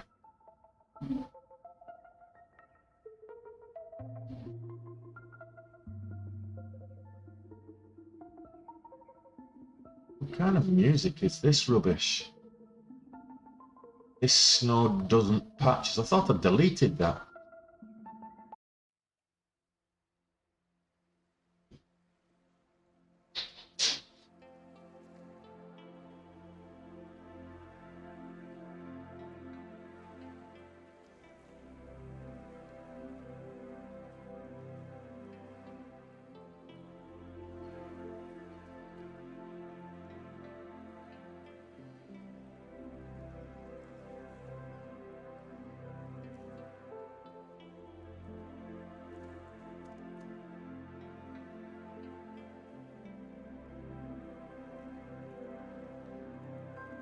Better.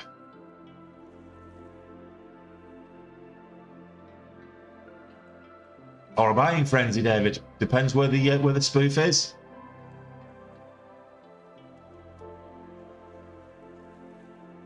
I actually don't think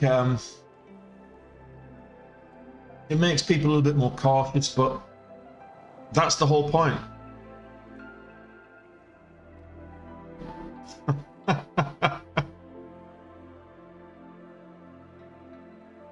Thanks for that, Ryan.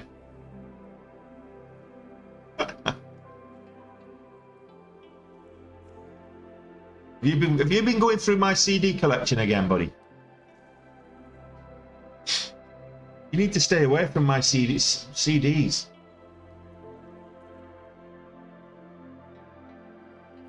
And Girls Aloud and my Boys On, and didn't Girls Aloud come second in that competition? They were what was it, Pop Stars the rivals, but Girls Aloud lost, and they were the most successful band. Who was anybody? There you go. When Girls Aloud won Pop Stars the rivals, who won it? What was the name of the band that won it? Because I haven't a Scooby-Doo. Anybody in the chat that's that can. Now, come on, I never had a Jedward CD. Just the hairstyle. Not too far from. That was before I moved to Ireland. It was Bewitched and Jedward, and actually Jedward might not have been. Jedward's more recent, but Bewitched was certainly before I moved to Ireland. But yeah, what was the name of that band, the group they put together that actually won the competition ahead of Girls Aloud? Go figure. I name a single member without googling. 20 years now, Ryan. 20 years.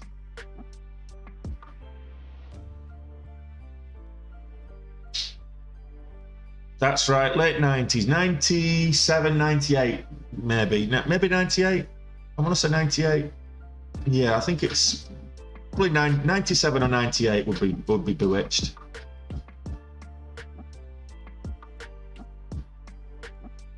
I'm good with 80s and 90s music. In terms of dates. You're not bloody going out. I've already told you. Now settle down, shut your trap, go to sleep and snore. They only tune in so we can hear your snoring. Start snoring. You're being paid chicken fillets for it. Well, duck fillets. You're snoring. Now start snoring.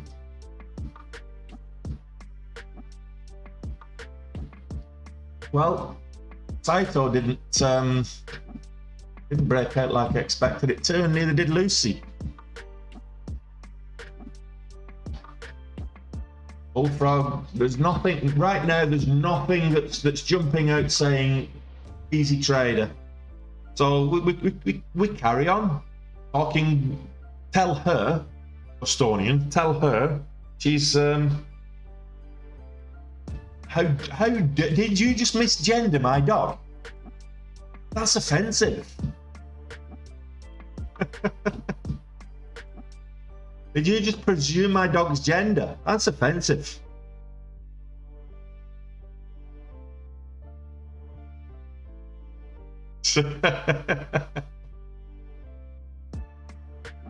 Yeah,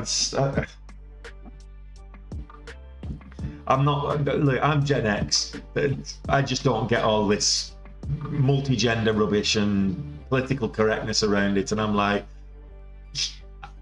what's with the latest generation that they're scared of being offended? It's like, so what? So you're offended. So nothing happens if you're offended. You know, it's not like, you know, your head doesn't fall off. You don't lose blood when you get offended. Be offended. It's ridiculous. Like, we've got the world's falling apart. I mean, we're voting idiots like Donald Trump and Boris Johnson into office. And there's a rise of neo-Nazism in Eastern Europe again. And we're worried about whether somebody's called he, him, or her. I mean, Sam Smith, get a grip, man. And it's none of his business. When you start talking about pronouns, well, think about it, right? First person pronouns. So first person pronouns is when I'm talking about myself. Well, we're talking about me, all right. That's my pronouns.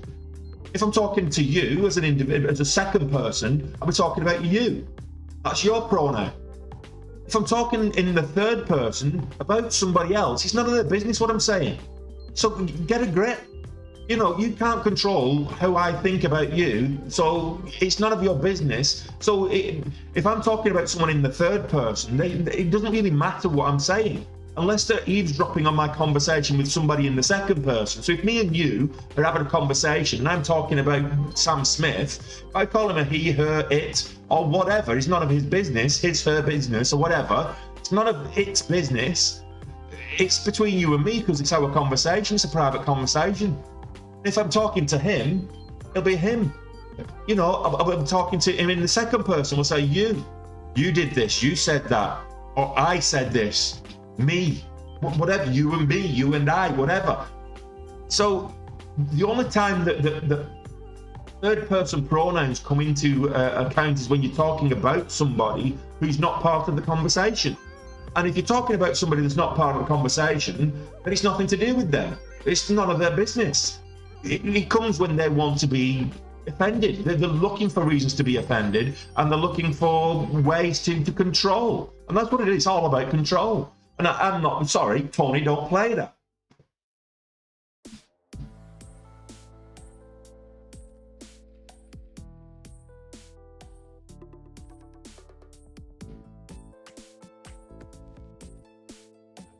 Yeah, YouTube algorithms can sniff my crotch if they're going to ban me for voicing my opinion on pronouns. They can come and sniff my crotch. I don't care. I mean, what happened to common sense? It's like my parents' generation were blessed with common sense. It was like Darwinism.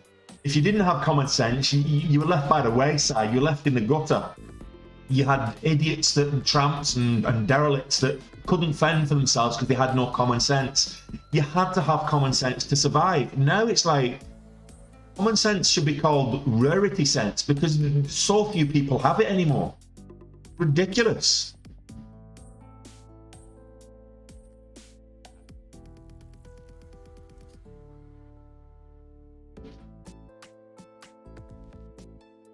Yeah, I think the last time I got onto this subject, I declared that my pronouns were lemon and squeeze.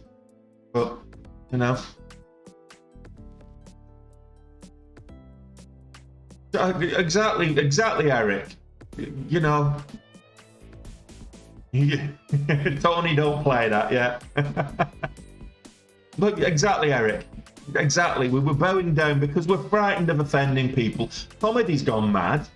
It's like, I'm with Ricky Gervais on this. It's like, comedy should be able to go anywhere. I'm of the old school. There's a tragedy. You know, you make light of it. You jest about it. You know, it's how my generation, we kind of grew up on tragedies. So the way we cope, it's a coping mechanism. You make light of it. You look for humor in it somewhere. Dark humor, granted, yes, and it's not for everybody, but you've got to look for the light in something. Otherwise, the world gets too depressing. Now people are just so afraid of offending other people. And I'm like, get a life, get a grip. So you're offended, so what? You know, you don't like the way I think. Tough. You know, this we don't live in 1984. Orwell, not the year. You know, his glass of wine a pronoun, but but alcoholic is.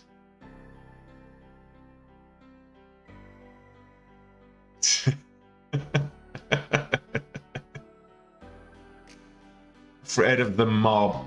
Come on, mob, you can cancel me. This is recorded, by the way, so this will probably go out to the Walk Brigade. It'll be coming after me in the next couple of days. Oh, you said, you know, you misgender. Oh, look, I don't care.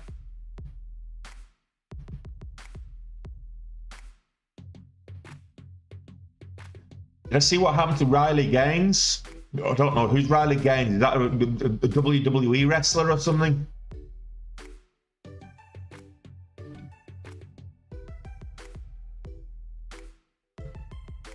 Let me just Google who the is Riley Gaines. Riley. Who the is Riley? Let's have a quick look. I'm not going to get into trouble with the internet service snoops by Googling this now, am I? I only put Riley in and it was the top search.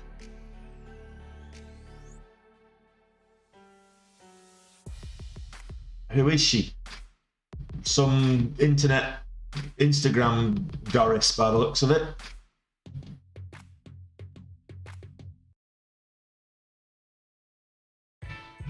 Former college swimmer says she was assaulted. Is that her?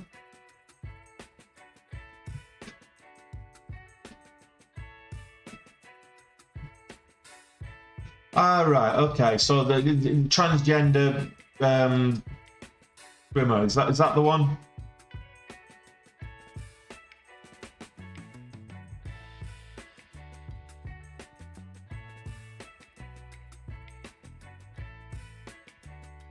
I'm kind of just reading it now, the news. San Francisco.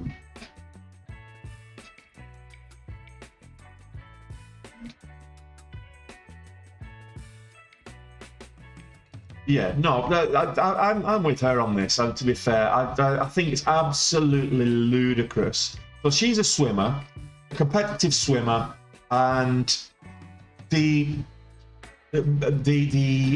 university level records now, from my understanding, is that there's a couple of transgender athletes that are competing, were born and raised as male, didn't transition till after puberty.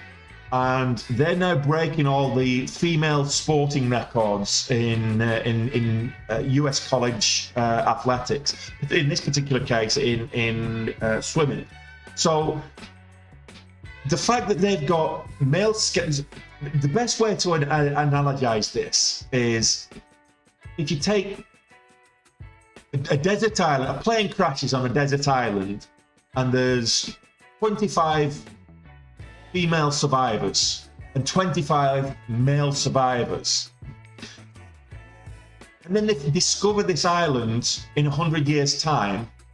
There'll be a budding, burgeoning, like 500, 600, 1,000 people, nice little civilization on this desert island that's blossomed out of these surviving 50 people. However, if there was 25 transgender survivors, like transgender female survivors, and 25 male survivors, in 100 years' time, there'll be 100 men's skeletons on this island. End of. There shouldn't be. Look, if I'm all for inclusivity. I'm all for inclusivity in sports. So transgender athletes should have a place to compete. But if you were raised as a male, then you should have the option of either competing against other transgender athletes or competing against males. You should not have the advantage of competing against females. It's just unfair. It's just not right. That's like me. The whole Bruce Jenner, Caitlyn Jenner debacle. I mean, I've just dead named the transgender woman. I don't care. she was Bruce Jenner. But I mean, I watched Bruce Jenner in the Olympics. He was bloody good as well. He competed against Daley Thompson. One of my idols as a child in athletics was Daley Thompson. Bruce Jenner competed against Daley Thompson, who was at the time considered the finest athlete on the planet. And he had muscles on muscles. He was a big burly fella, you know. But anyway.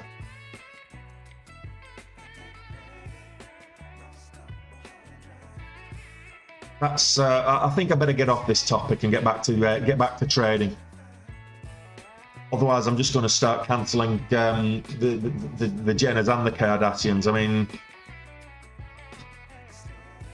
Kim Kardashian had a soundbite about if you want to make money, go out and work. People don't want to work. Hang on a minute. You were gifted a trust fund. I mean, like, really? You want to start talking about working? She doesn't know a hard day's work in her life, that girl. The problem is we're all living in La La Land, and I want to exit. That's the problem that I've got, Eric. Okay, so people are talking about NCMI. National Cine Media, 57 cents. Let's have a look at it. NCMI. So this started off 20 cents. Today, it was a 20 cent stock. It's now up to 57. Okay.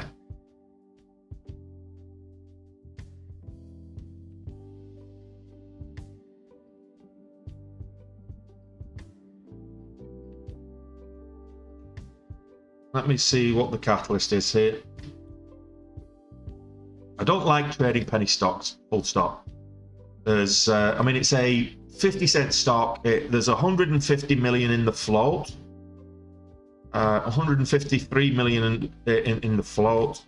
National Cine Media shares are trading higher after they filed for Chapter 11 bankruptcy. So, at 53 cents, there's not a chance in hell I will be putting my money anywhere near this. But you do you, boo-boo. It's filed for Chapter 11 protection while it's trying to find some relief to keep itself afloat, because this is a NASDAQ company right now. But if they don't get Chapter 11 protection and they end up going into liquidation, it's going to be on the pink sheets by the end of the week. And if you're long on it, you're going to lose your money. If you're short on it, you could get a nice healthy windfall, but it's where'd you go with it? When do you get in short? Right now, it's hard to borrow as well, by the way, so you'd have to locate those shares. But yeah, I'm not touching this with a mucky barge pole. Robbie, I wouldn't touch it with yours, but you know.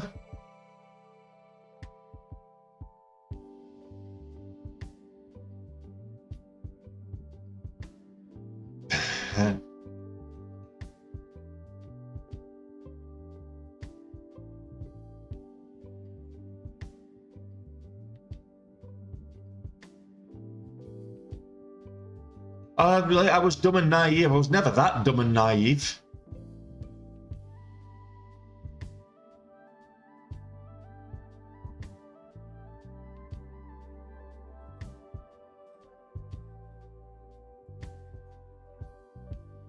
Yeah, I mean, potentially. Let's have a look. Have they got any SEC filings? They've just filed for Chapter 11, but are they in a position to raise any money?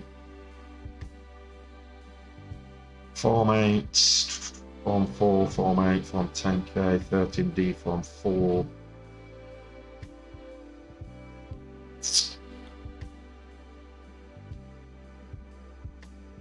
A lot of 4s.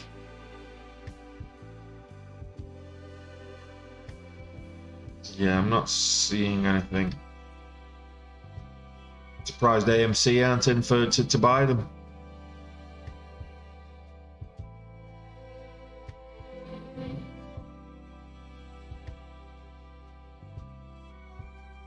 Yeah, there's There's an S3, so there's a shelf registration there from October last year. Maybe that's what they're trying to do. Push the price up so they can actually get some money in to pay the bills. Revlon did that. So there's an S3 from October 31st last year. Let me just see. Did they go to market with an offering at the time?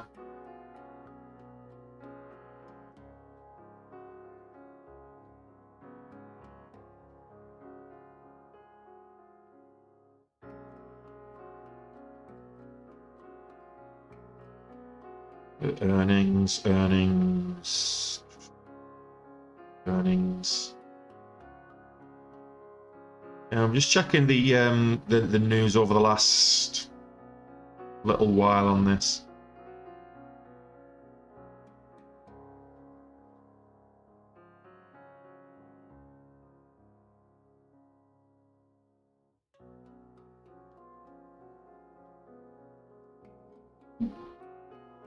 Receivable sales agreement back in December.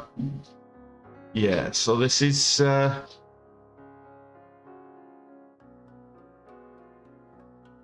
it's in a lot of trouble. It's a company in a lot of trouble financially. Let's look at the value. Long-term debt 900 million. Enterprise value 1.083 billion. Just looking at the details here on the P&E, EBITDA, yeah.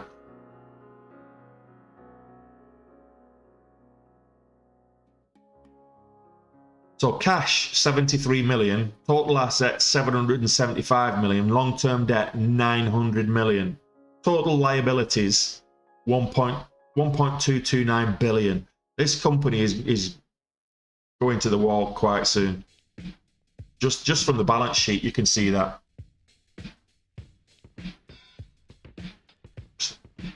It's not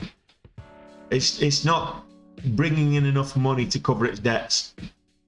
So, yeah, look, tread the momentum if you like penny stocks. Fill your boots.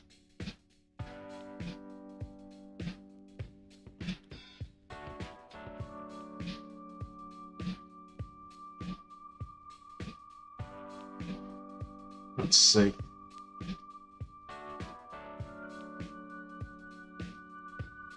My key level here now.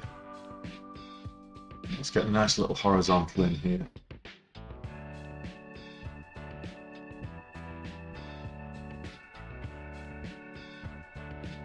$26.30, $26.35. So 26.40. 26.30. I'll go 26.35. I'll go in between the two.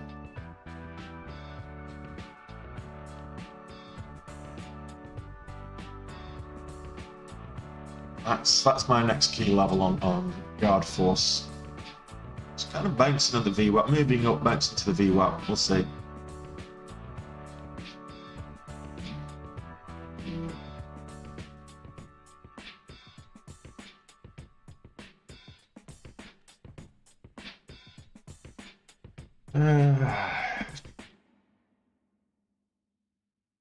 Not much else moving, absolutely not. Hey, Black Eagle. Yeah, I'm not trading at the minute. I'm over goal, so I'm just waiting to see if there's anything moving. I'm just keeping you guys company more than anything. If we get a nice mover, great. I'll look at it. But the biggest mover is National Cinema Chain or whatever it's called, and that's less than 60 cents a share.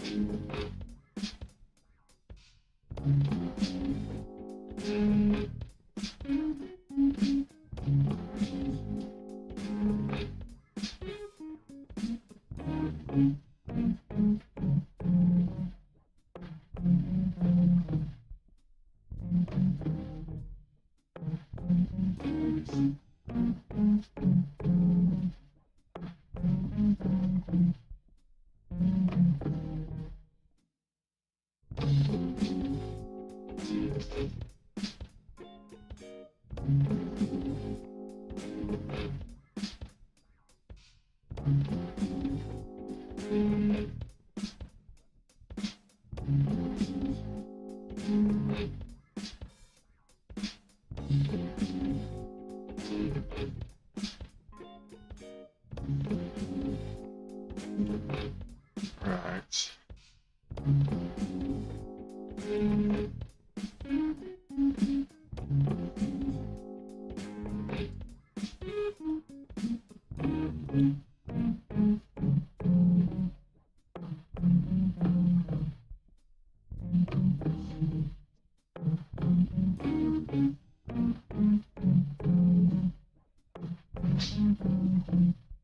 Okay, so not much else moving. Mama Aladdin's vlogs. Which time released CPI data? So it was released at 8:30 this morning. Mama Aladdin's vlogs. I put the time count on my screen, but what? You put time count? I'm sorry, I don't understand what you're asking, Mama. I don't quite understand what it is that you're trying to you want me to tell you.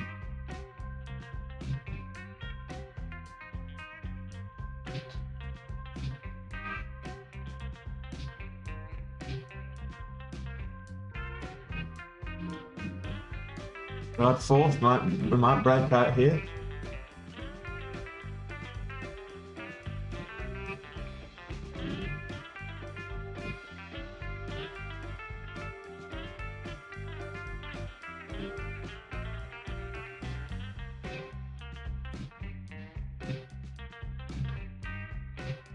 My goodness, I just realised 255 million shares traded on that cinema chain.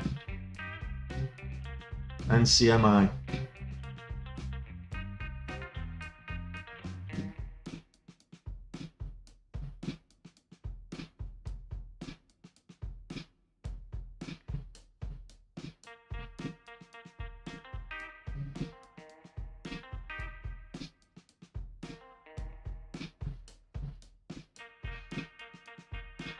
So,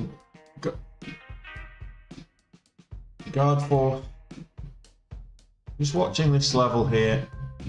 Like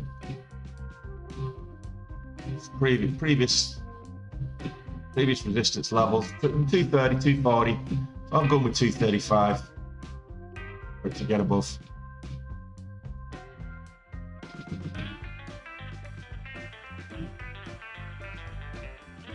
Guard force at the moment, it's been big spreads all day.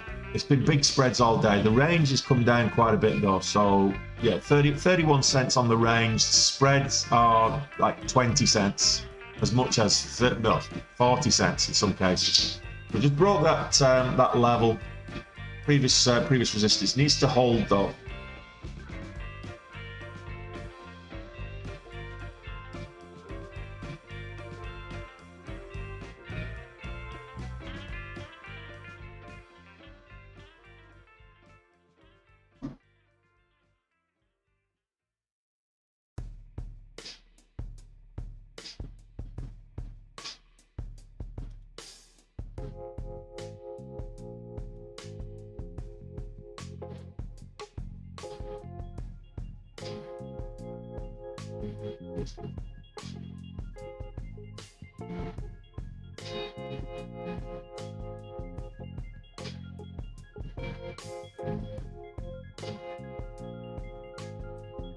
Yeah, it's not jumping on good volume, yes, factory.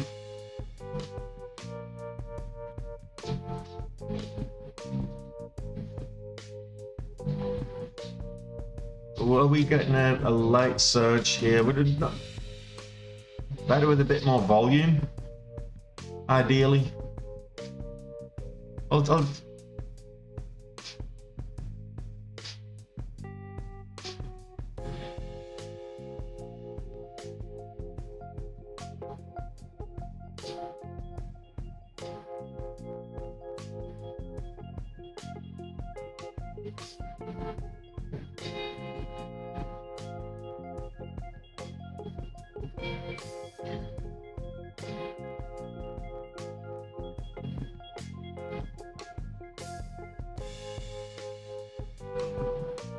yeah, there's no volume on that.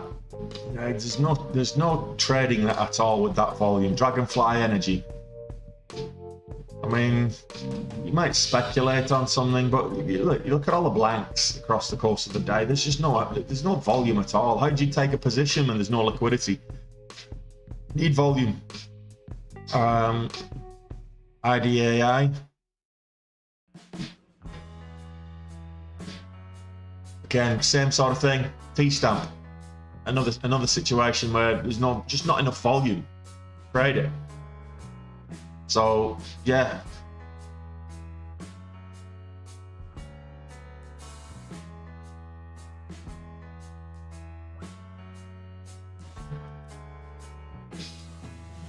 The spreads here 10-12 cents at the moment. The range is it's risky though. At this level, it's kind of a bit risky. Over 27, it could be of interest. The high of days is 28.44, so we're a way off that.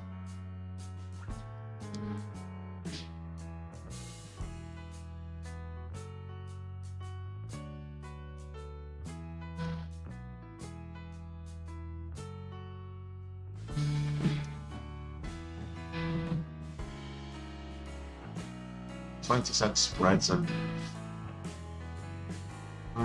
it's risky. Calculated risk though. Look for a pullback.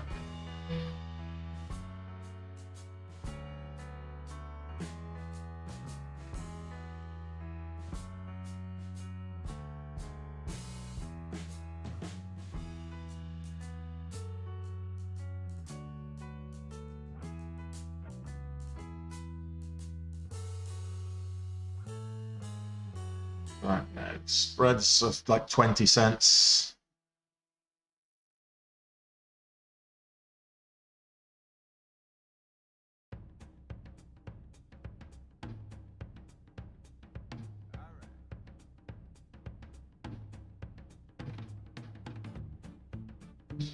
Well, good luck, Robbie. I hope that works out for you as well. Bullfrog moving up 560s right now. Right, if that $6 for you, test the high of day. Fantastic.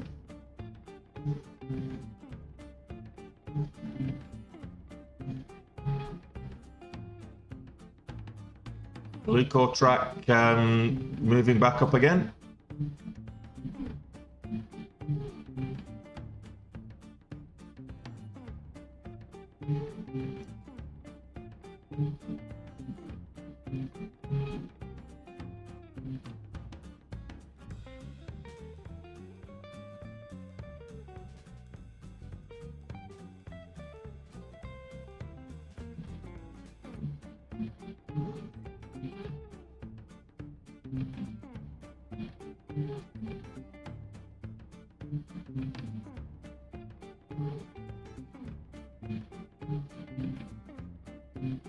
Lucy making moves.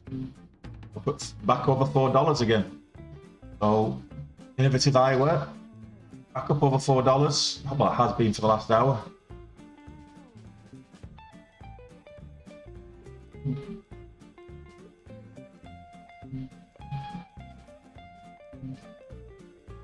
Well, welcome to the channel, Mama.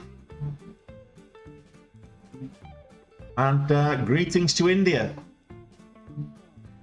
What are you doing awake at this time of the day in India? It's like the middle of the night, isn't it? What time is it there? Must be, it was like, what, 2 a.m. or something?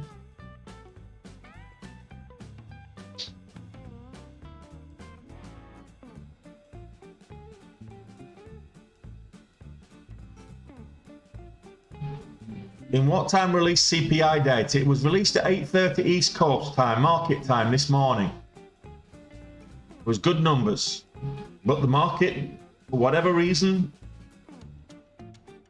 didn't sustain.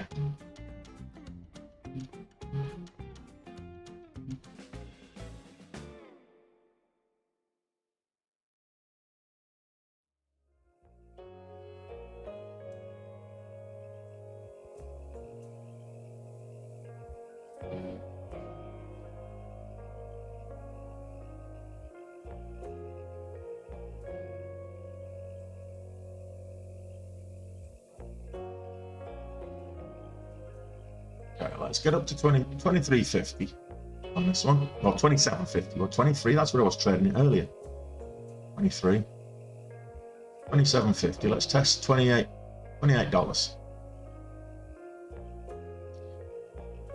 Yeah, the FOMC meeting notes will be interesting to see what they're planning in terms of interest rate hikes.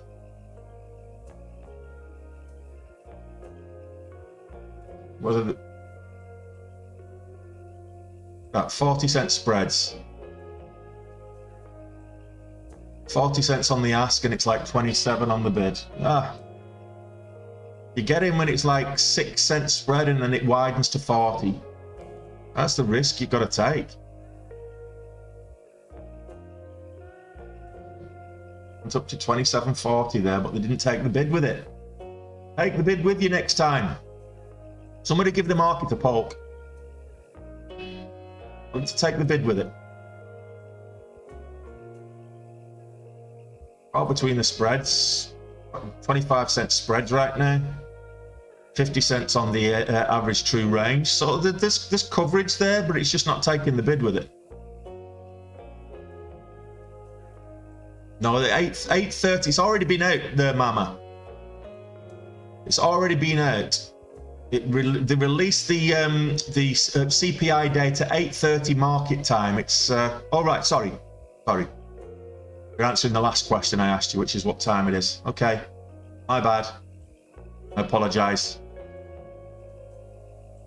I hope that's not recorded. I hope you guys aren't sharing that. Me apologising. My fiance is going to be upset because I don't do that kind of thing. Tony, don't play that. So we're up at 27.50 and I'm still in the hole. My entry is 27.27.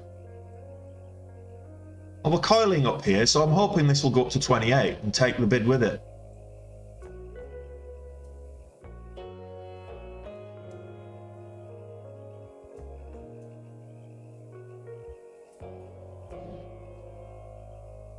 If I don't mind me to arrange the time count clock in my screen, I don't know what you mean by that. I'm sorry. The clock on my screen is market time. That's the time it is in New York, where the market is.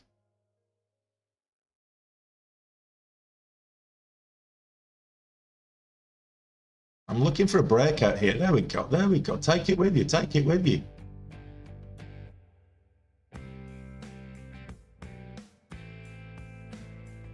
No pulling back. Pulling back's not allowed.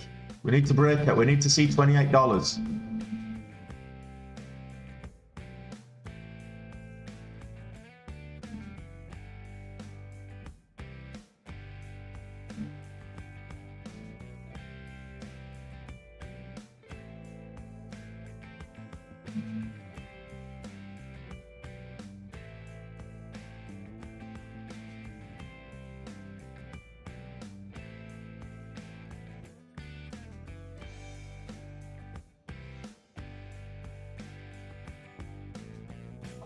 Up there, 27, 20. What's the high of day right now on this candle? Is the 67, 68, 27, 68. So we're looking for 27.70.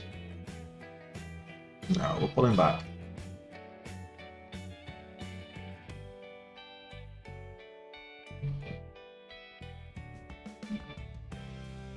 Up there at the $0.50. Still coiling under the $0.50, really.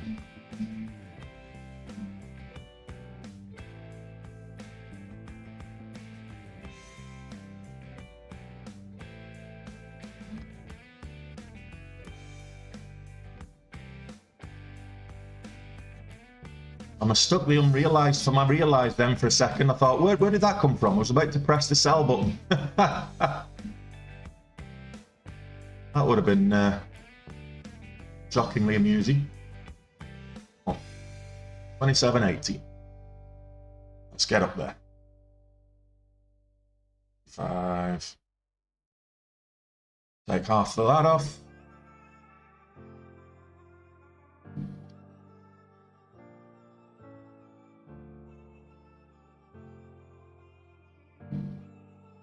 High here, 27.75, the $0.75 level.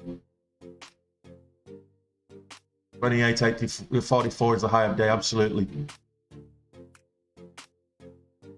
We're over 28. We're over 28. There's a 30-cent stop. I'm expecting to get stopped out. Because we're at 30 cents on the spread, so I'm expecting to get stopped out, but at least I've got that in there. So we're back up to the levels. We're back up to the levels. Nice. New high of day. It's only a matter of time before I get stopped out. There we go. Back up to the highs. Oh, look at that.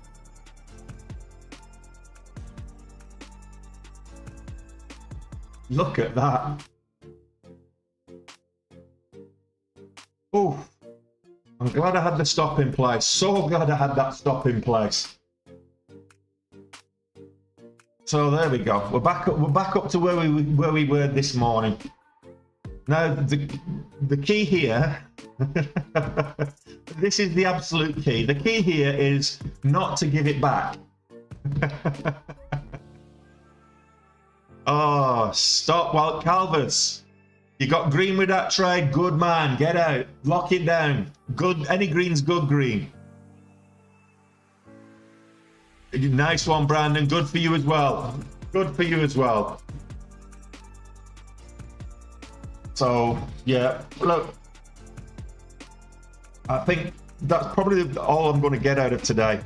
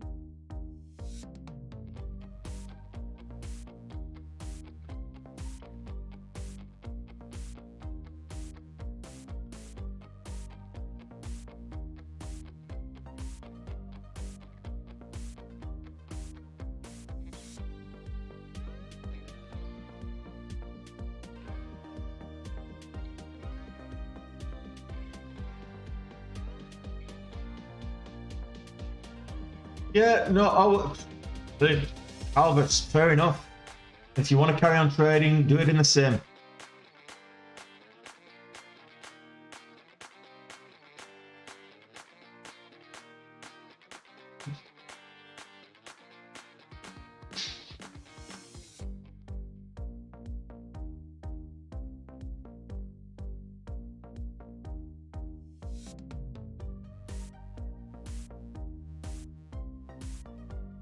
See if this moves back up.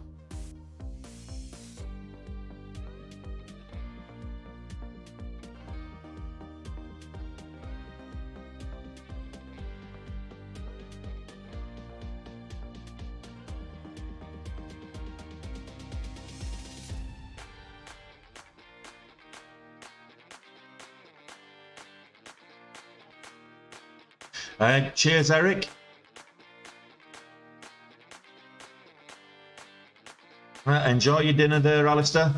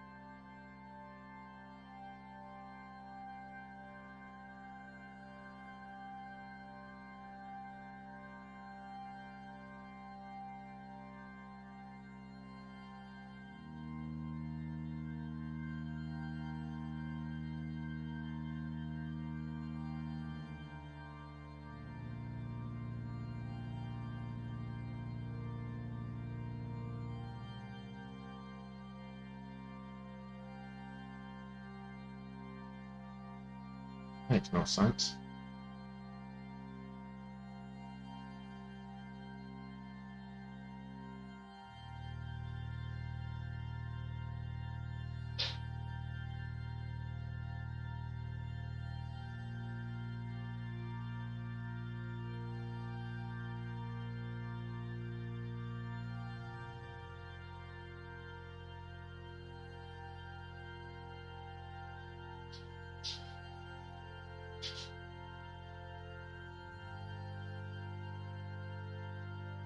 Makes no sense at all.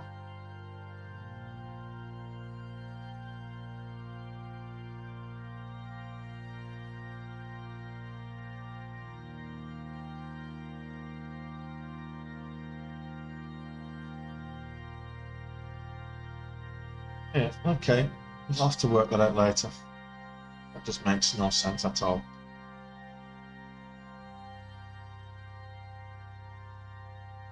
Alright, let's see what's going on. What's going on here, guys? Freight Technologies, Bullfrog. Yeah. Have a look at Freight. Frigate. Freight Technologies, it's just been a slow burner all day. Testing $3 now.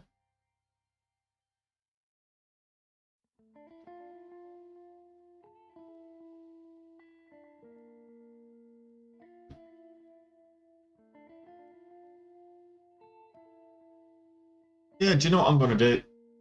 I think I'm going to take a dinner break. I'm going to have some dinner and then come back for power hour. Let's see. What do you think, guys? Do you think I'm going to get much else out here now? Oh, Butterfly. Butterfly Networks.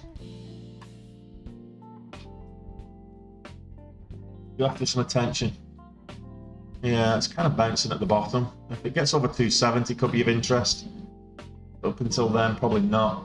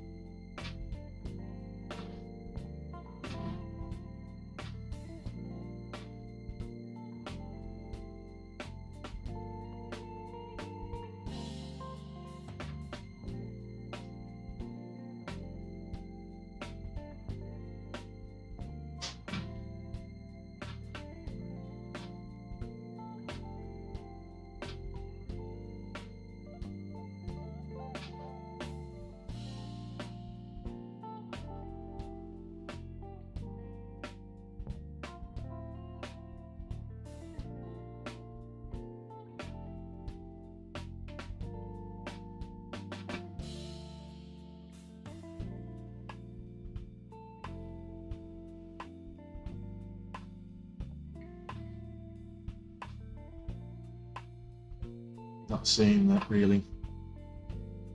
Look at the state of the level 2. Well, there's no volume, but I mean the level 2 is stacked.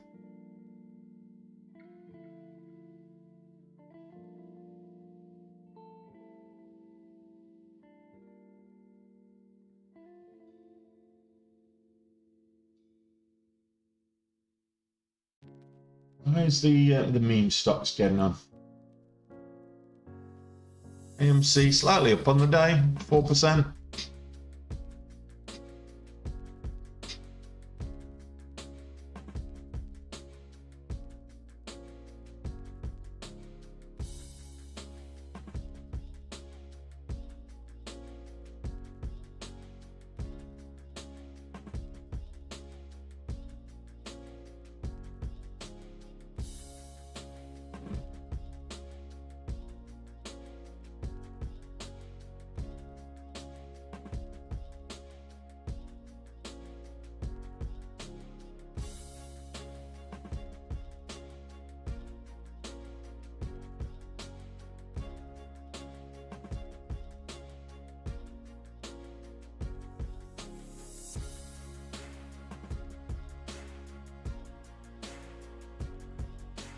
No, you're okay there, Calvis.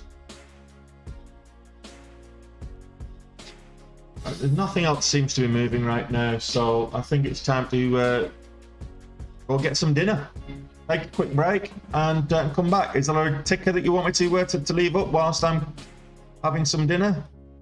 ECTK below the VWAP, probably not something that you really want to be looking to try and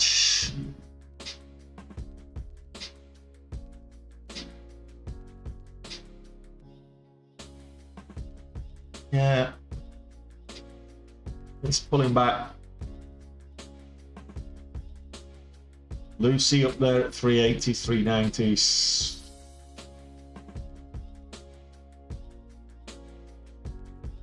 I'll get no volume.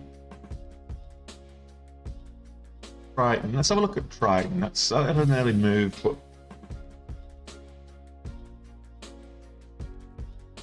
$83. Triton International. It's up 32%, which for an $80 stock, quite a lot.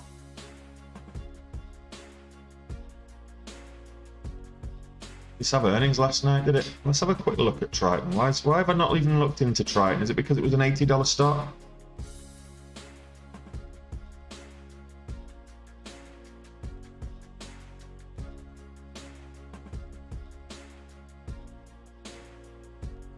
Triton gets a deal from Brookfields. Okay. Triton shares are trading higher after Brookfield Infrastructure announced it will acquire the company for consideration valued $85 a share. So it's an acquisition. That's why Triton's moved up. That's why I'm not interested in Triton. That's why I've not looked at it. Bullfrog, Glucotrack. So of the top movers, Guardforce, Freight Technology, no. Volume's not great. Bullfrog, interesting enough. Glucotrack, Chart Industries, not great volume. Serious Point, yeah. So we're just kind of struggling now to find something to what's National Insurance.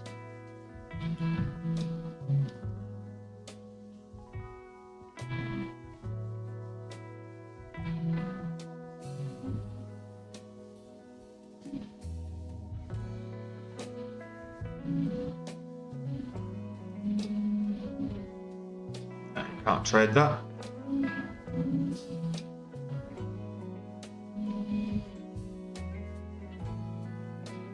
Let's have a look at. That's and if that's not the definition, the dictionary definition of a choppy day, choppy action. That's it. That's horrible chart for trying to trade. That is just choppy sideways. You couldn't dictionary definition of choppy sideways action. That's Marathon Digital today.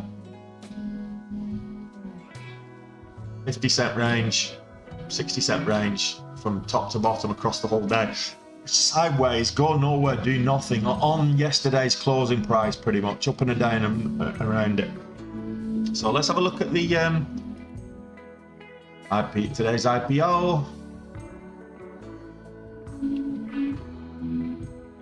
Yeah, I'm going to take a quick break, some dinner, something to eat, and I'll be back shortly, guys. So I'll be back for Power Hour. I'll be back for the last 90 minutes. So give me 45 minutes, and I'll be back. So about 7:30. Okay, I'll see you then. I'll leave the stream going.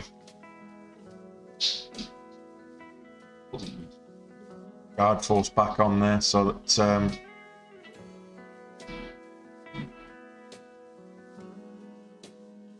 So one stock we've been trading pretty much all day.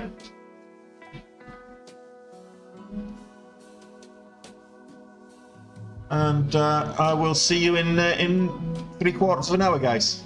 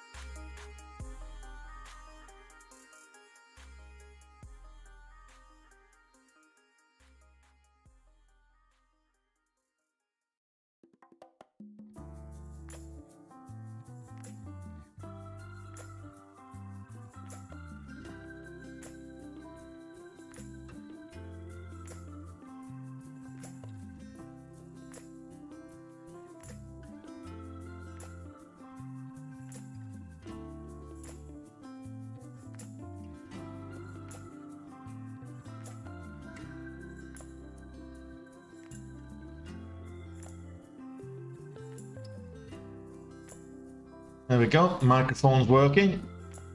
Full belly. Head watered. And raring to go again. Assuming the market cooperates.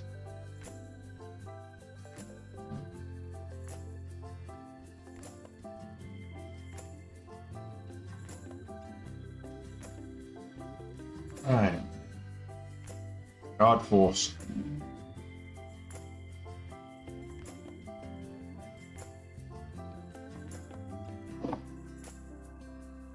How are you guys doing? That's a good question.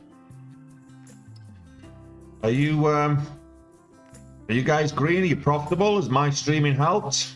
I hope you're not following me blindly, by the way.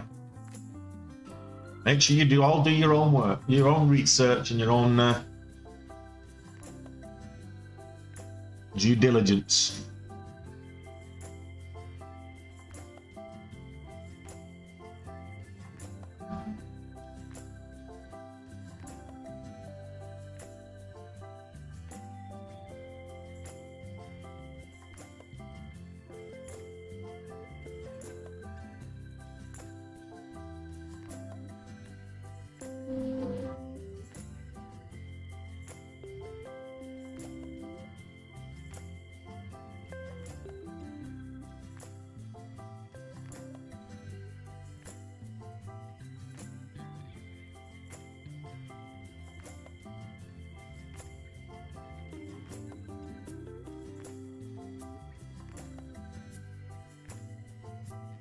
Hey Farron, it's been a long old slog though.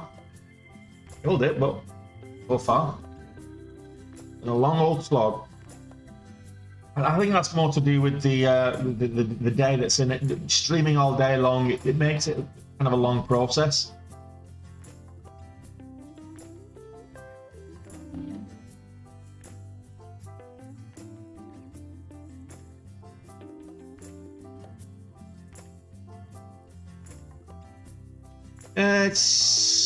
Let's have a look at it. Looks like it's curling up. It's curling up, all right.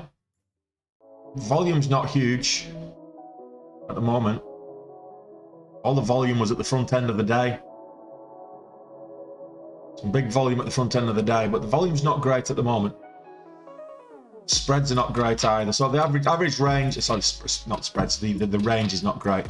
Average true range is like just over 2 cents. So 2.3 cents, 2.5 cents is the average true range. We've got a spread of cent. So yeah.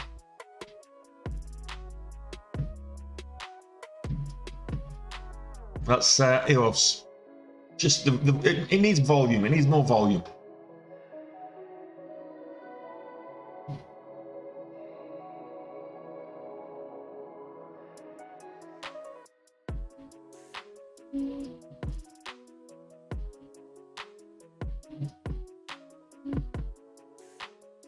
Guard force. We got it back up to.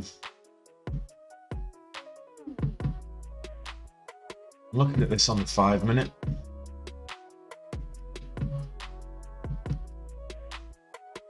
$27.85. Yeah, I think it's probably worth just waiting for the pullback. It's not looking great at the minute. And if you look at the volume came in here where I got in, and then certainly where I got out there, the volume was. Oh.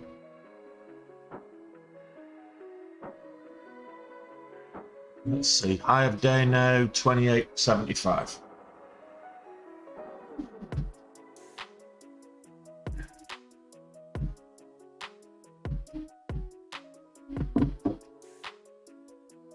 Trade on one. Good luck. I mean, let's look at it on the daily, okay? For a minute, okay? Look at it on the daily. It was down at like last week, down at like $4. So I traded this at $4. What? All these lines. Must have traded it before as well. 225 or whatever. It was down at $4 last week. It's had a couple of big days down and then a couple more big days. AI is a buzzing sector at the moment, so to short it right now, overnight, swing trading a short position, good luck. And I mean that sincerely. It's not something I'm planning on doing. But yeah, I hope that works out for you.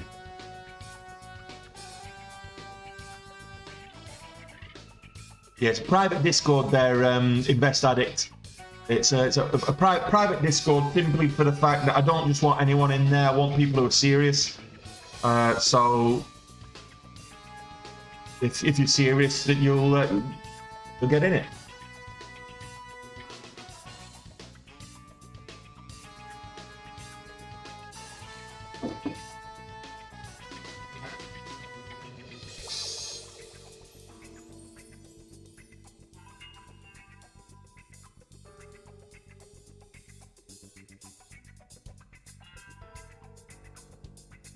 Breakout 2750.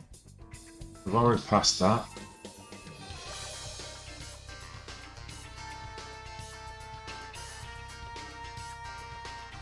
$28.79, so we're already over that.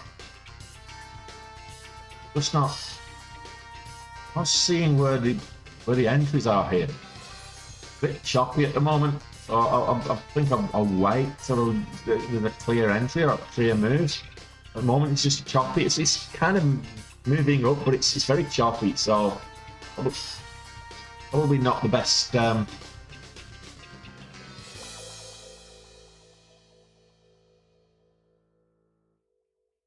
Look at what else is moving.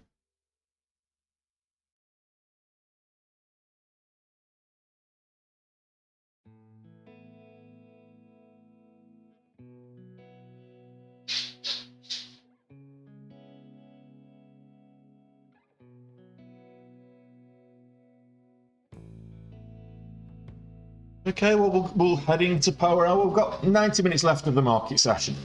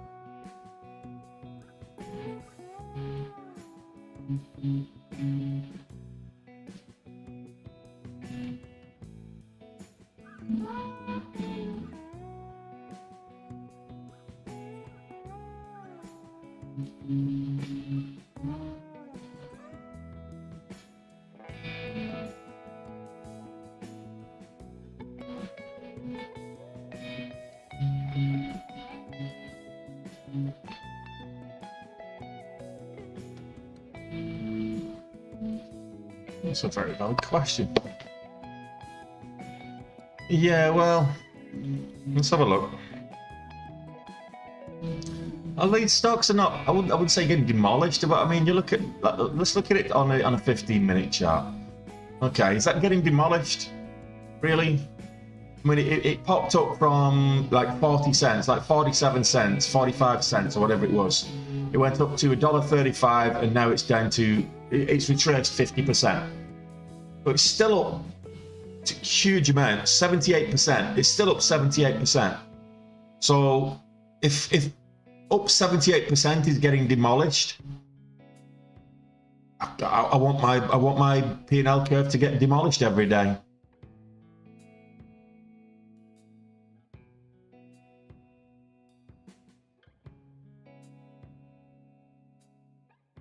I mean, it's all relative, you know. If in doubt, zoom out. The thing is with I mean, let's call it what it is. these stocks are garbage. But none of them are what you would want to be investing in long term. They're garbage stocks, but they're absolutely terrible companies. They really are. They're not making money. I mean, sales. Let's have a quick look at sales in terms of the fundamentals, shall we? And you'll see what I'm talking about. Okay, so just looking into Benzinga. So I'm not even going to go into the actual balance sheet of the company, but I'm just going to look at the core data in terms of the fundamentals. Okay, earnings, balance sheet, cash, total assets. So 22 million in cash, 22 million in assets. So that's a total of 44 million positive. Total liability, no long-term debt. That's not bad. Total liabilities of 400k. That's not bad actually at all. Positive balance sheet.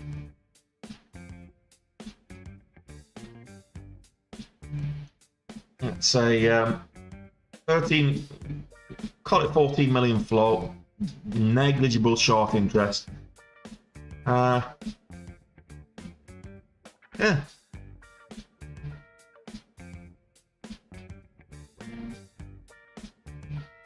So yeah, maybe this one could be one of the diamonds in the rough. I don't know, but most of them are garbage companies. Particularly in the bioscience sector, it's difficult to get a gem in the bioscience sector because one bad publication, one botched up clinical trial, one dodgy side effect from a drug, and the stock price tanks. One moment. Got a sneeze brewing. I hate when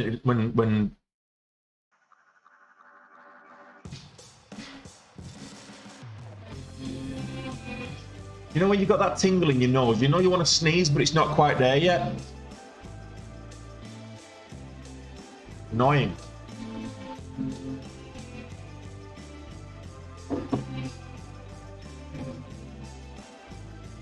DBGI, there's a blast from the past. American Gay and move to the upside.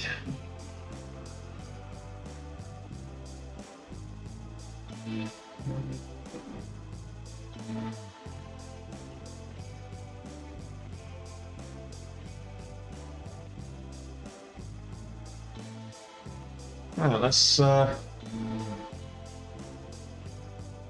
a quick look here.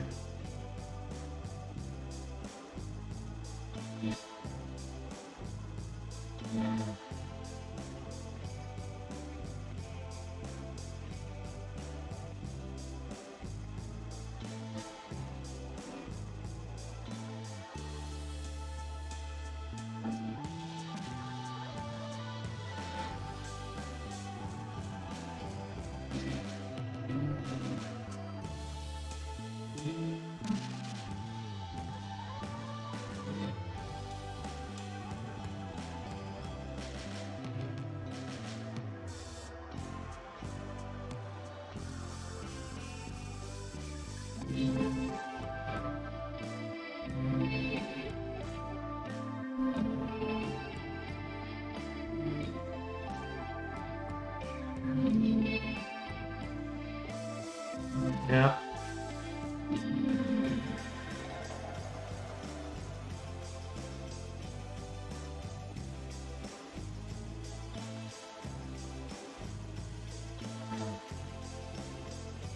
Yeah, it's a little penny stock. I thought it was done. NCMI. Yeah, that's done. That's done now. It peaked up at kind of 65 cents. Right, Spears. I don't trade these penny stocks for a number of reasons, but that peaked up at 65 cents. It's down below the VWAP now at 45 cents. So that's dropped in the last hour. It's dropped 20 cents, which for us, it's like 30%. This was over 200% up on the day at one stage, but it's dropped 30% of it from its highs in an hour. But it's done. But you know, good that you traded it and got in it at the right time. So well played.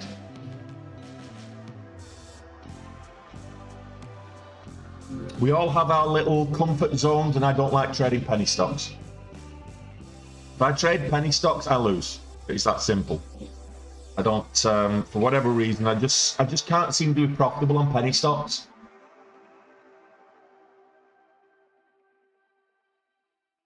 That's just me. So my strategy, whilst it will work on penny stocks, it doesn't work for me.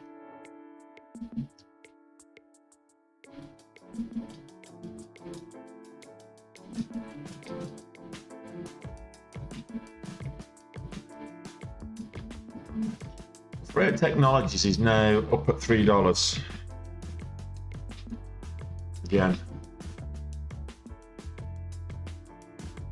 Yeah, just not got enough volume.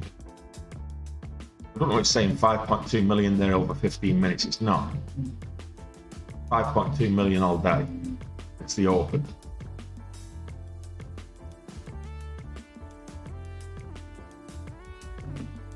Bullfrog. No, Bullfrog's not moving. I mean, it's on the scanners, and that's just it. We get to this time of day, and we're kind of struggling for movers right now, so keep that in mind.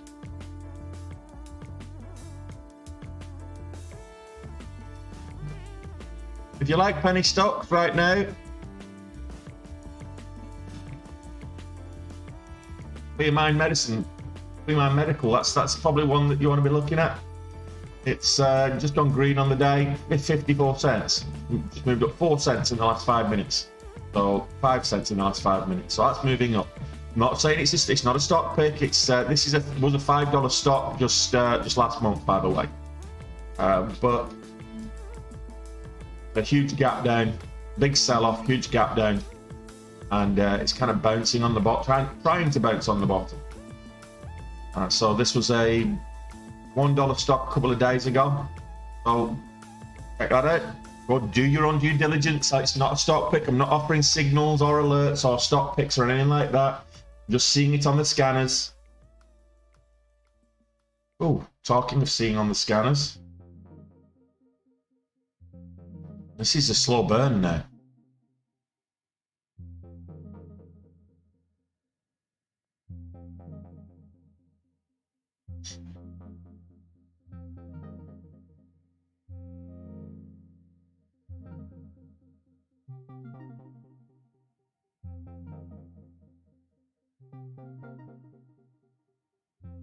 $28.85 is the high of day.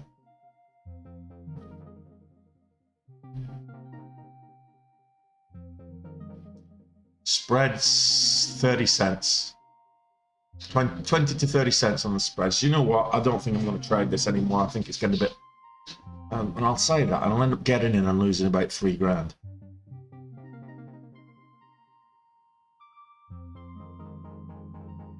Are you $30 down at the moment, Flip Jug? Oh, you could, it might do 30 in power hour. Yeah, it's got another dollar to do to get to 30. Halt level up is 31, so I don't think there's any worries there.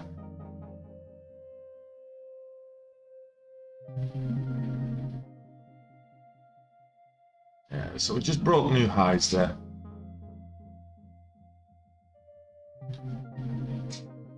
$28.85. It's been adhering to the EMAs there for quite some time.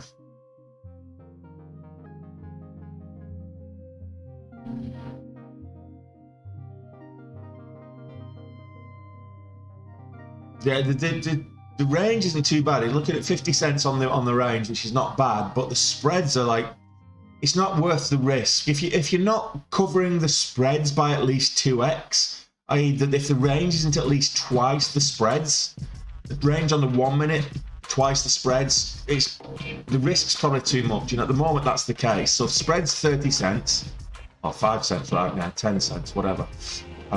Yeah, 30 cents. Spread's 30 cents, and the range is 50 cents. So it's not, or 53 cents. So we're getting there.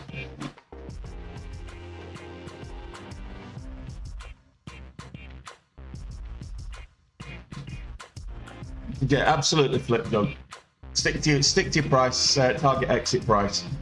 Where's my cup of tea?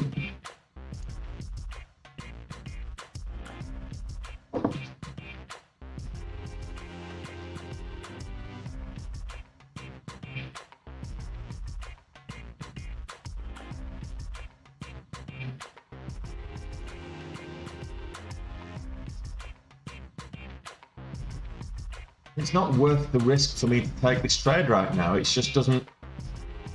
The velocity's not intact.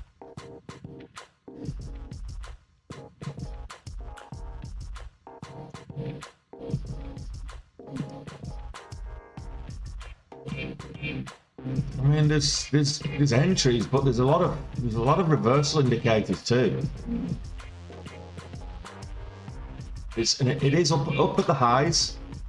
It's just broken a high and then pulled back from it. So maybe a nice dip buy maybe here.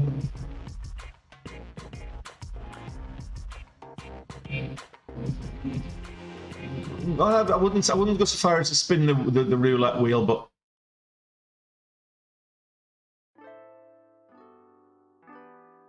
yeah, the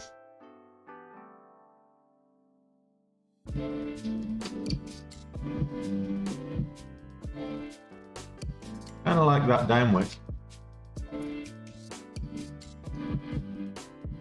Possible dip buy here at $28.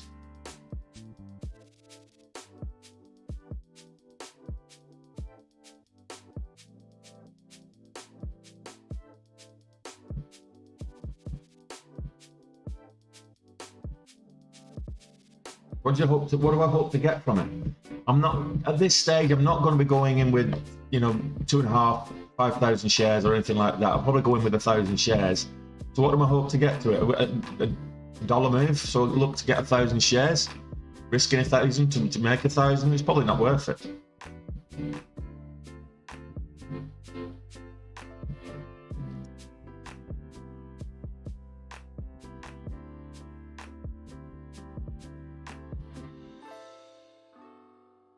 Huh?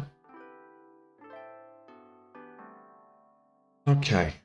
Why not percent change 1 minute instead of 1 hour? I'm sorry, Trade on One. I don't understand the question here. If I could run through the beta scanner settings, why not percent change 1 minute instead of 1 hour? I'm sorry. I don't get it. That will stop you trading. I'm sorry. I'm just not understanding the question. I want to rephrase it in a way that a beta is set on 1 hour. It's not. I've got multiple. My beta scanner. I've got the day. I've got the session. I've got the 60 minute. I've got 30 minute, 15 minute, and 5 minute. So that's what I've got for on the beta scanner. I can chop and change. No, see, the 1 minute is, for me, it's too noisy. From a scanner's point of view, it's too noisy. You get things popping up within the minute, don't sustain, and then pop back down again. So it's not, for me, it's not as useful. Something that pops up and it's at the top of something that pops up at the top of the 1 minute chart is probably going to pop up at the top of the 5 or the 15 because it's the percentage gain in that time frame. But the difference being is you can look at it and it won't just pop back off again. So it's going to sustain, and that's what you want. You want a reliable move that sustain. You don't just want something that pops up and then pops back down again. What's the point?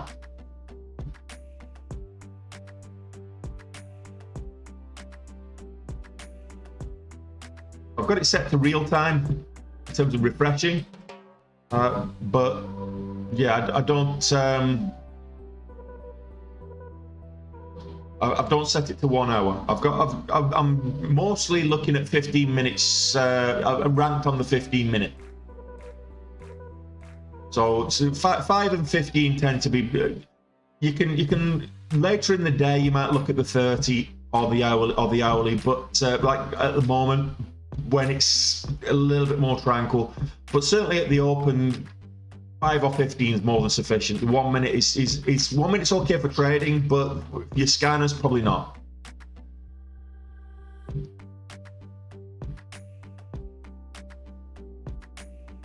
Well, then, what's the point, Super Chip? If what you're saying is most of the noise has happened before you've got there, you've missed it.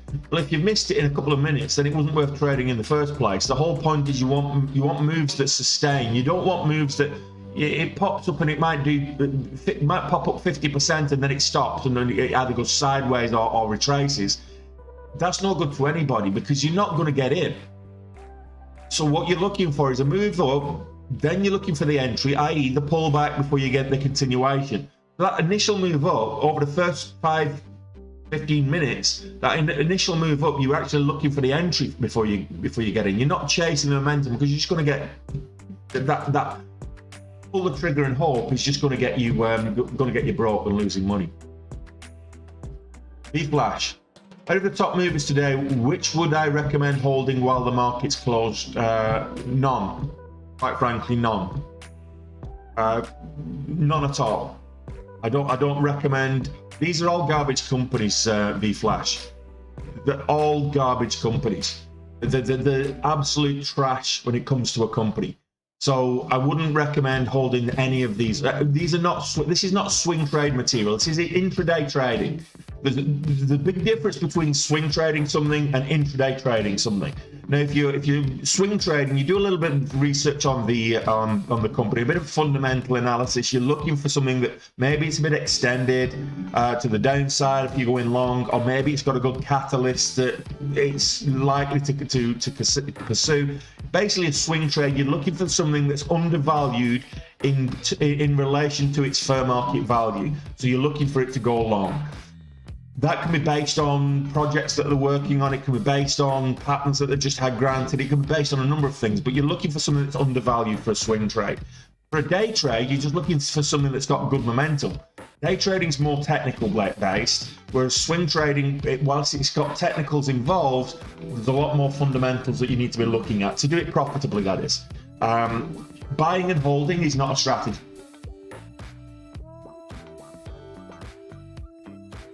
Most of the good intraday stuff is moving pre-market or at the open. Yeah and no. If it's a strong move, it will sustain. We've been struggling with some of the strong moves because the gap and go has just not been there over the last while. So yeah.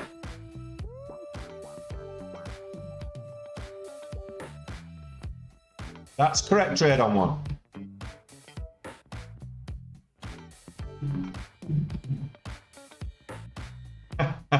You must have missed that one, Captain.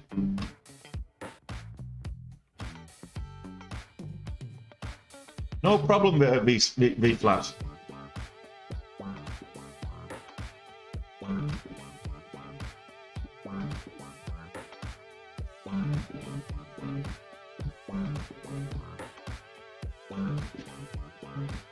Especially if you're looking for the open. What you're looking at the open is so going back to what Super Chip's saying is doing your research the night before. I used to do this when I first started trading. I used to spend an hour or two in the evening after the market's closed trying to research what I thought may be moving the day after. And I'll say 80% of the time, what I put on my watch list the night before wasn't a mover. It didn't do anything the following day. So I found that I was wasting my time in the evenings the night before doing all this research. It's great if you're doing swing trading and you're looking for something to trade more longer term, but I just found it was a waste of time. And the best thing you can do is get yourself a good scanner. We're just breaking highs now on Guard Force. Get yourself a good scanner. So you're scanning pre-market for news stocks that are moving up pre-market, the gapping up pre-market. They've got a good news catalyst, so it might be FDA approval of a drug that they've got, or good clinical trials within the bioscience sector. Engineering, it might be a patent granted. It might be a new contract one for a software company or whatever it is. If it's got a good news catalyst and the market's reacting well to it, that's what you put on your watch list. it needs to have good volume, and it needs to have trending upwards, and then you watch for how it reacts at the open. And if it moves up at the open, you watch the pre-market highs. If it breaks the pre-market highs at the open, it's usually good for a gap and go, and that's usually a good time to enter and take profits as it makes new highs on the day. So what's moving today isn't an indicator of what's potentially going to move tomorrow. Just saying. I don't do copy trades. If you're looking for shortcuts, V-Flash, I'm sorry, I'm not throwing shade in your direction, but this is for anybody out there that's coming here looking for shortcuts to profitability. You're going to lose money. If you're looking to copy trades, it does not work. Okay? If you're looking for signals to buy, you're going to lose money. If you're looking to copy trades, you're going to lose money. There's no shortcuts to trading. You have to learn how to trade. You have to learn how to identify the entries and exits for yourself. You can watch what I'm trading, but you're going to have to learn how to do the entries and exits. You're going to have to manage your risk accordingly, because my appetite for risk is probably going to be different to yours, and likelihood different to somebody else's. So I advise anybody, don't pay for an automated trading bot to automate your trades. It will lose you money. Don't pay for any Telegram or WhatsApp servers to copy someone's trades or signals. It's going to cost you money. It's going to lose you money. If you've got money to burn, rather than paying a subscription for a WhatsApp group or a Telegram group and the signals and copy trades and everything else, spend it on an education. Spend it on a decent course and learn about trading, learn a strategy, and then practice in a simulator. Once you've got it down pat in a simulator, start small. If you can be profitable in a simulator, then you need to introduce the emotional element to it. So start small. Don't jump in with both feet and you put the wife's the daughter's college fund on the line or whatever, or the next month's mortgage payments or whatever it is. Just trade small to start off with, and it'll introduce a bit of emotion, and then you'll get used to that, and then start scaling up as you get profitable. First and foremost, if you can't be profitable in a simulator, you're not going to be profitable when there's emotion on the line. You're not going to be profitable in a real account. Where would you learn trading? You come to the right place. Anybody in the chat want to tell him where to learn trading?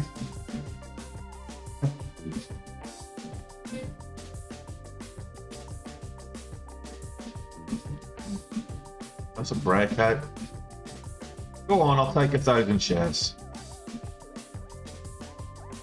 Will I get filled? Yes. $30. I'm 30.15. Let's see, can we get 33?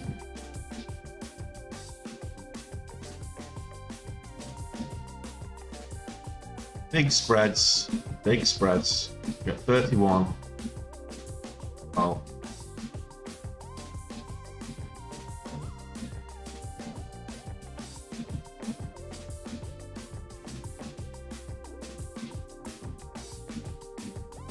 Went without me.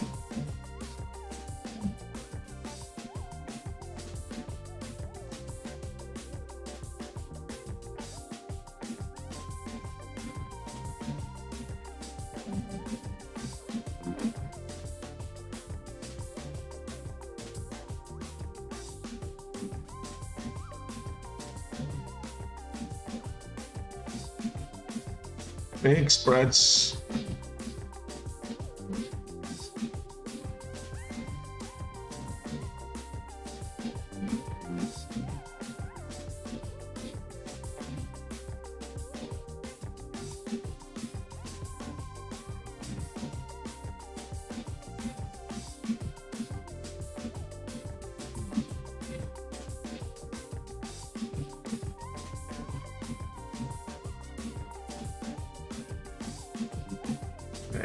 Look, we gave a little bit back.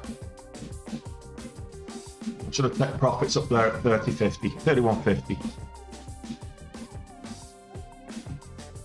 No, that's okay. No,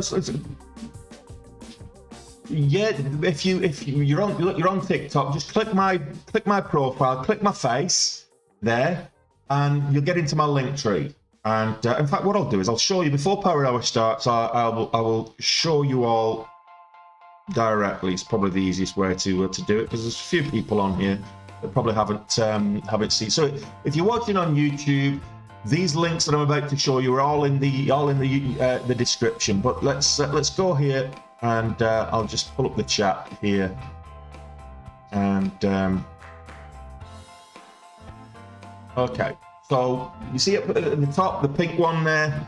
So this is my link tree. So if you click on my profile on TikTok or Instagram or wherever, there's a link that says Linktree TikTok Trader. If you're watching on Twitch, it's the link that's posted up in the top left, and it brings you to this link tree here. It's called Linktree/TikTok Trader, which is me. Okay, I started this social media journey on TikTok, and it's just grown from there. Okay, you've got all my socials. You contact me directly if you want to. Email, Facebook, Twitter, Instagram, Twitch, YouTube, TikTok, etc., etc. If you want to learn how to trade, this is where I would point you to. So it's Day Trade with Tony. You guys asked for this. You guys asked me to teach you, so I put this together based on mentoring. With this as well, you get mentorship from myself. You get access to the private Discord, which I'm in every single day. And this is the full course. You can check it out. It's full syllabus. There's like over 20 hours of lecture material here to teach you about trading. No guarantees of profitability. That's all down to you. Okay, you have to be the one that executes against the strategy. You have to be the one that's disciplined.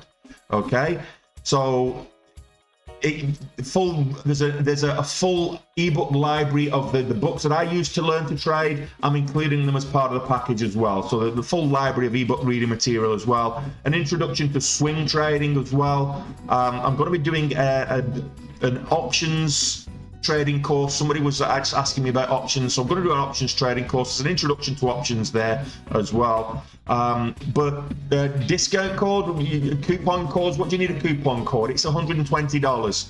If you can't afford $120, then perhaps day trading isn't for you anyway. It's not geared towards you. Okay, so I'm not trying to be pernickety or anything like that, but if you can't afford $120, then you're not going to be able to afford to day trade. It's that simple. So it's $120. It's next to nothing, plus $120 plus tax. I know it says 146, but based in Ireland, the tax that gets added onto it, geographically speaking, you might be able to get it cheaper if you use a VPN. I don't know. It might come up as cheaper if you use a VPN based on geographic tax codes, whatever. I was thinking of putting a package together where you get Benzinga thrown in and a simulator thrown in. If that's of interest, let me know and I'll put that package together for you. It'll be more expensive, but I'd probably be able to negotiate discounts for Benzinga and a simulator package. But you can use TradingView as a simulator. Now, whilst I'm here, the stocks, how I find stocks to trade, Benzinga. So what is Benzinga? Okay, Benzinga. This is Benzinga. This is every single day. I've got this open. This is Benzinga. It's great. This is what tells me what's moving, how much it's moving, why it's moving, etc. I'm waiting for. I'm just watching this for the break of 31 actually, because it's looking like it's going to go. It's coiling right under 31. This is Benzinga. I'll come back to this in a second. So let's go back to the actual trading, because I'll come back to that a little bit later.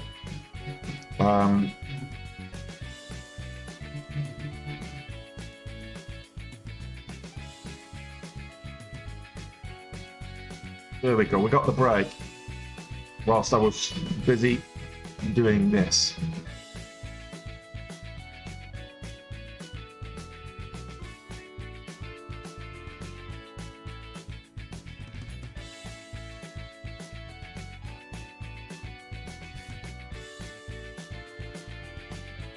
I got the break of 31 and it's pulling back.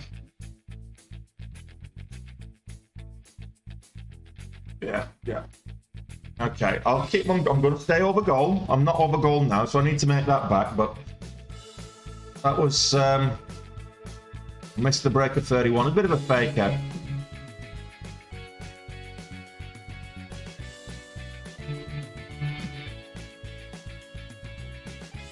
So you need to learn more on when and how to buy on breakout. So do I, by the looks of that last entry. So I got in for the break of 31 and looking for the move up, and I got faked out. Now there's nothing saying that this won't come good, but I got faked out on that one.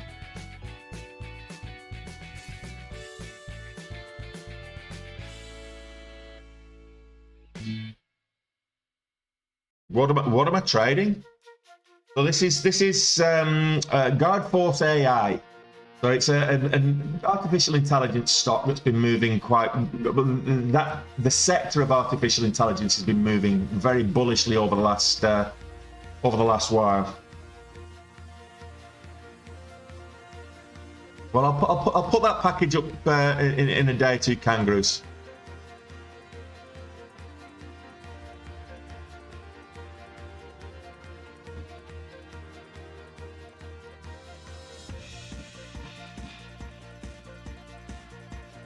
Yeah, well, it is what it is. 30.50, and I will back over the $0.50. I might be interested, but look, when it's extended like this, it's the back end of the day, it's the back end of the move. You're always prone to fakeouts, and which is why I say look for the higher time frame. I probably still would have got faked out on the 2 minute, not quite on the 1 minute. I've been looking for a new high of day, but. No, it's hard to borrow, Jug. It's hard to borrow. I mean, you could pay to locate. I think it's about $1 a share to locate it. No, I don't think it's going to rip down that hard, but it's about $1 a share. What was the previous resistance level was 28.85, so 29. It might come all the way back down to 29, maybe 29. Look at here. Yeah, so 29.80 maybe, or it moves back up. 30.50 is when I'm interested.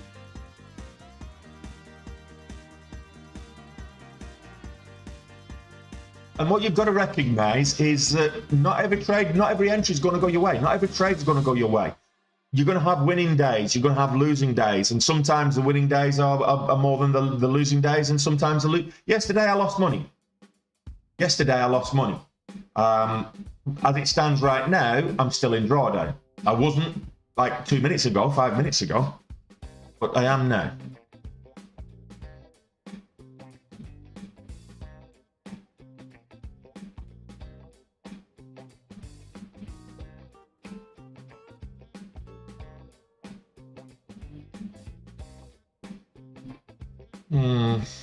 I'm not comfortable with an entry here.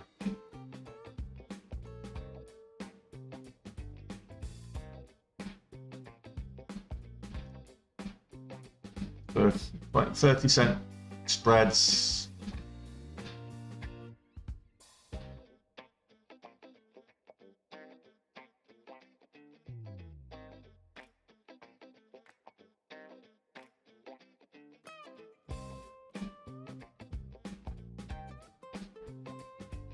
This one on the 2 is 63.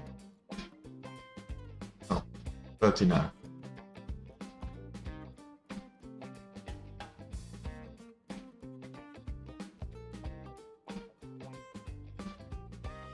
So I'm caught between the spreads right now.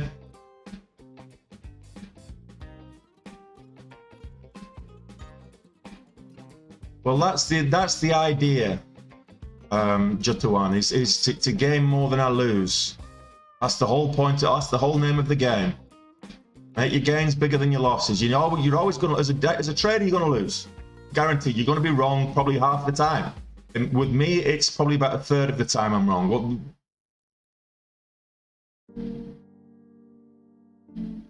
So have I got faked out again on this breakout? That's the question. Can we get back up and test 31?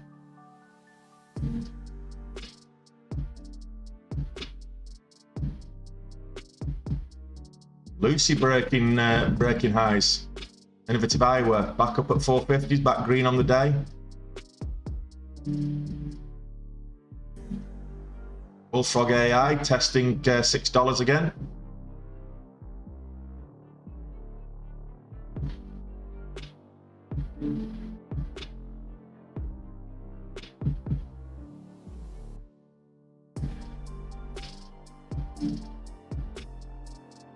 $0.73 on the range. I'm down 10 on the ask.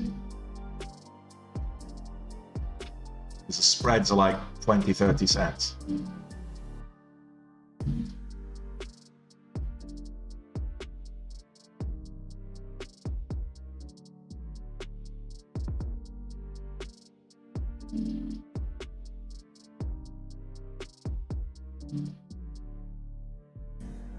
Back between the spreads for the moment then.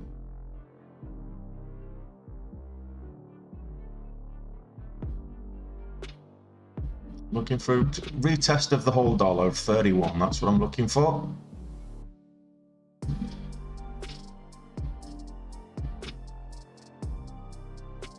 Struggling up at 55. No big seller wall or anything. Volume's a bit lower.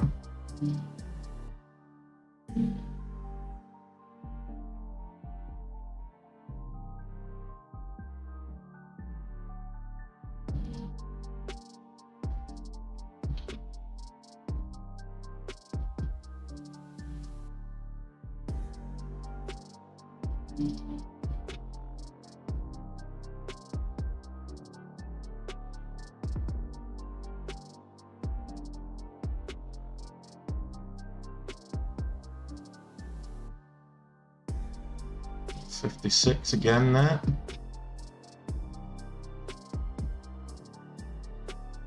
See this above 75 at least, and that'll be an indication of a bullish intent.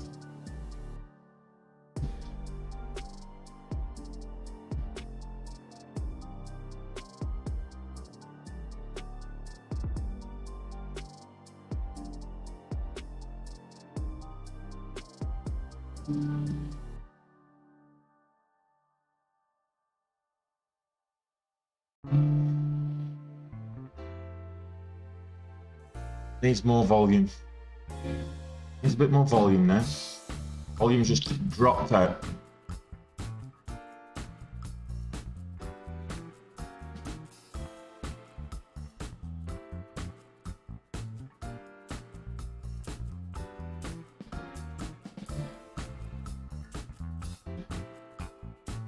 What's going on there?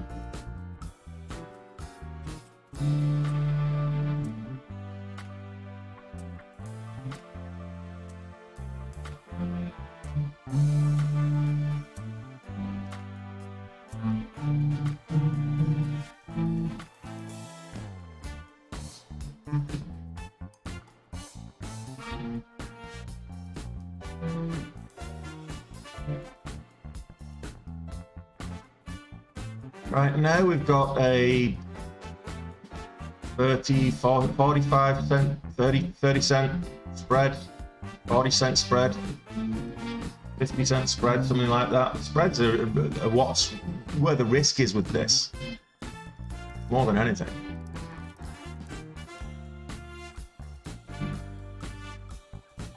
Yeah, this could flush down.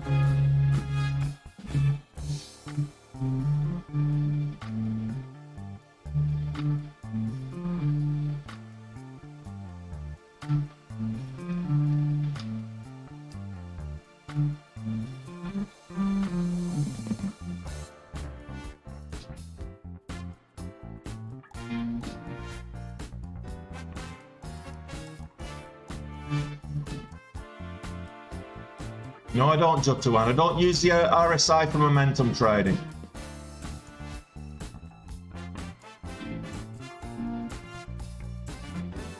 So,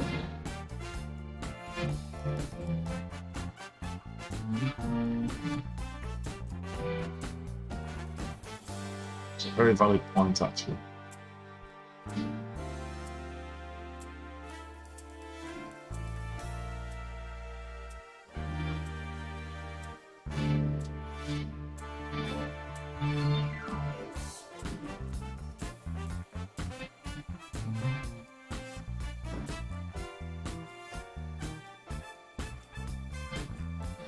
Very valid point, Flip Jug.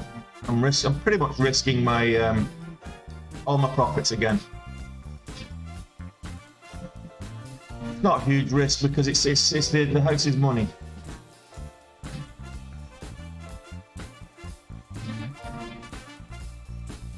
There we go, got stop time. So I'm green, I'm staying green.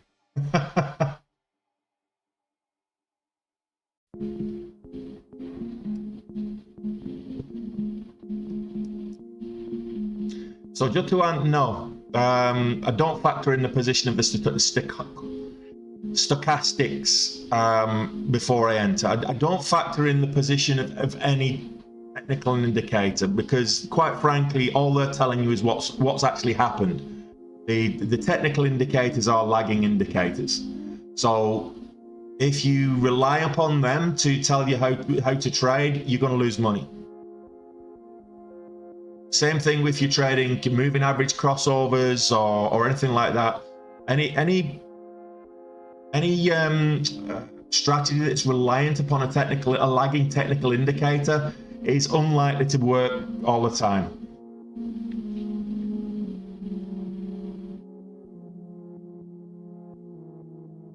Good. Well, there you go, Flip Jug. And I've just given back 100% of, well, pretty much 100% of my. Again, still don't think it was the wrong idea. I've just got back in. What did I do that for? I didn't want to do that. I was waiting for the break of this level, the $0.50. Well, if we get over the $0.50, we've got a double bottom there. Let's see. This may or may not work.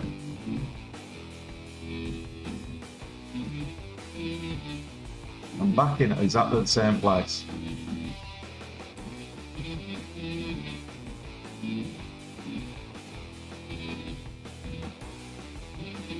No, indicators alone are not good for day trading. You don't want to be reliant on any single one indicator.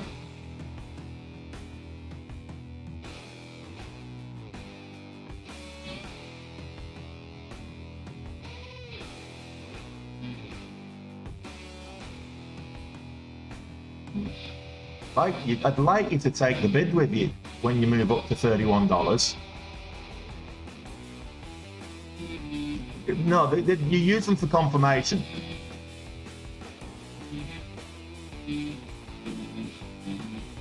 Indicators are there for confirmation. You might want to use them for, you know, targets or you know, support resistance areas, that kind of thing.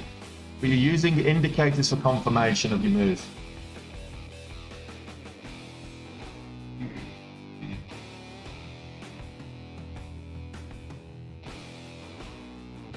This could go very wrong right now.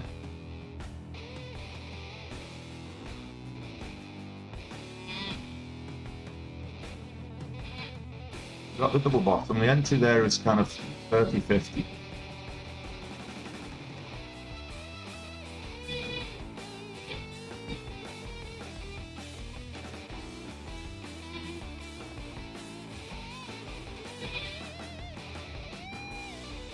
Yeah, it's I wouldn't say scaring me, but it's annoying me.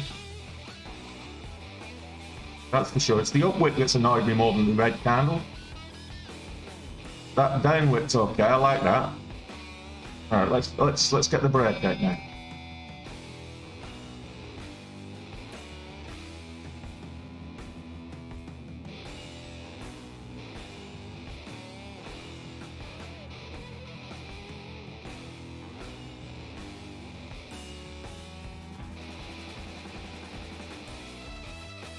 Looking for 31. That's the whole dollar on the bid. That'll do me.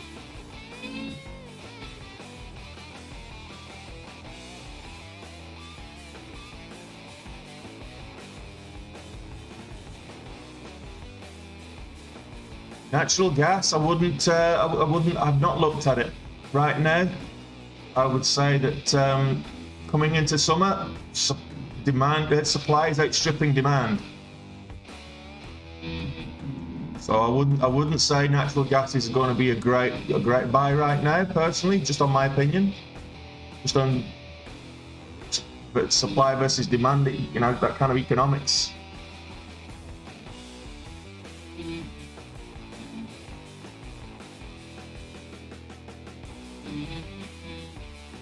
This is looking incredibly weak right now. Although that descending wedge into a flat bottom is never. Here's your flat bottom at the $0.50-ish, and here's your descending wedge.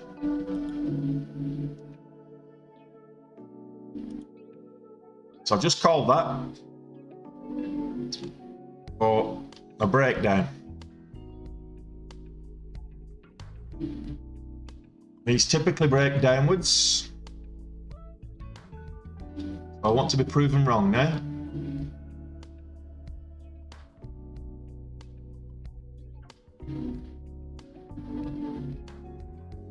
Level 2 is not that stacked. It's just the spreads are like 20-25 cents at the moment. There's a drop between 320 to 307 to 305, so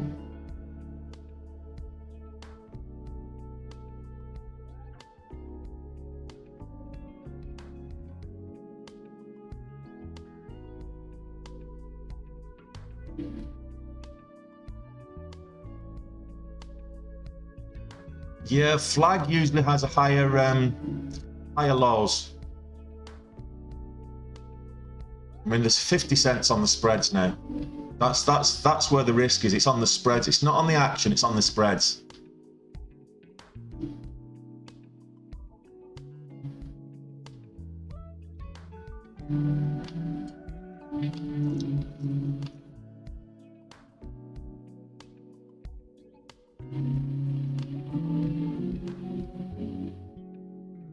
The volume's dried up.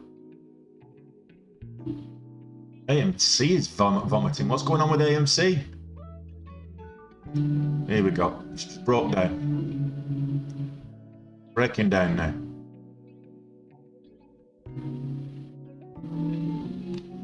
This is a classic case of get green, stay green. Once you're at goal, get out. Stop going back and getting greedy. This is 2 days in a row I've done this. 9 grand up I was an hour ago.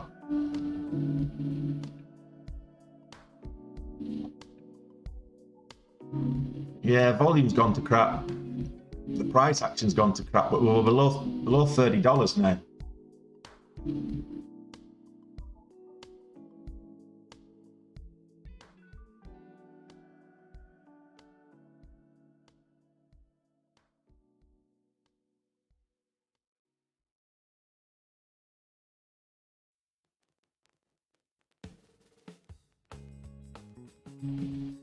It's the 40-cent spreads that are, that's where the risk is here.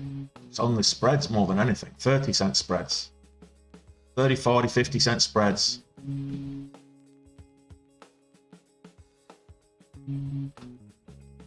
No, there's not a lot going through. The level 2's not moving. The time and sales ticker's not moving. The volume's just dead at the moment. It's dead in the water. 10,000 shares on this this candle.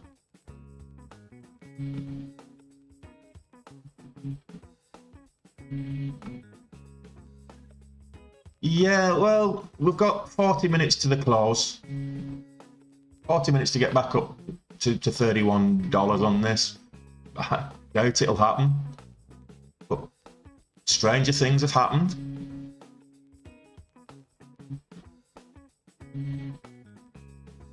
I hope you're wrong. Nice to test the high of day. Back up to 44, 30, 44 on the ask.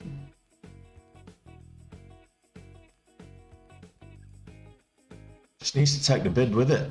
Narrow the spreads and then a bit of bullish volume would be nice.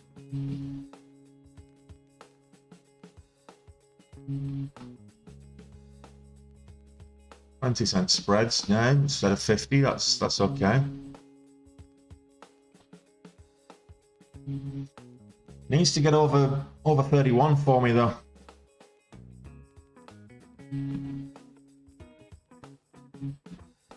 Spreads caught between them now. Can we get a new high of day on this? Can we go over 31 at least on the bid? Got 77 on the ask then. 31 on the ask. Can we get 31 on the bid? We're at 31, 31. Who's going to give me 31? We're over at 31.30 on the ask. Come on. We're up to 31.50 almost on the ask. There we go. There we go. There we go. That's wrong.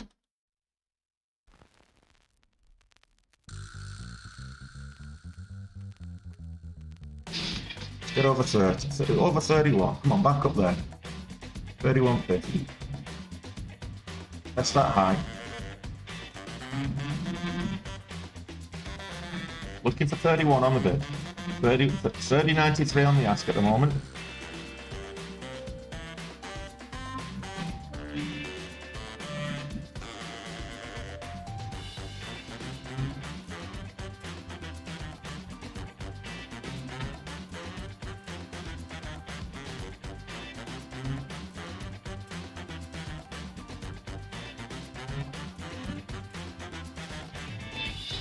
Oh, you're messing with me. Teasing me.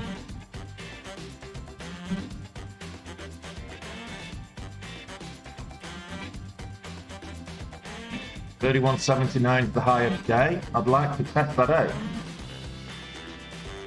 I'll settle for 31 on the bid. Keep teasing me here.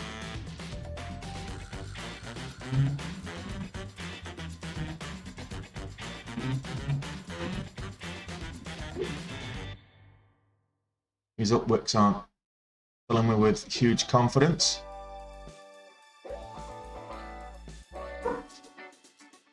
$31 on the ask again.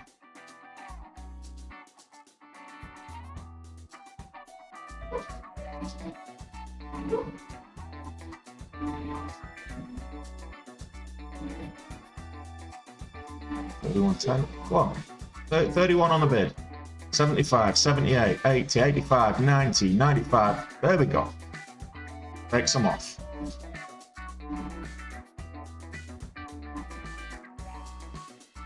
And some more. 32. I'll take that off. There we go. Back over goal. Oh, feel like I've been violated. I'm a lucky man. I'm a lucky man, Jutawan. I'm a lucky man. It's all luck. Do you know, the longer I've been doing this, the luckier I've been getting as well. Funny that.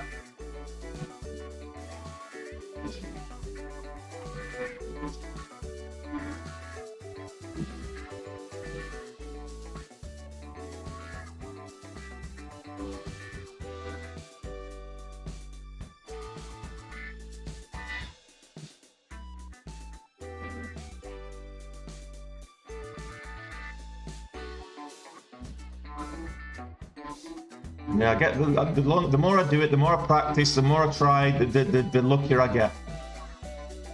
For sure.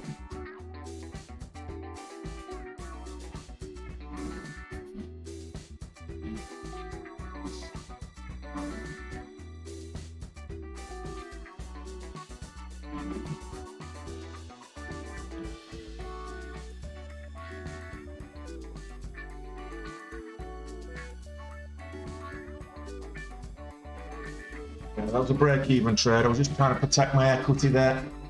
Get it stopping quick. Or it pulled back, rejected at 33.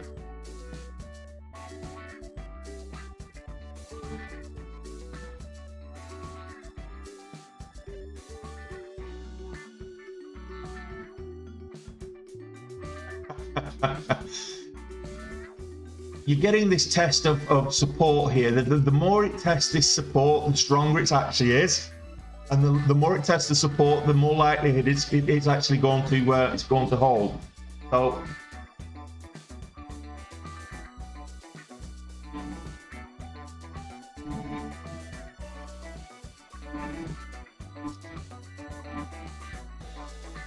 Well done. Well done.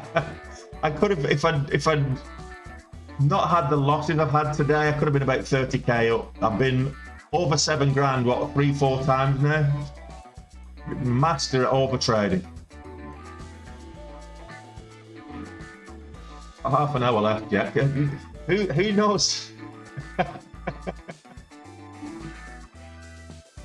Get to goal, screw it up, and get to goal again. Absolutely, Alistair. This is how not to do it. Don't do as I do. Do as I say.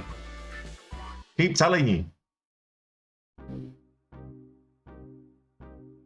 That doji though there is usually a sign of indifference, a sign of a change in sentiment. So over 33 now.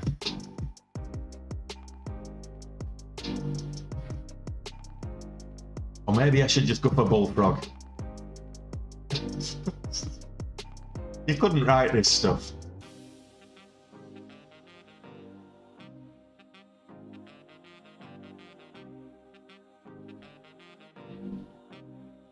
The spreads, if you watch the ask, it's like fluctuating 10 cents. The spreads are fluctuating 40. Right. 30 cents on the spreads, down to 8.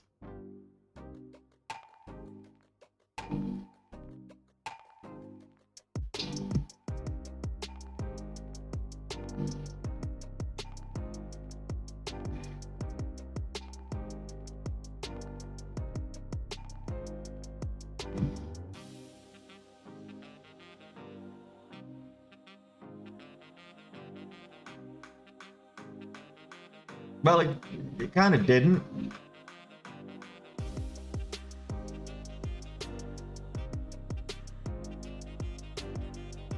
I mean, the 9 EMA tracked the price action for the last couple of hours. Funny that.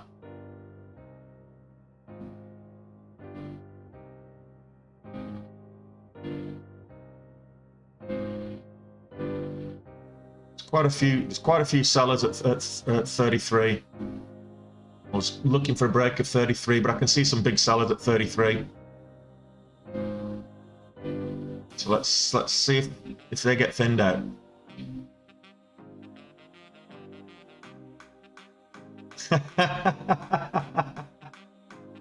Hey, Captain. Yeah, absolutely. You're absolutely right. I should just lock it, and there you go. We're over 33 now.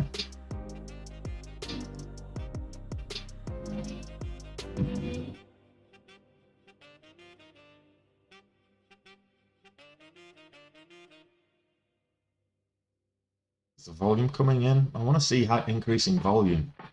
The volume down here is lower, but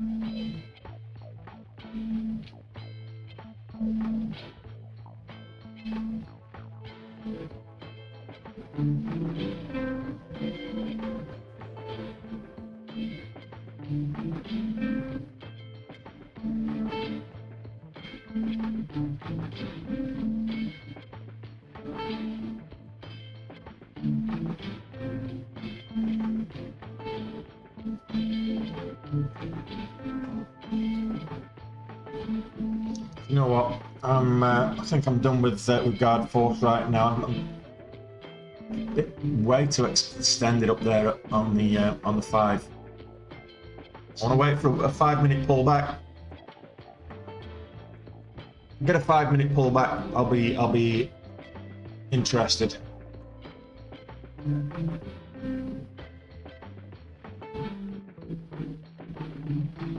Just feels a bit extended right now on the 5.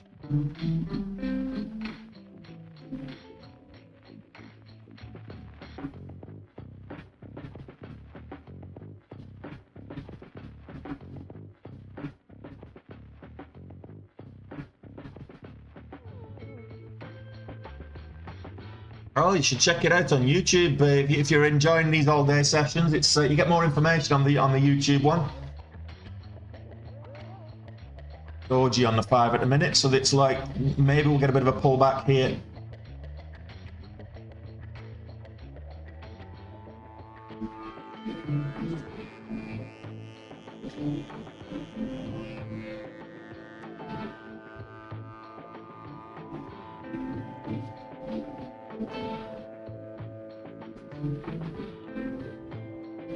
$32 is kind of what I'm looking for.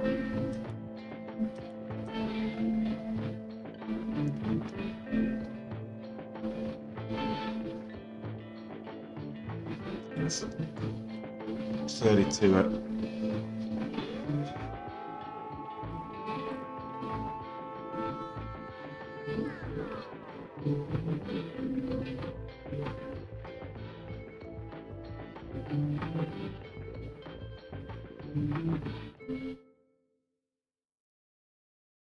oh, forgot. Real Madrid are about to back for Chelsea. This is getting way too extended now. Looking for an entry here is just... Right now, it's just hit and hope. If I take an entry here, it's just hit and hope.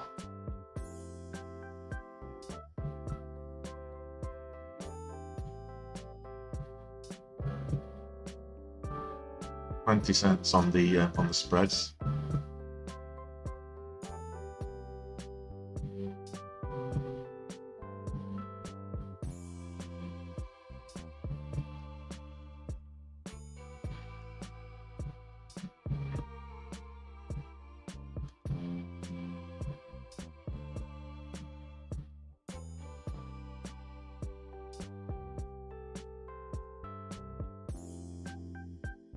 A bit big there, Tony.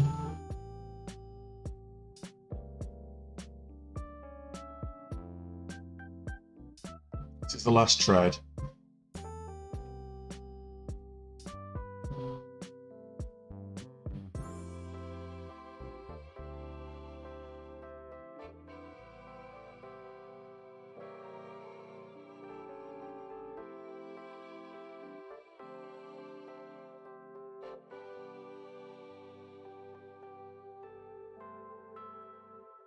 Ah, no, I don't want that.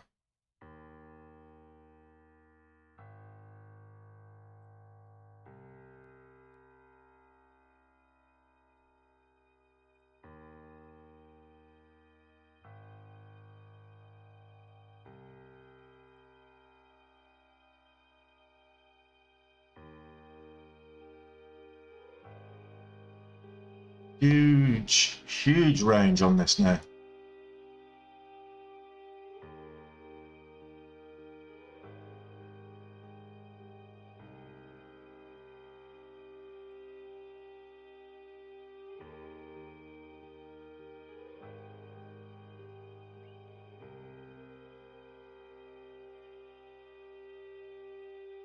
It's funny how the bid's moving without the ask.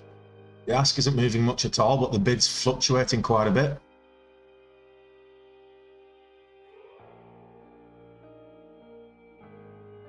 You said we will get $30 on this. How much is it up today? 106%.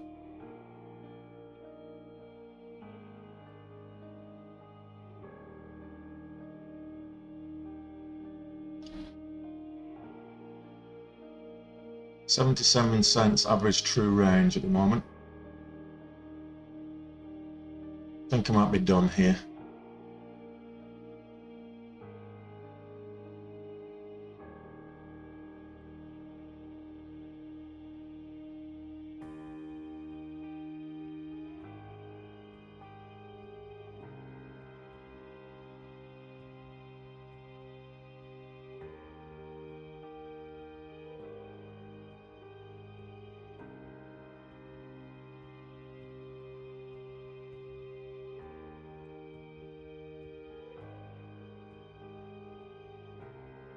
I'll let that stop me out.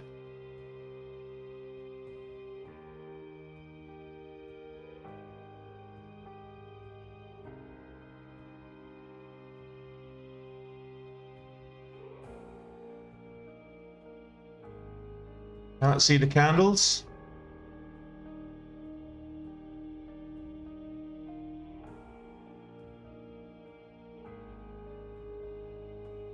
I don't follow my trade with confidence, Jutuan. What do you want to mean? Follow my trade with confidence. I'm the one taking the trade, and I'm not confident they're going to go my way. Well, actually, that's not strictly true. Most of the time, they do go my way.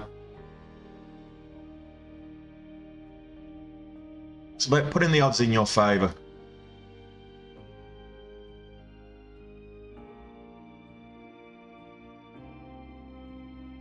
Five-minute lower low. Looks like this is done.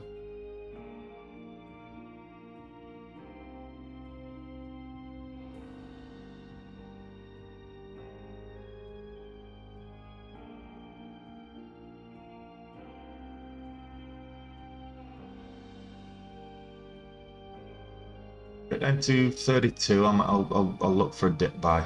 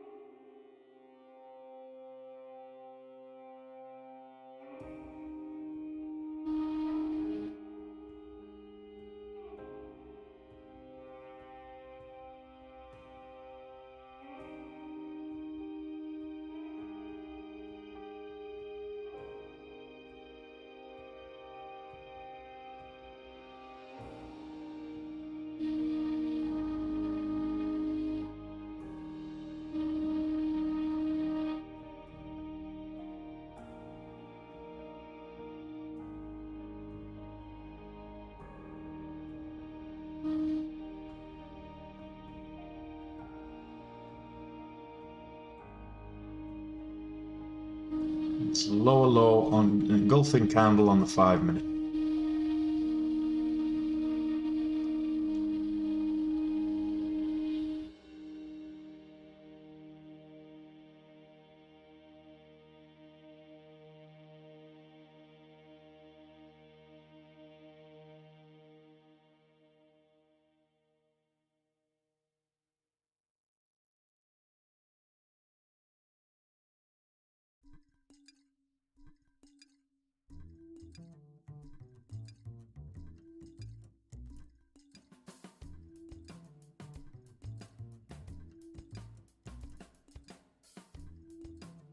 Range on it is mad.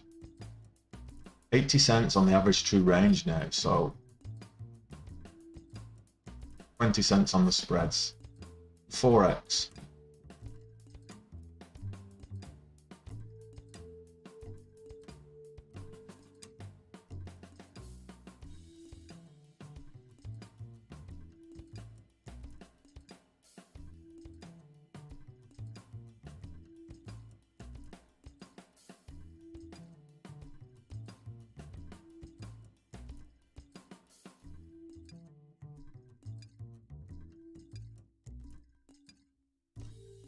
IDAI moving up, not on great volume. So Bullfrog and Guard Force are the two big movers today.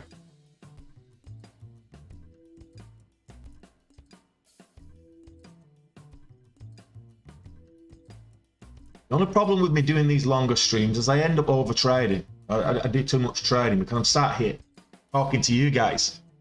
It's all your fault. Any green day is a good day.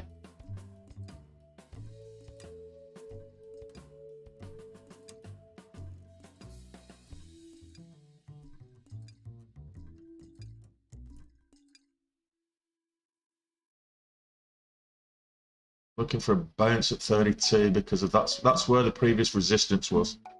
So looking for a bounce at 32.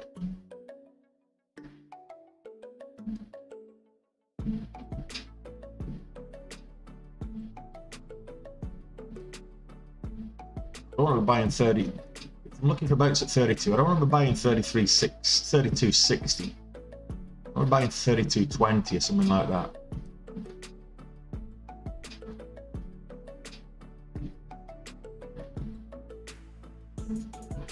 $32.10 is the low of this swing low. 32, no, right, we're on 32.50, so that we're not getting a bounce.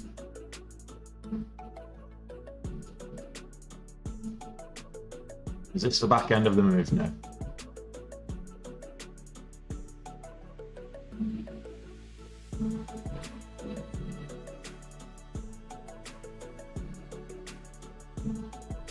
I have this is 66.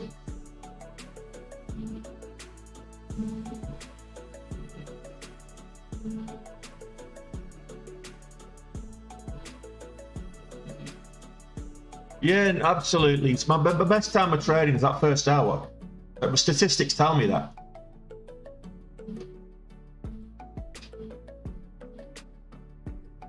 Unless there's a good mover during the day, which is kind of a rarity.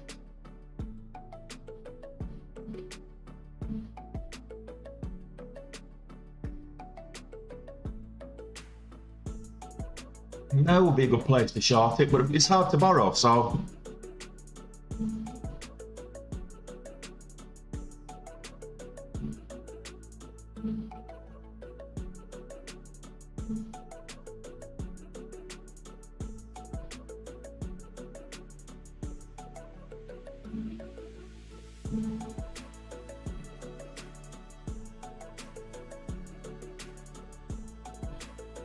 So 33.07 in 5 minutes.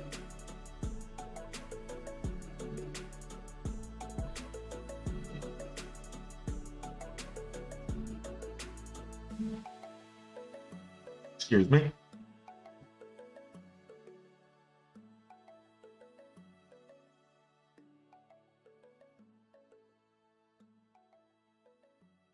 Look, I tend to trade less in the middle of the day as well. Trade less, trade worse, and it's down to opportunities. If the opportunity's there, I can trade them, but very often with the lower volume, the opportunities just aren't there during the day.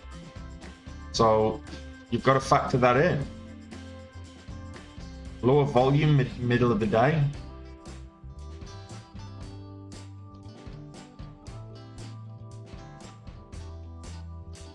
20-cent spreads.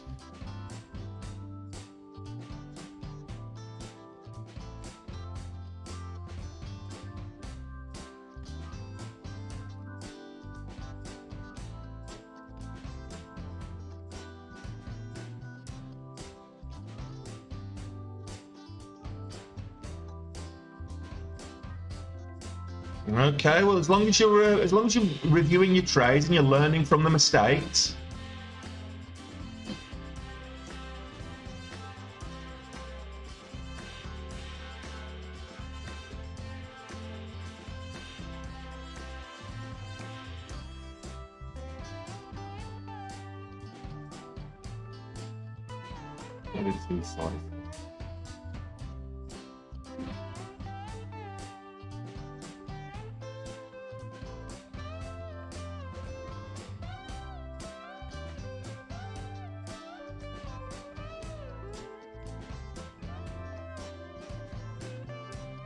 It looks like we might be done here. 5 minutes left. Have we got any earnings this evening? Let's have a quick look at the earnings calendar.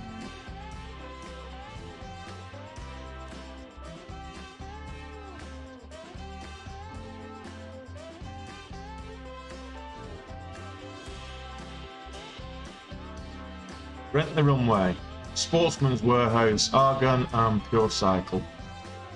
Yeah, probably not something I'm going to be trading any of those.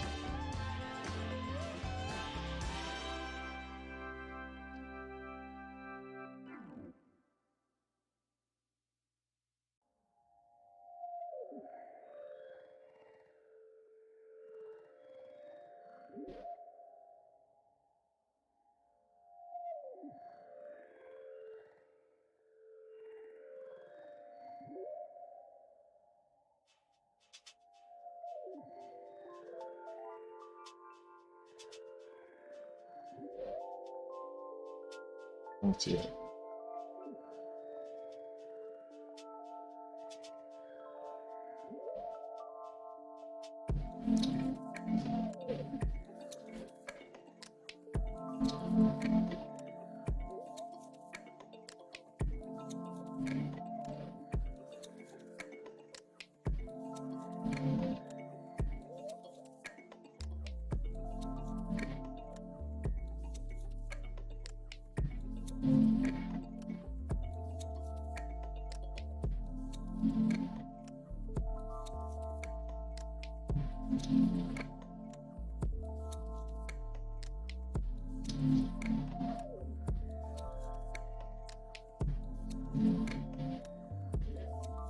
Kind of just waiting here now.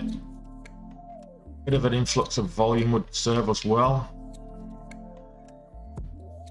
And at this, I think we might get a bit of support there, but it's not. It's 50, half dollar, give or take. Also, resistance here. Now we're looking at 32.50. We've got this little range here before it starts getting bullish again.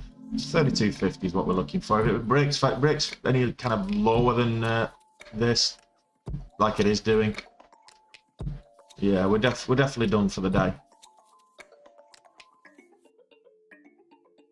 It doesn't look like it's coming back.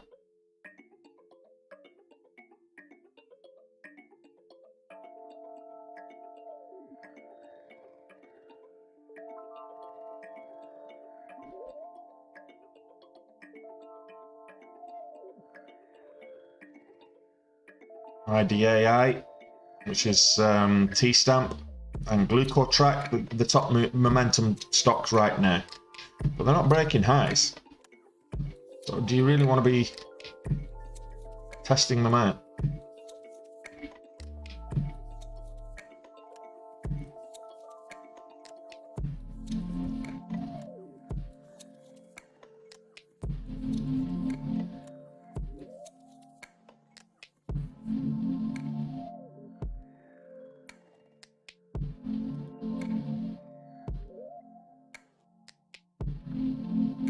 Yeah, that's done.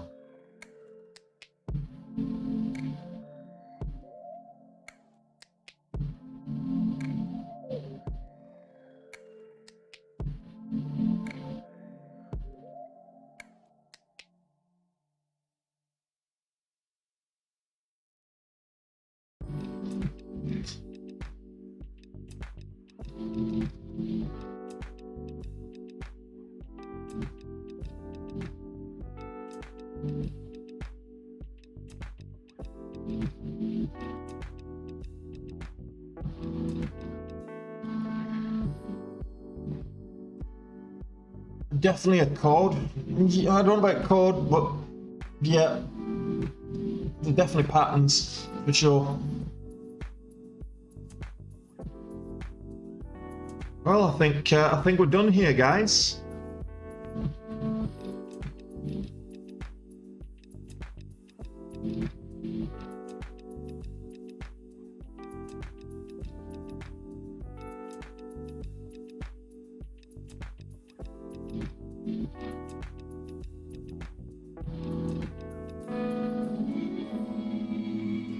Minutes to go. I don't think we're coming back in 10 minutes. But another good solid green day. Oh, after charges, I've probably racked up the commissions and charges, but we'll see.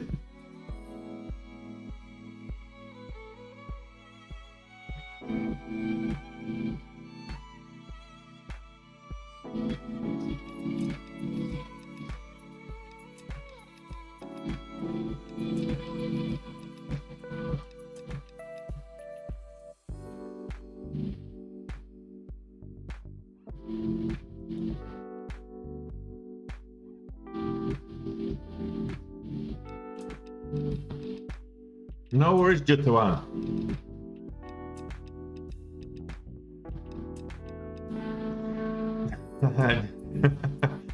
Bag holders. If you're holding bags, you've no one to blame but yourself. And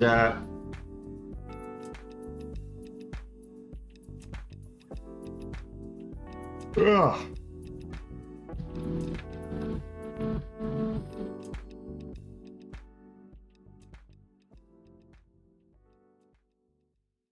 I think we're done for the day, guys. We're coming up to the close.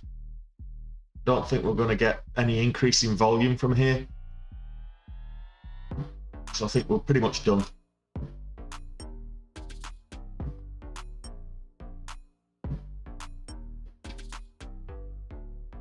Well, I got green, stayed green. But I left it the second time I got to 9 grand.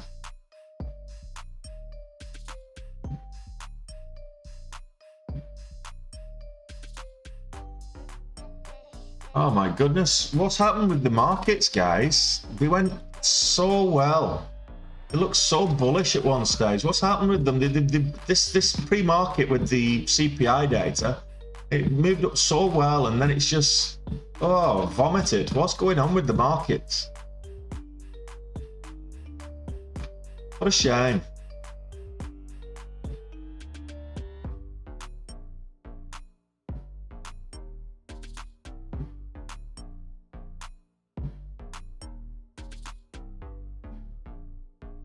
Oh, may as well watch for the final 5 minutes.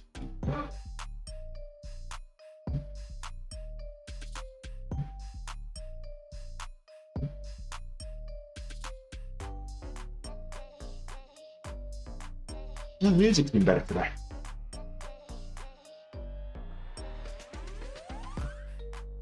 Well, I think I'm going to wrap it up, guys. Oh, right, okay. Yeah, so who was it that was talking about learning to trade earlier? Let's go back to I think we're pretty much done here, so let's go back to the laptop. So we were talking about Benzinga, okay?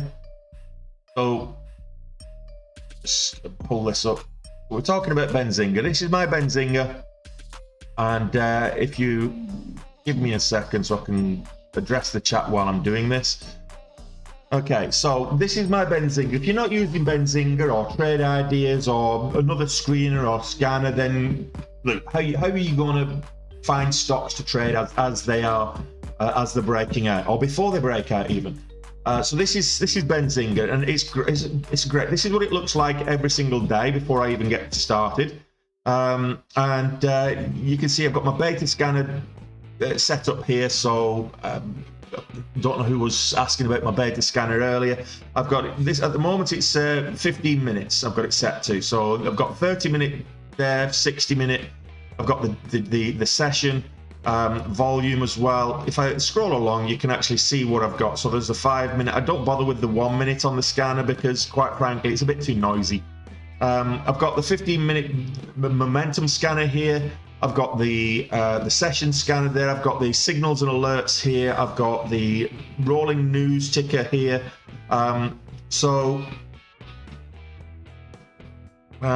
yeah, and yeah, just check out Benzinga. This is Benzinga. It's what I use every single day for finding stocks to trade. If I look at where we're actually at the moment with the after today. So we're looking at 4,200. We're on the gross so we're 32,000, 32,500. Add the 4,200. That takes just about, what's that? 37,000 for the month. Where's the drawdown? Here we go. So we ended up yesterday with, we're not covered. We're still going to be in drawdown. Okay, so we need to cover the drawdown. We've got 5,800 drawdown from yesterday. Great equity curve up until yesterday. Then we had our first red day of the month. Go back to the calendar here. You can see what I'm talking about. First red day of the month yesterday. So back on green, and that's what's important. Any green's good green. Okay, so I think I'm done here, and I will call it a day. And we'll come back and do it again tomorrow. So if you wanted to know Benzinga and all that kind of stuff, then just check out the link in my profile, or the links in the description if you're watching on YouTube. It is pretty much as is. All right, okay, so I'm still on goal. I'm way ahead of goal. Way ahead of goal. I'm about a month ahead. Across the board. Why are you moving up so well?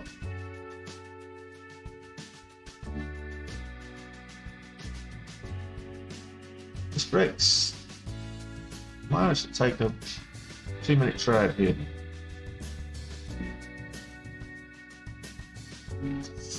Too risky because the spreads are just going to die off. Spreads are just going to widen. I was thinking maybe if it holds above 232, but watch the spreads as this closes in 90 seconds. If this closes, watch the spread widen even further. At the moment, the spreads are 50 cents. No, it's not really. It went up to 280. It's now down at 270 again, just to one. So, or maybe you're seeing the you're seeing the delayed, slightly delayed stream. So, okay. So last minute of the regular session, and we're done for the day, guys. Yeah, I could still trade after hours. Absolutely, I could, but I'm not going to. I mean, perfect example of this right now is Guard Force is currently, the spreads are 30 cents. 30 cents on the spreads. Watch the spreads widen when the volume drops out to after hours. You'll see the spreads widen, the volume just dies, and so we've got.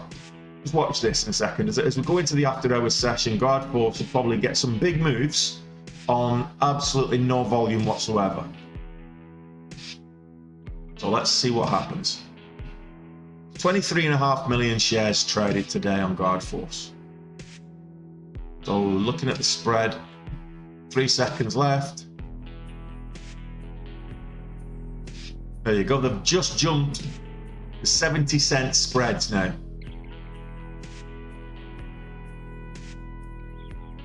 And there's no volume. Nobody will be trading this now. So the spread overtook the range. We had an ATR of 64 cents, and the spreads went to 70 cents. So just think about that for a second, guys. We're still getting some volume in. 7,000 shares.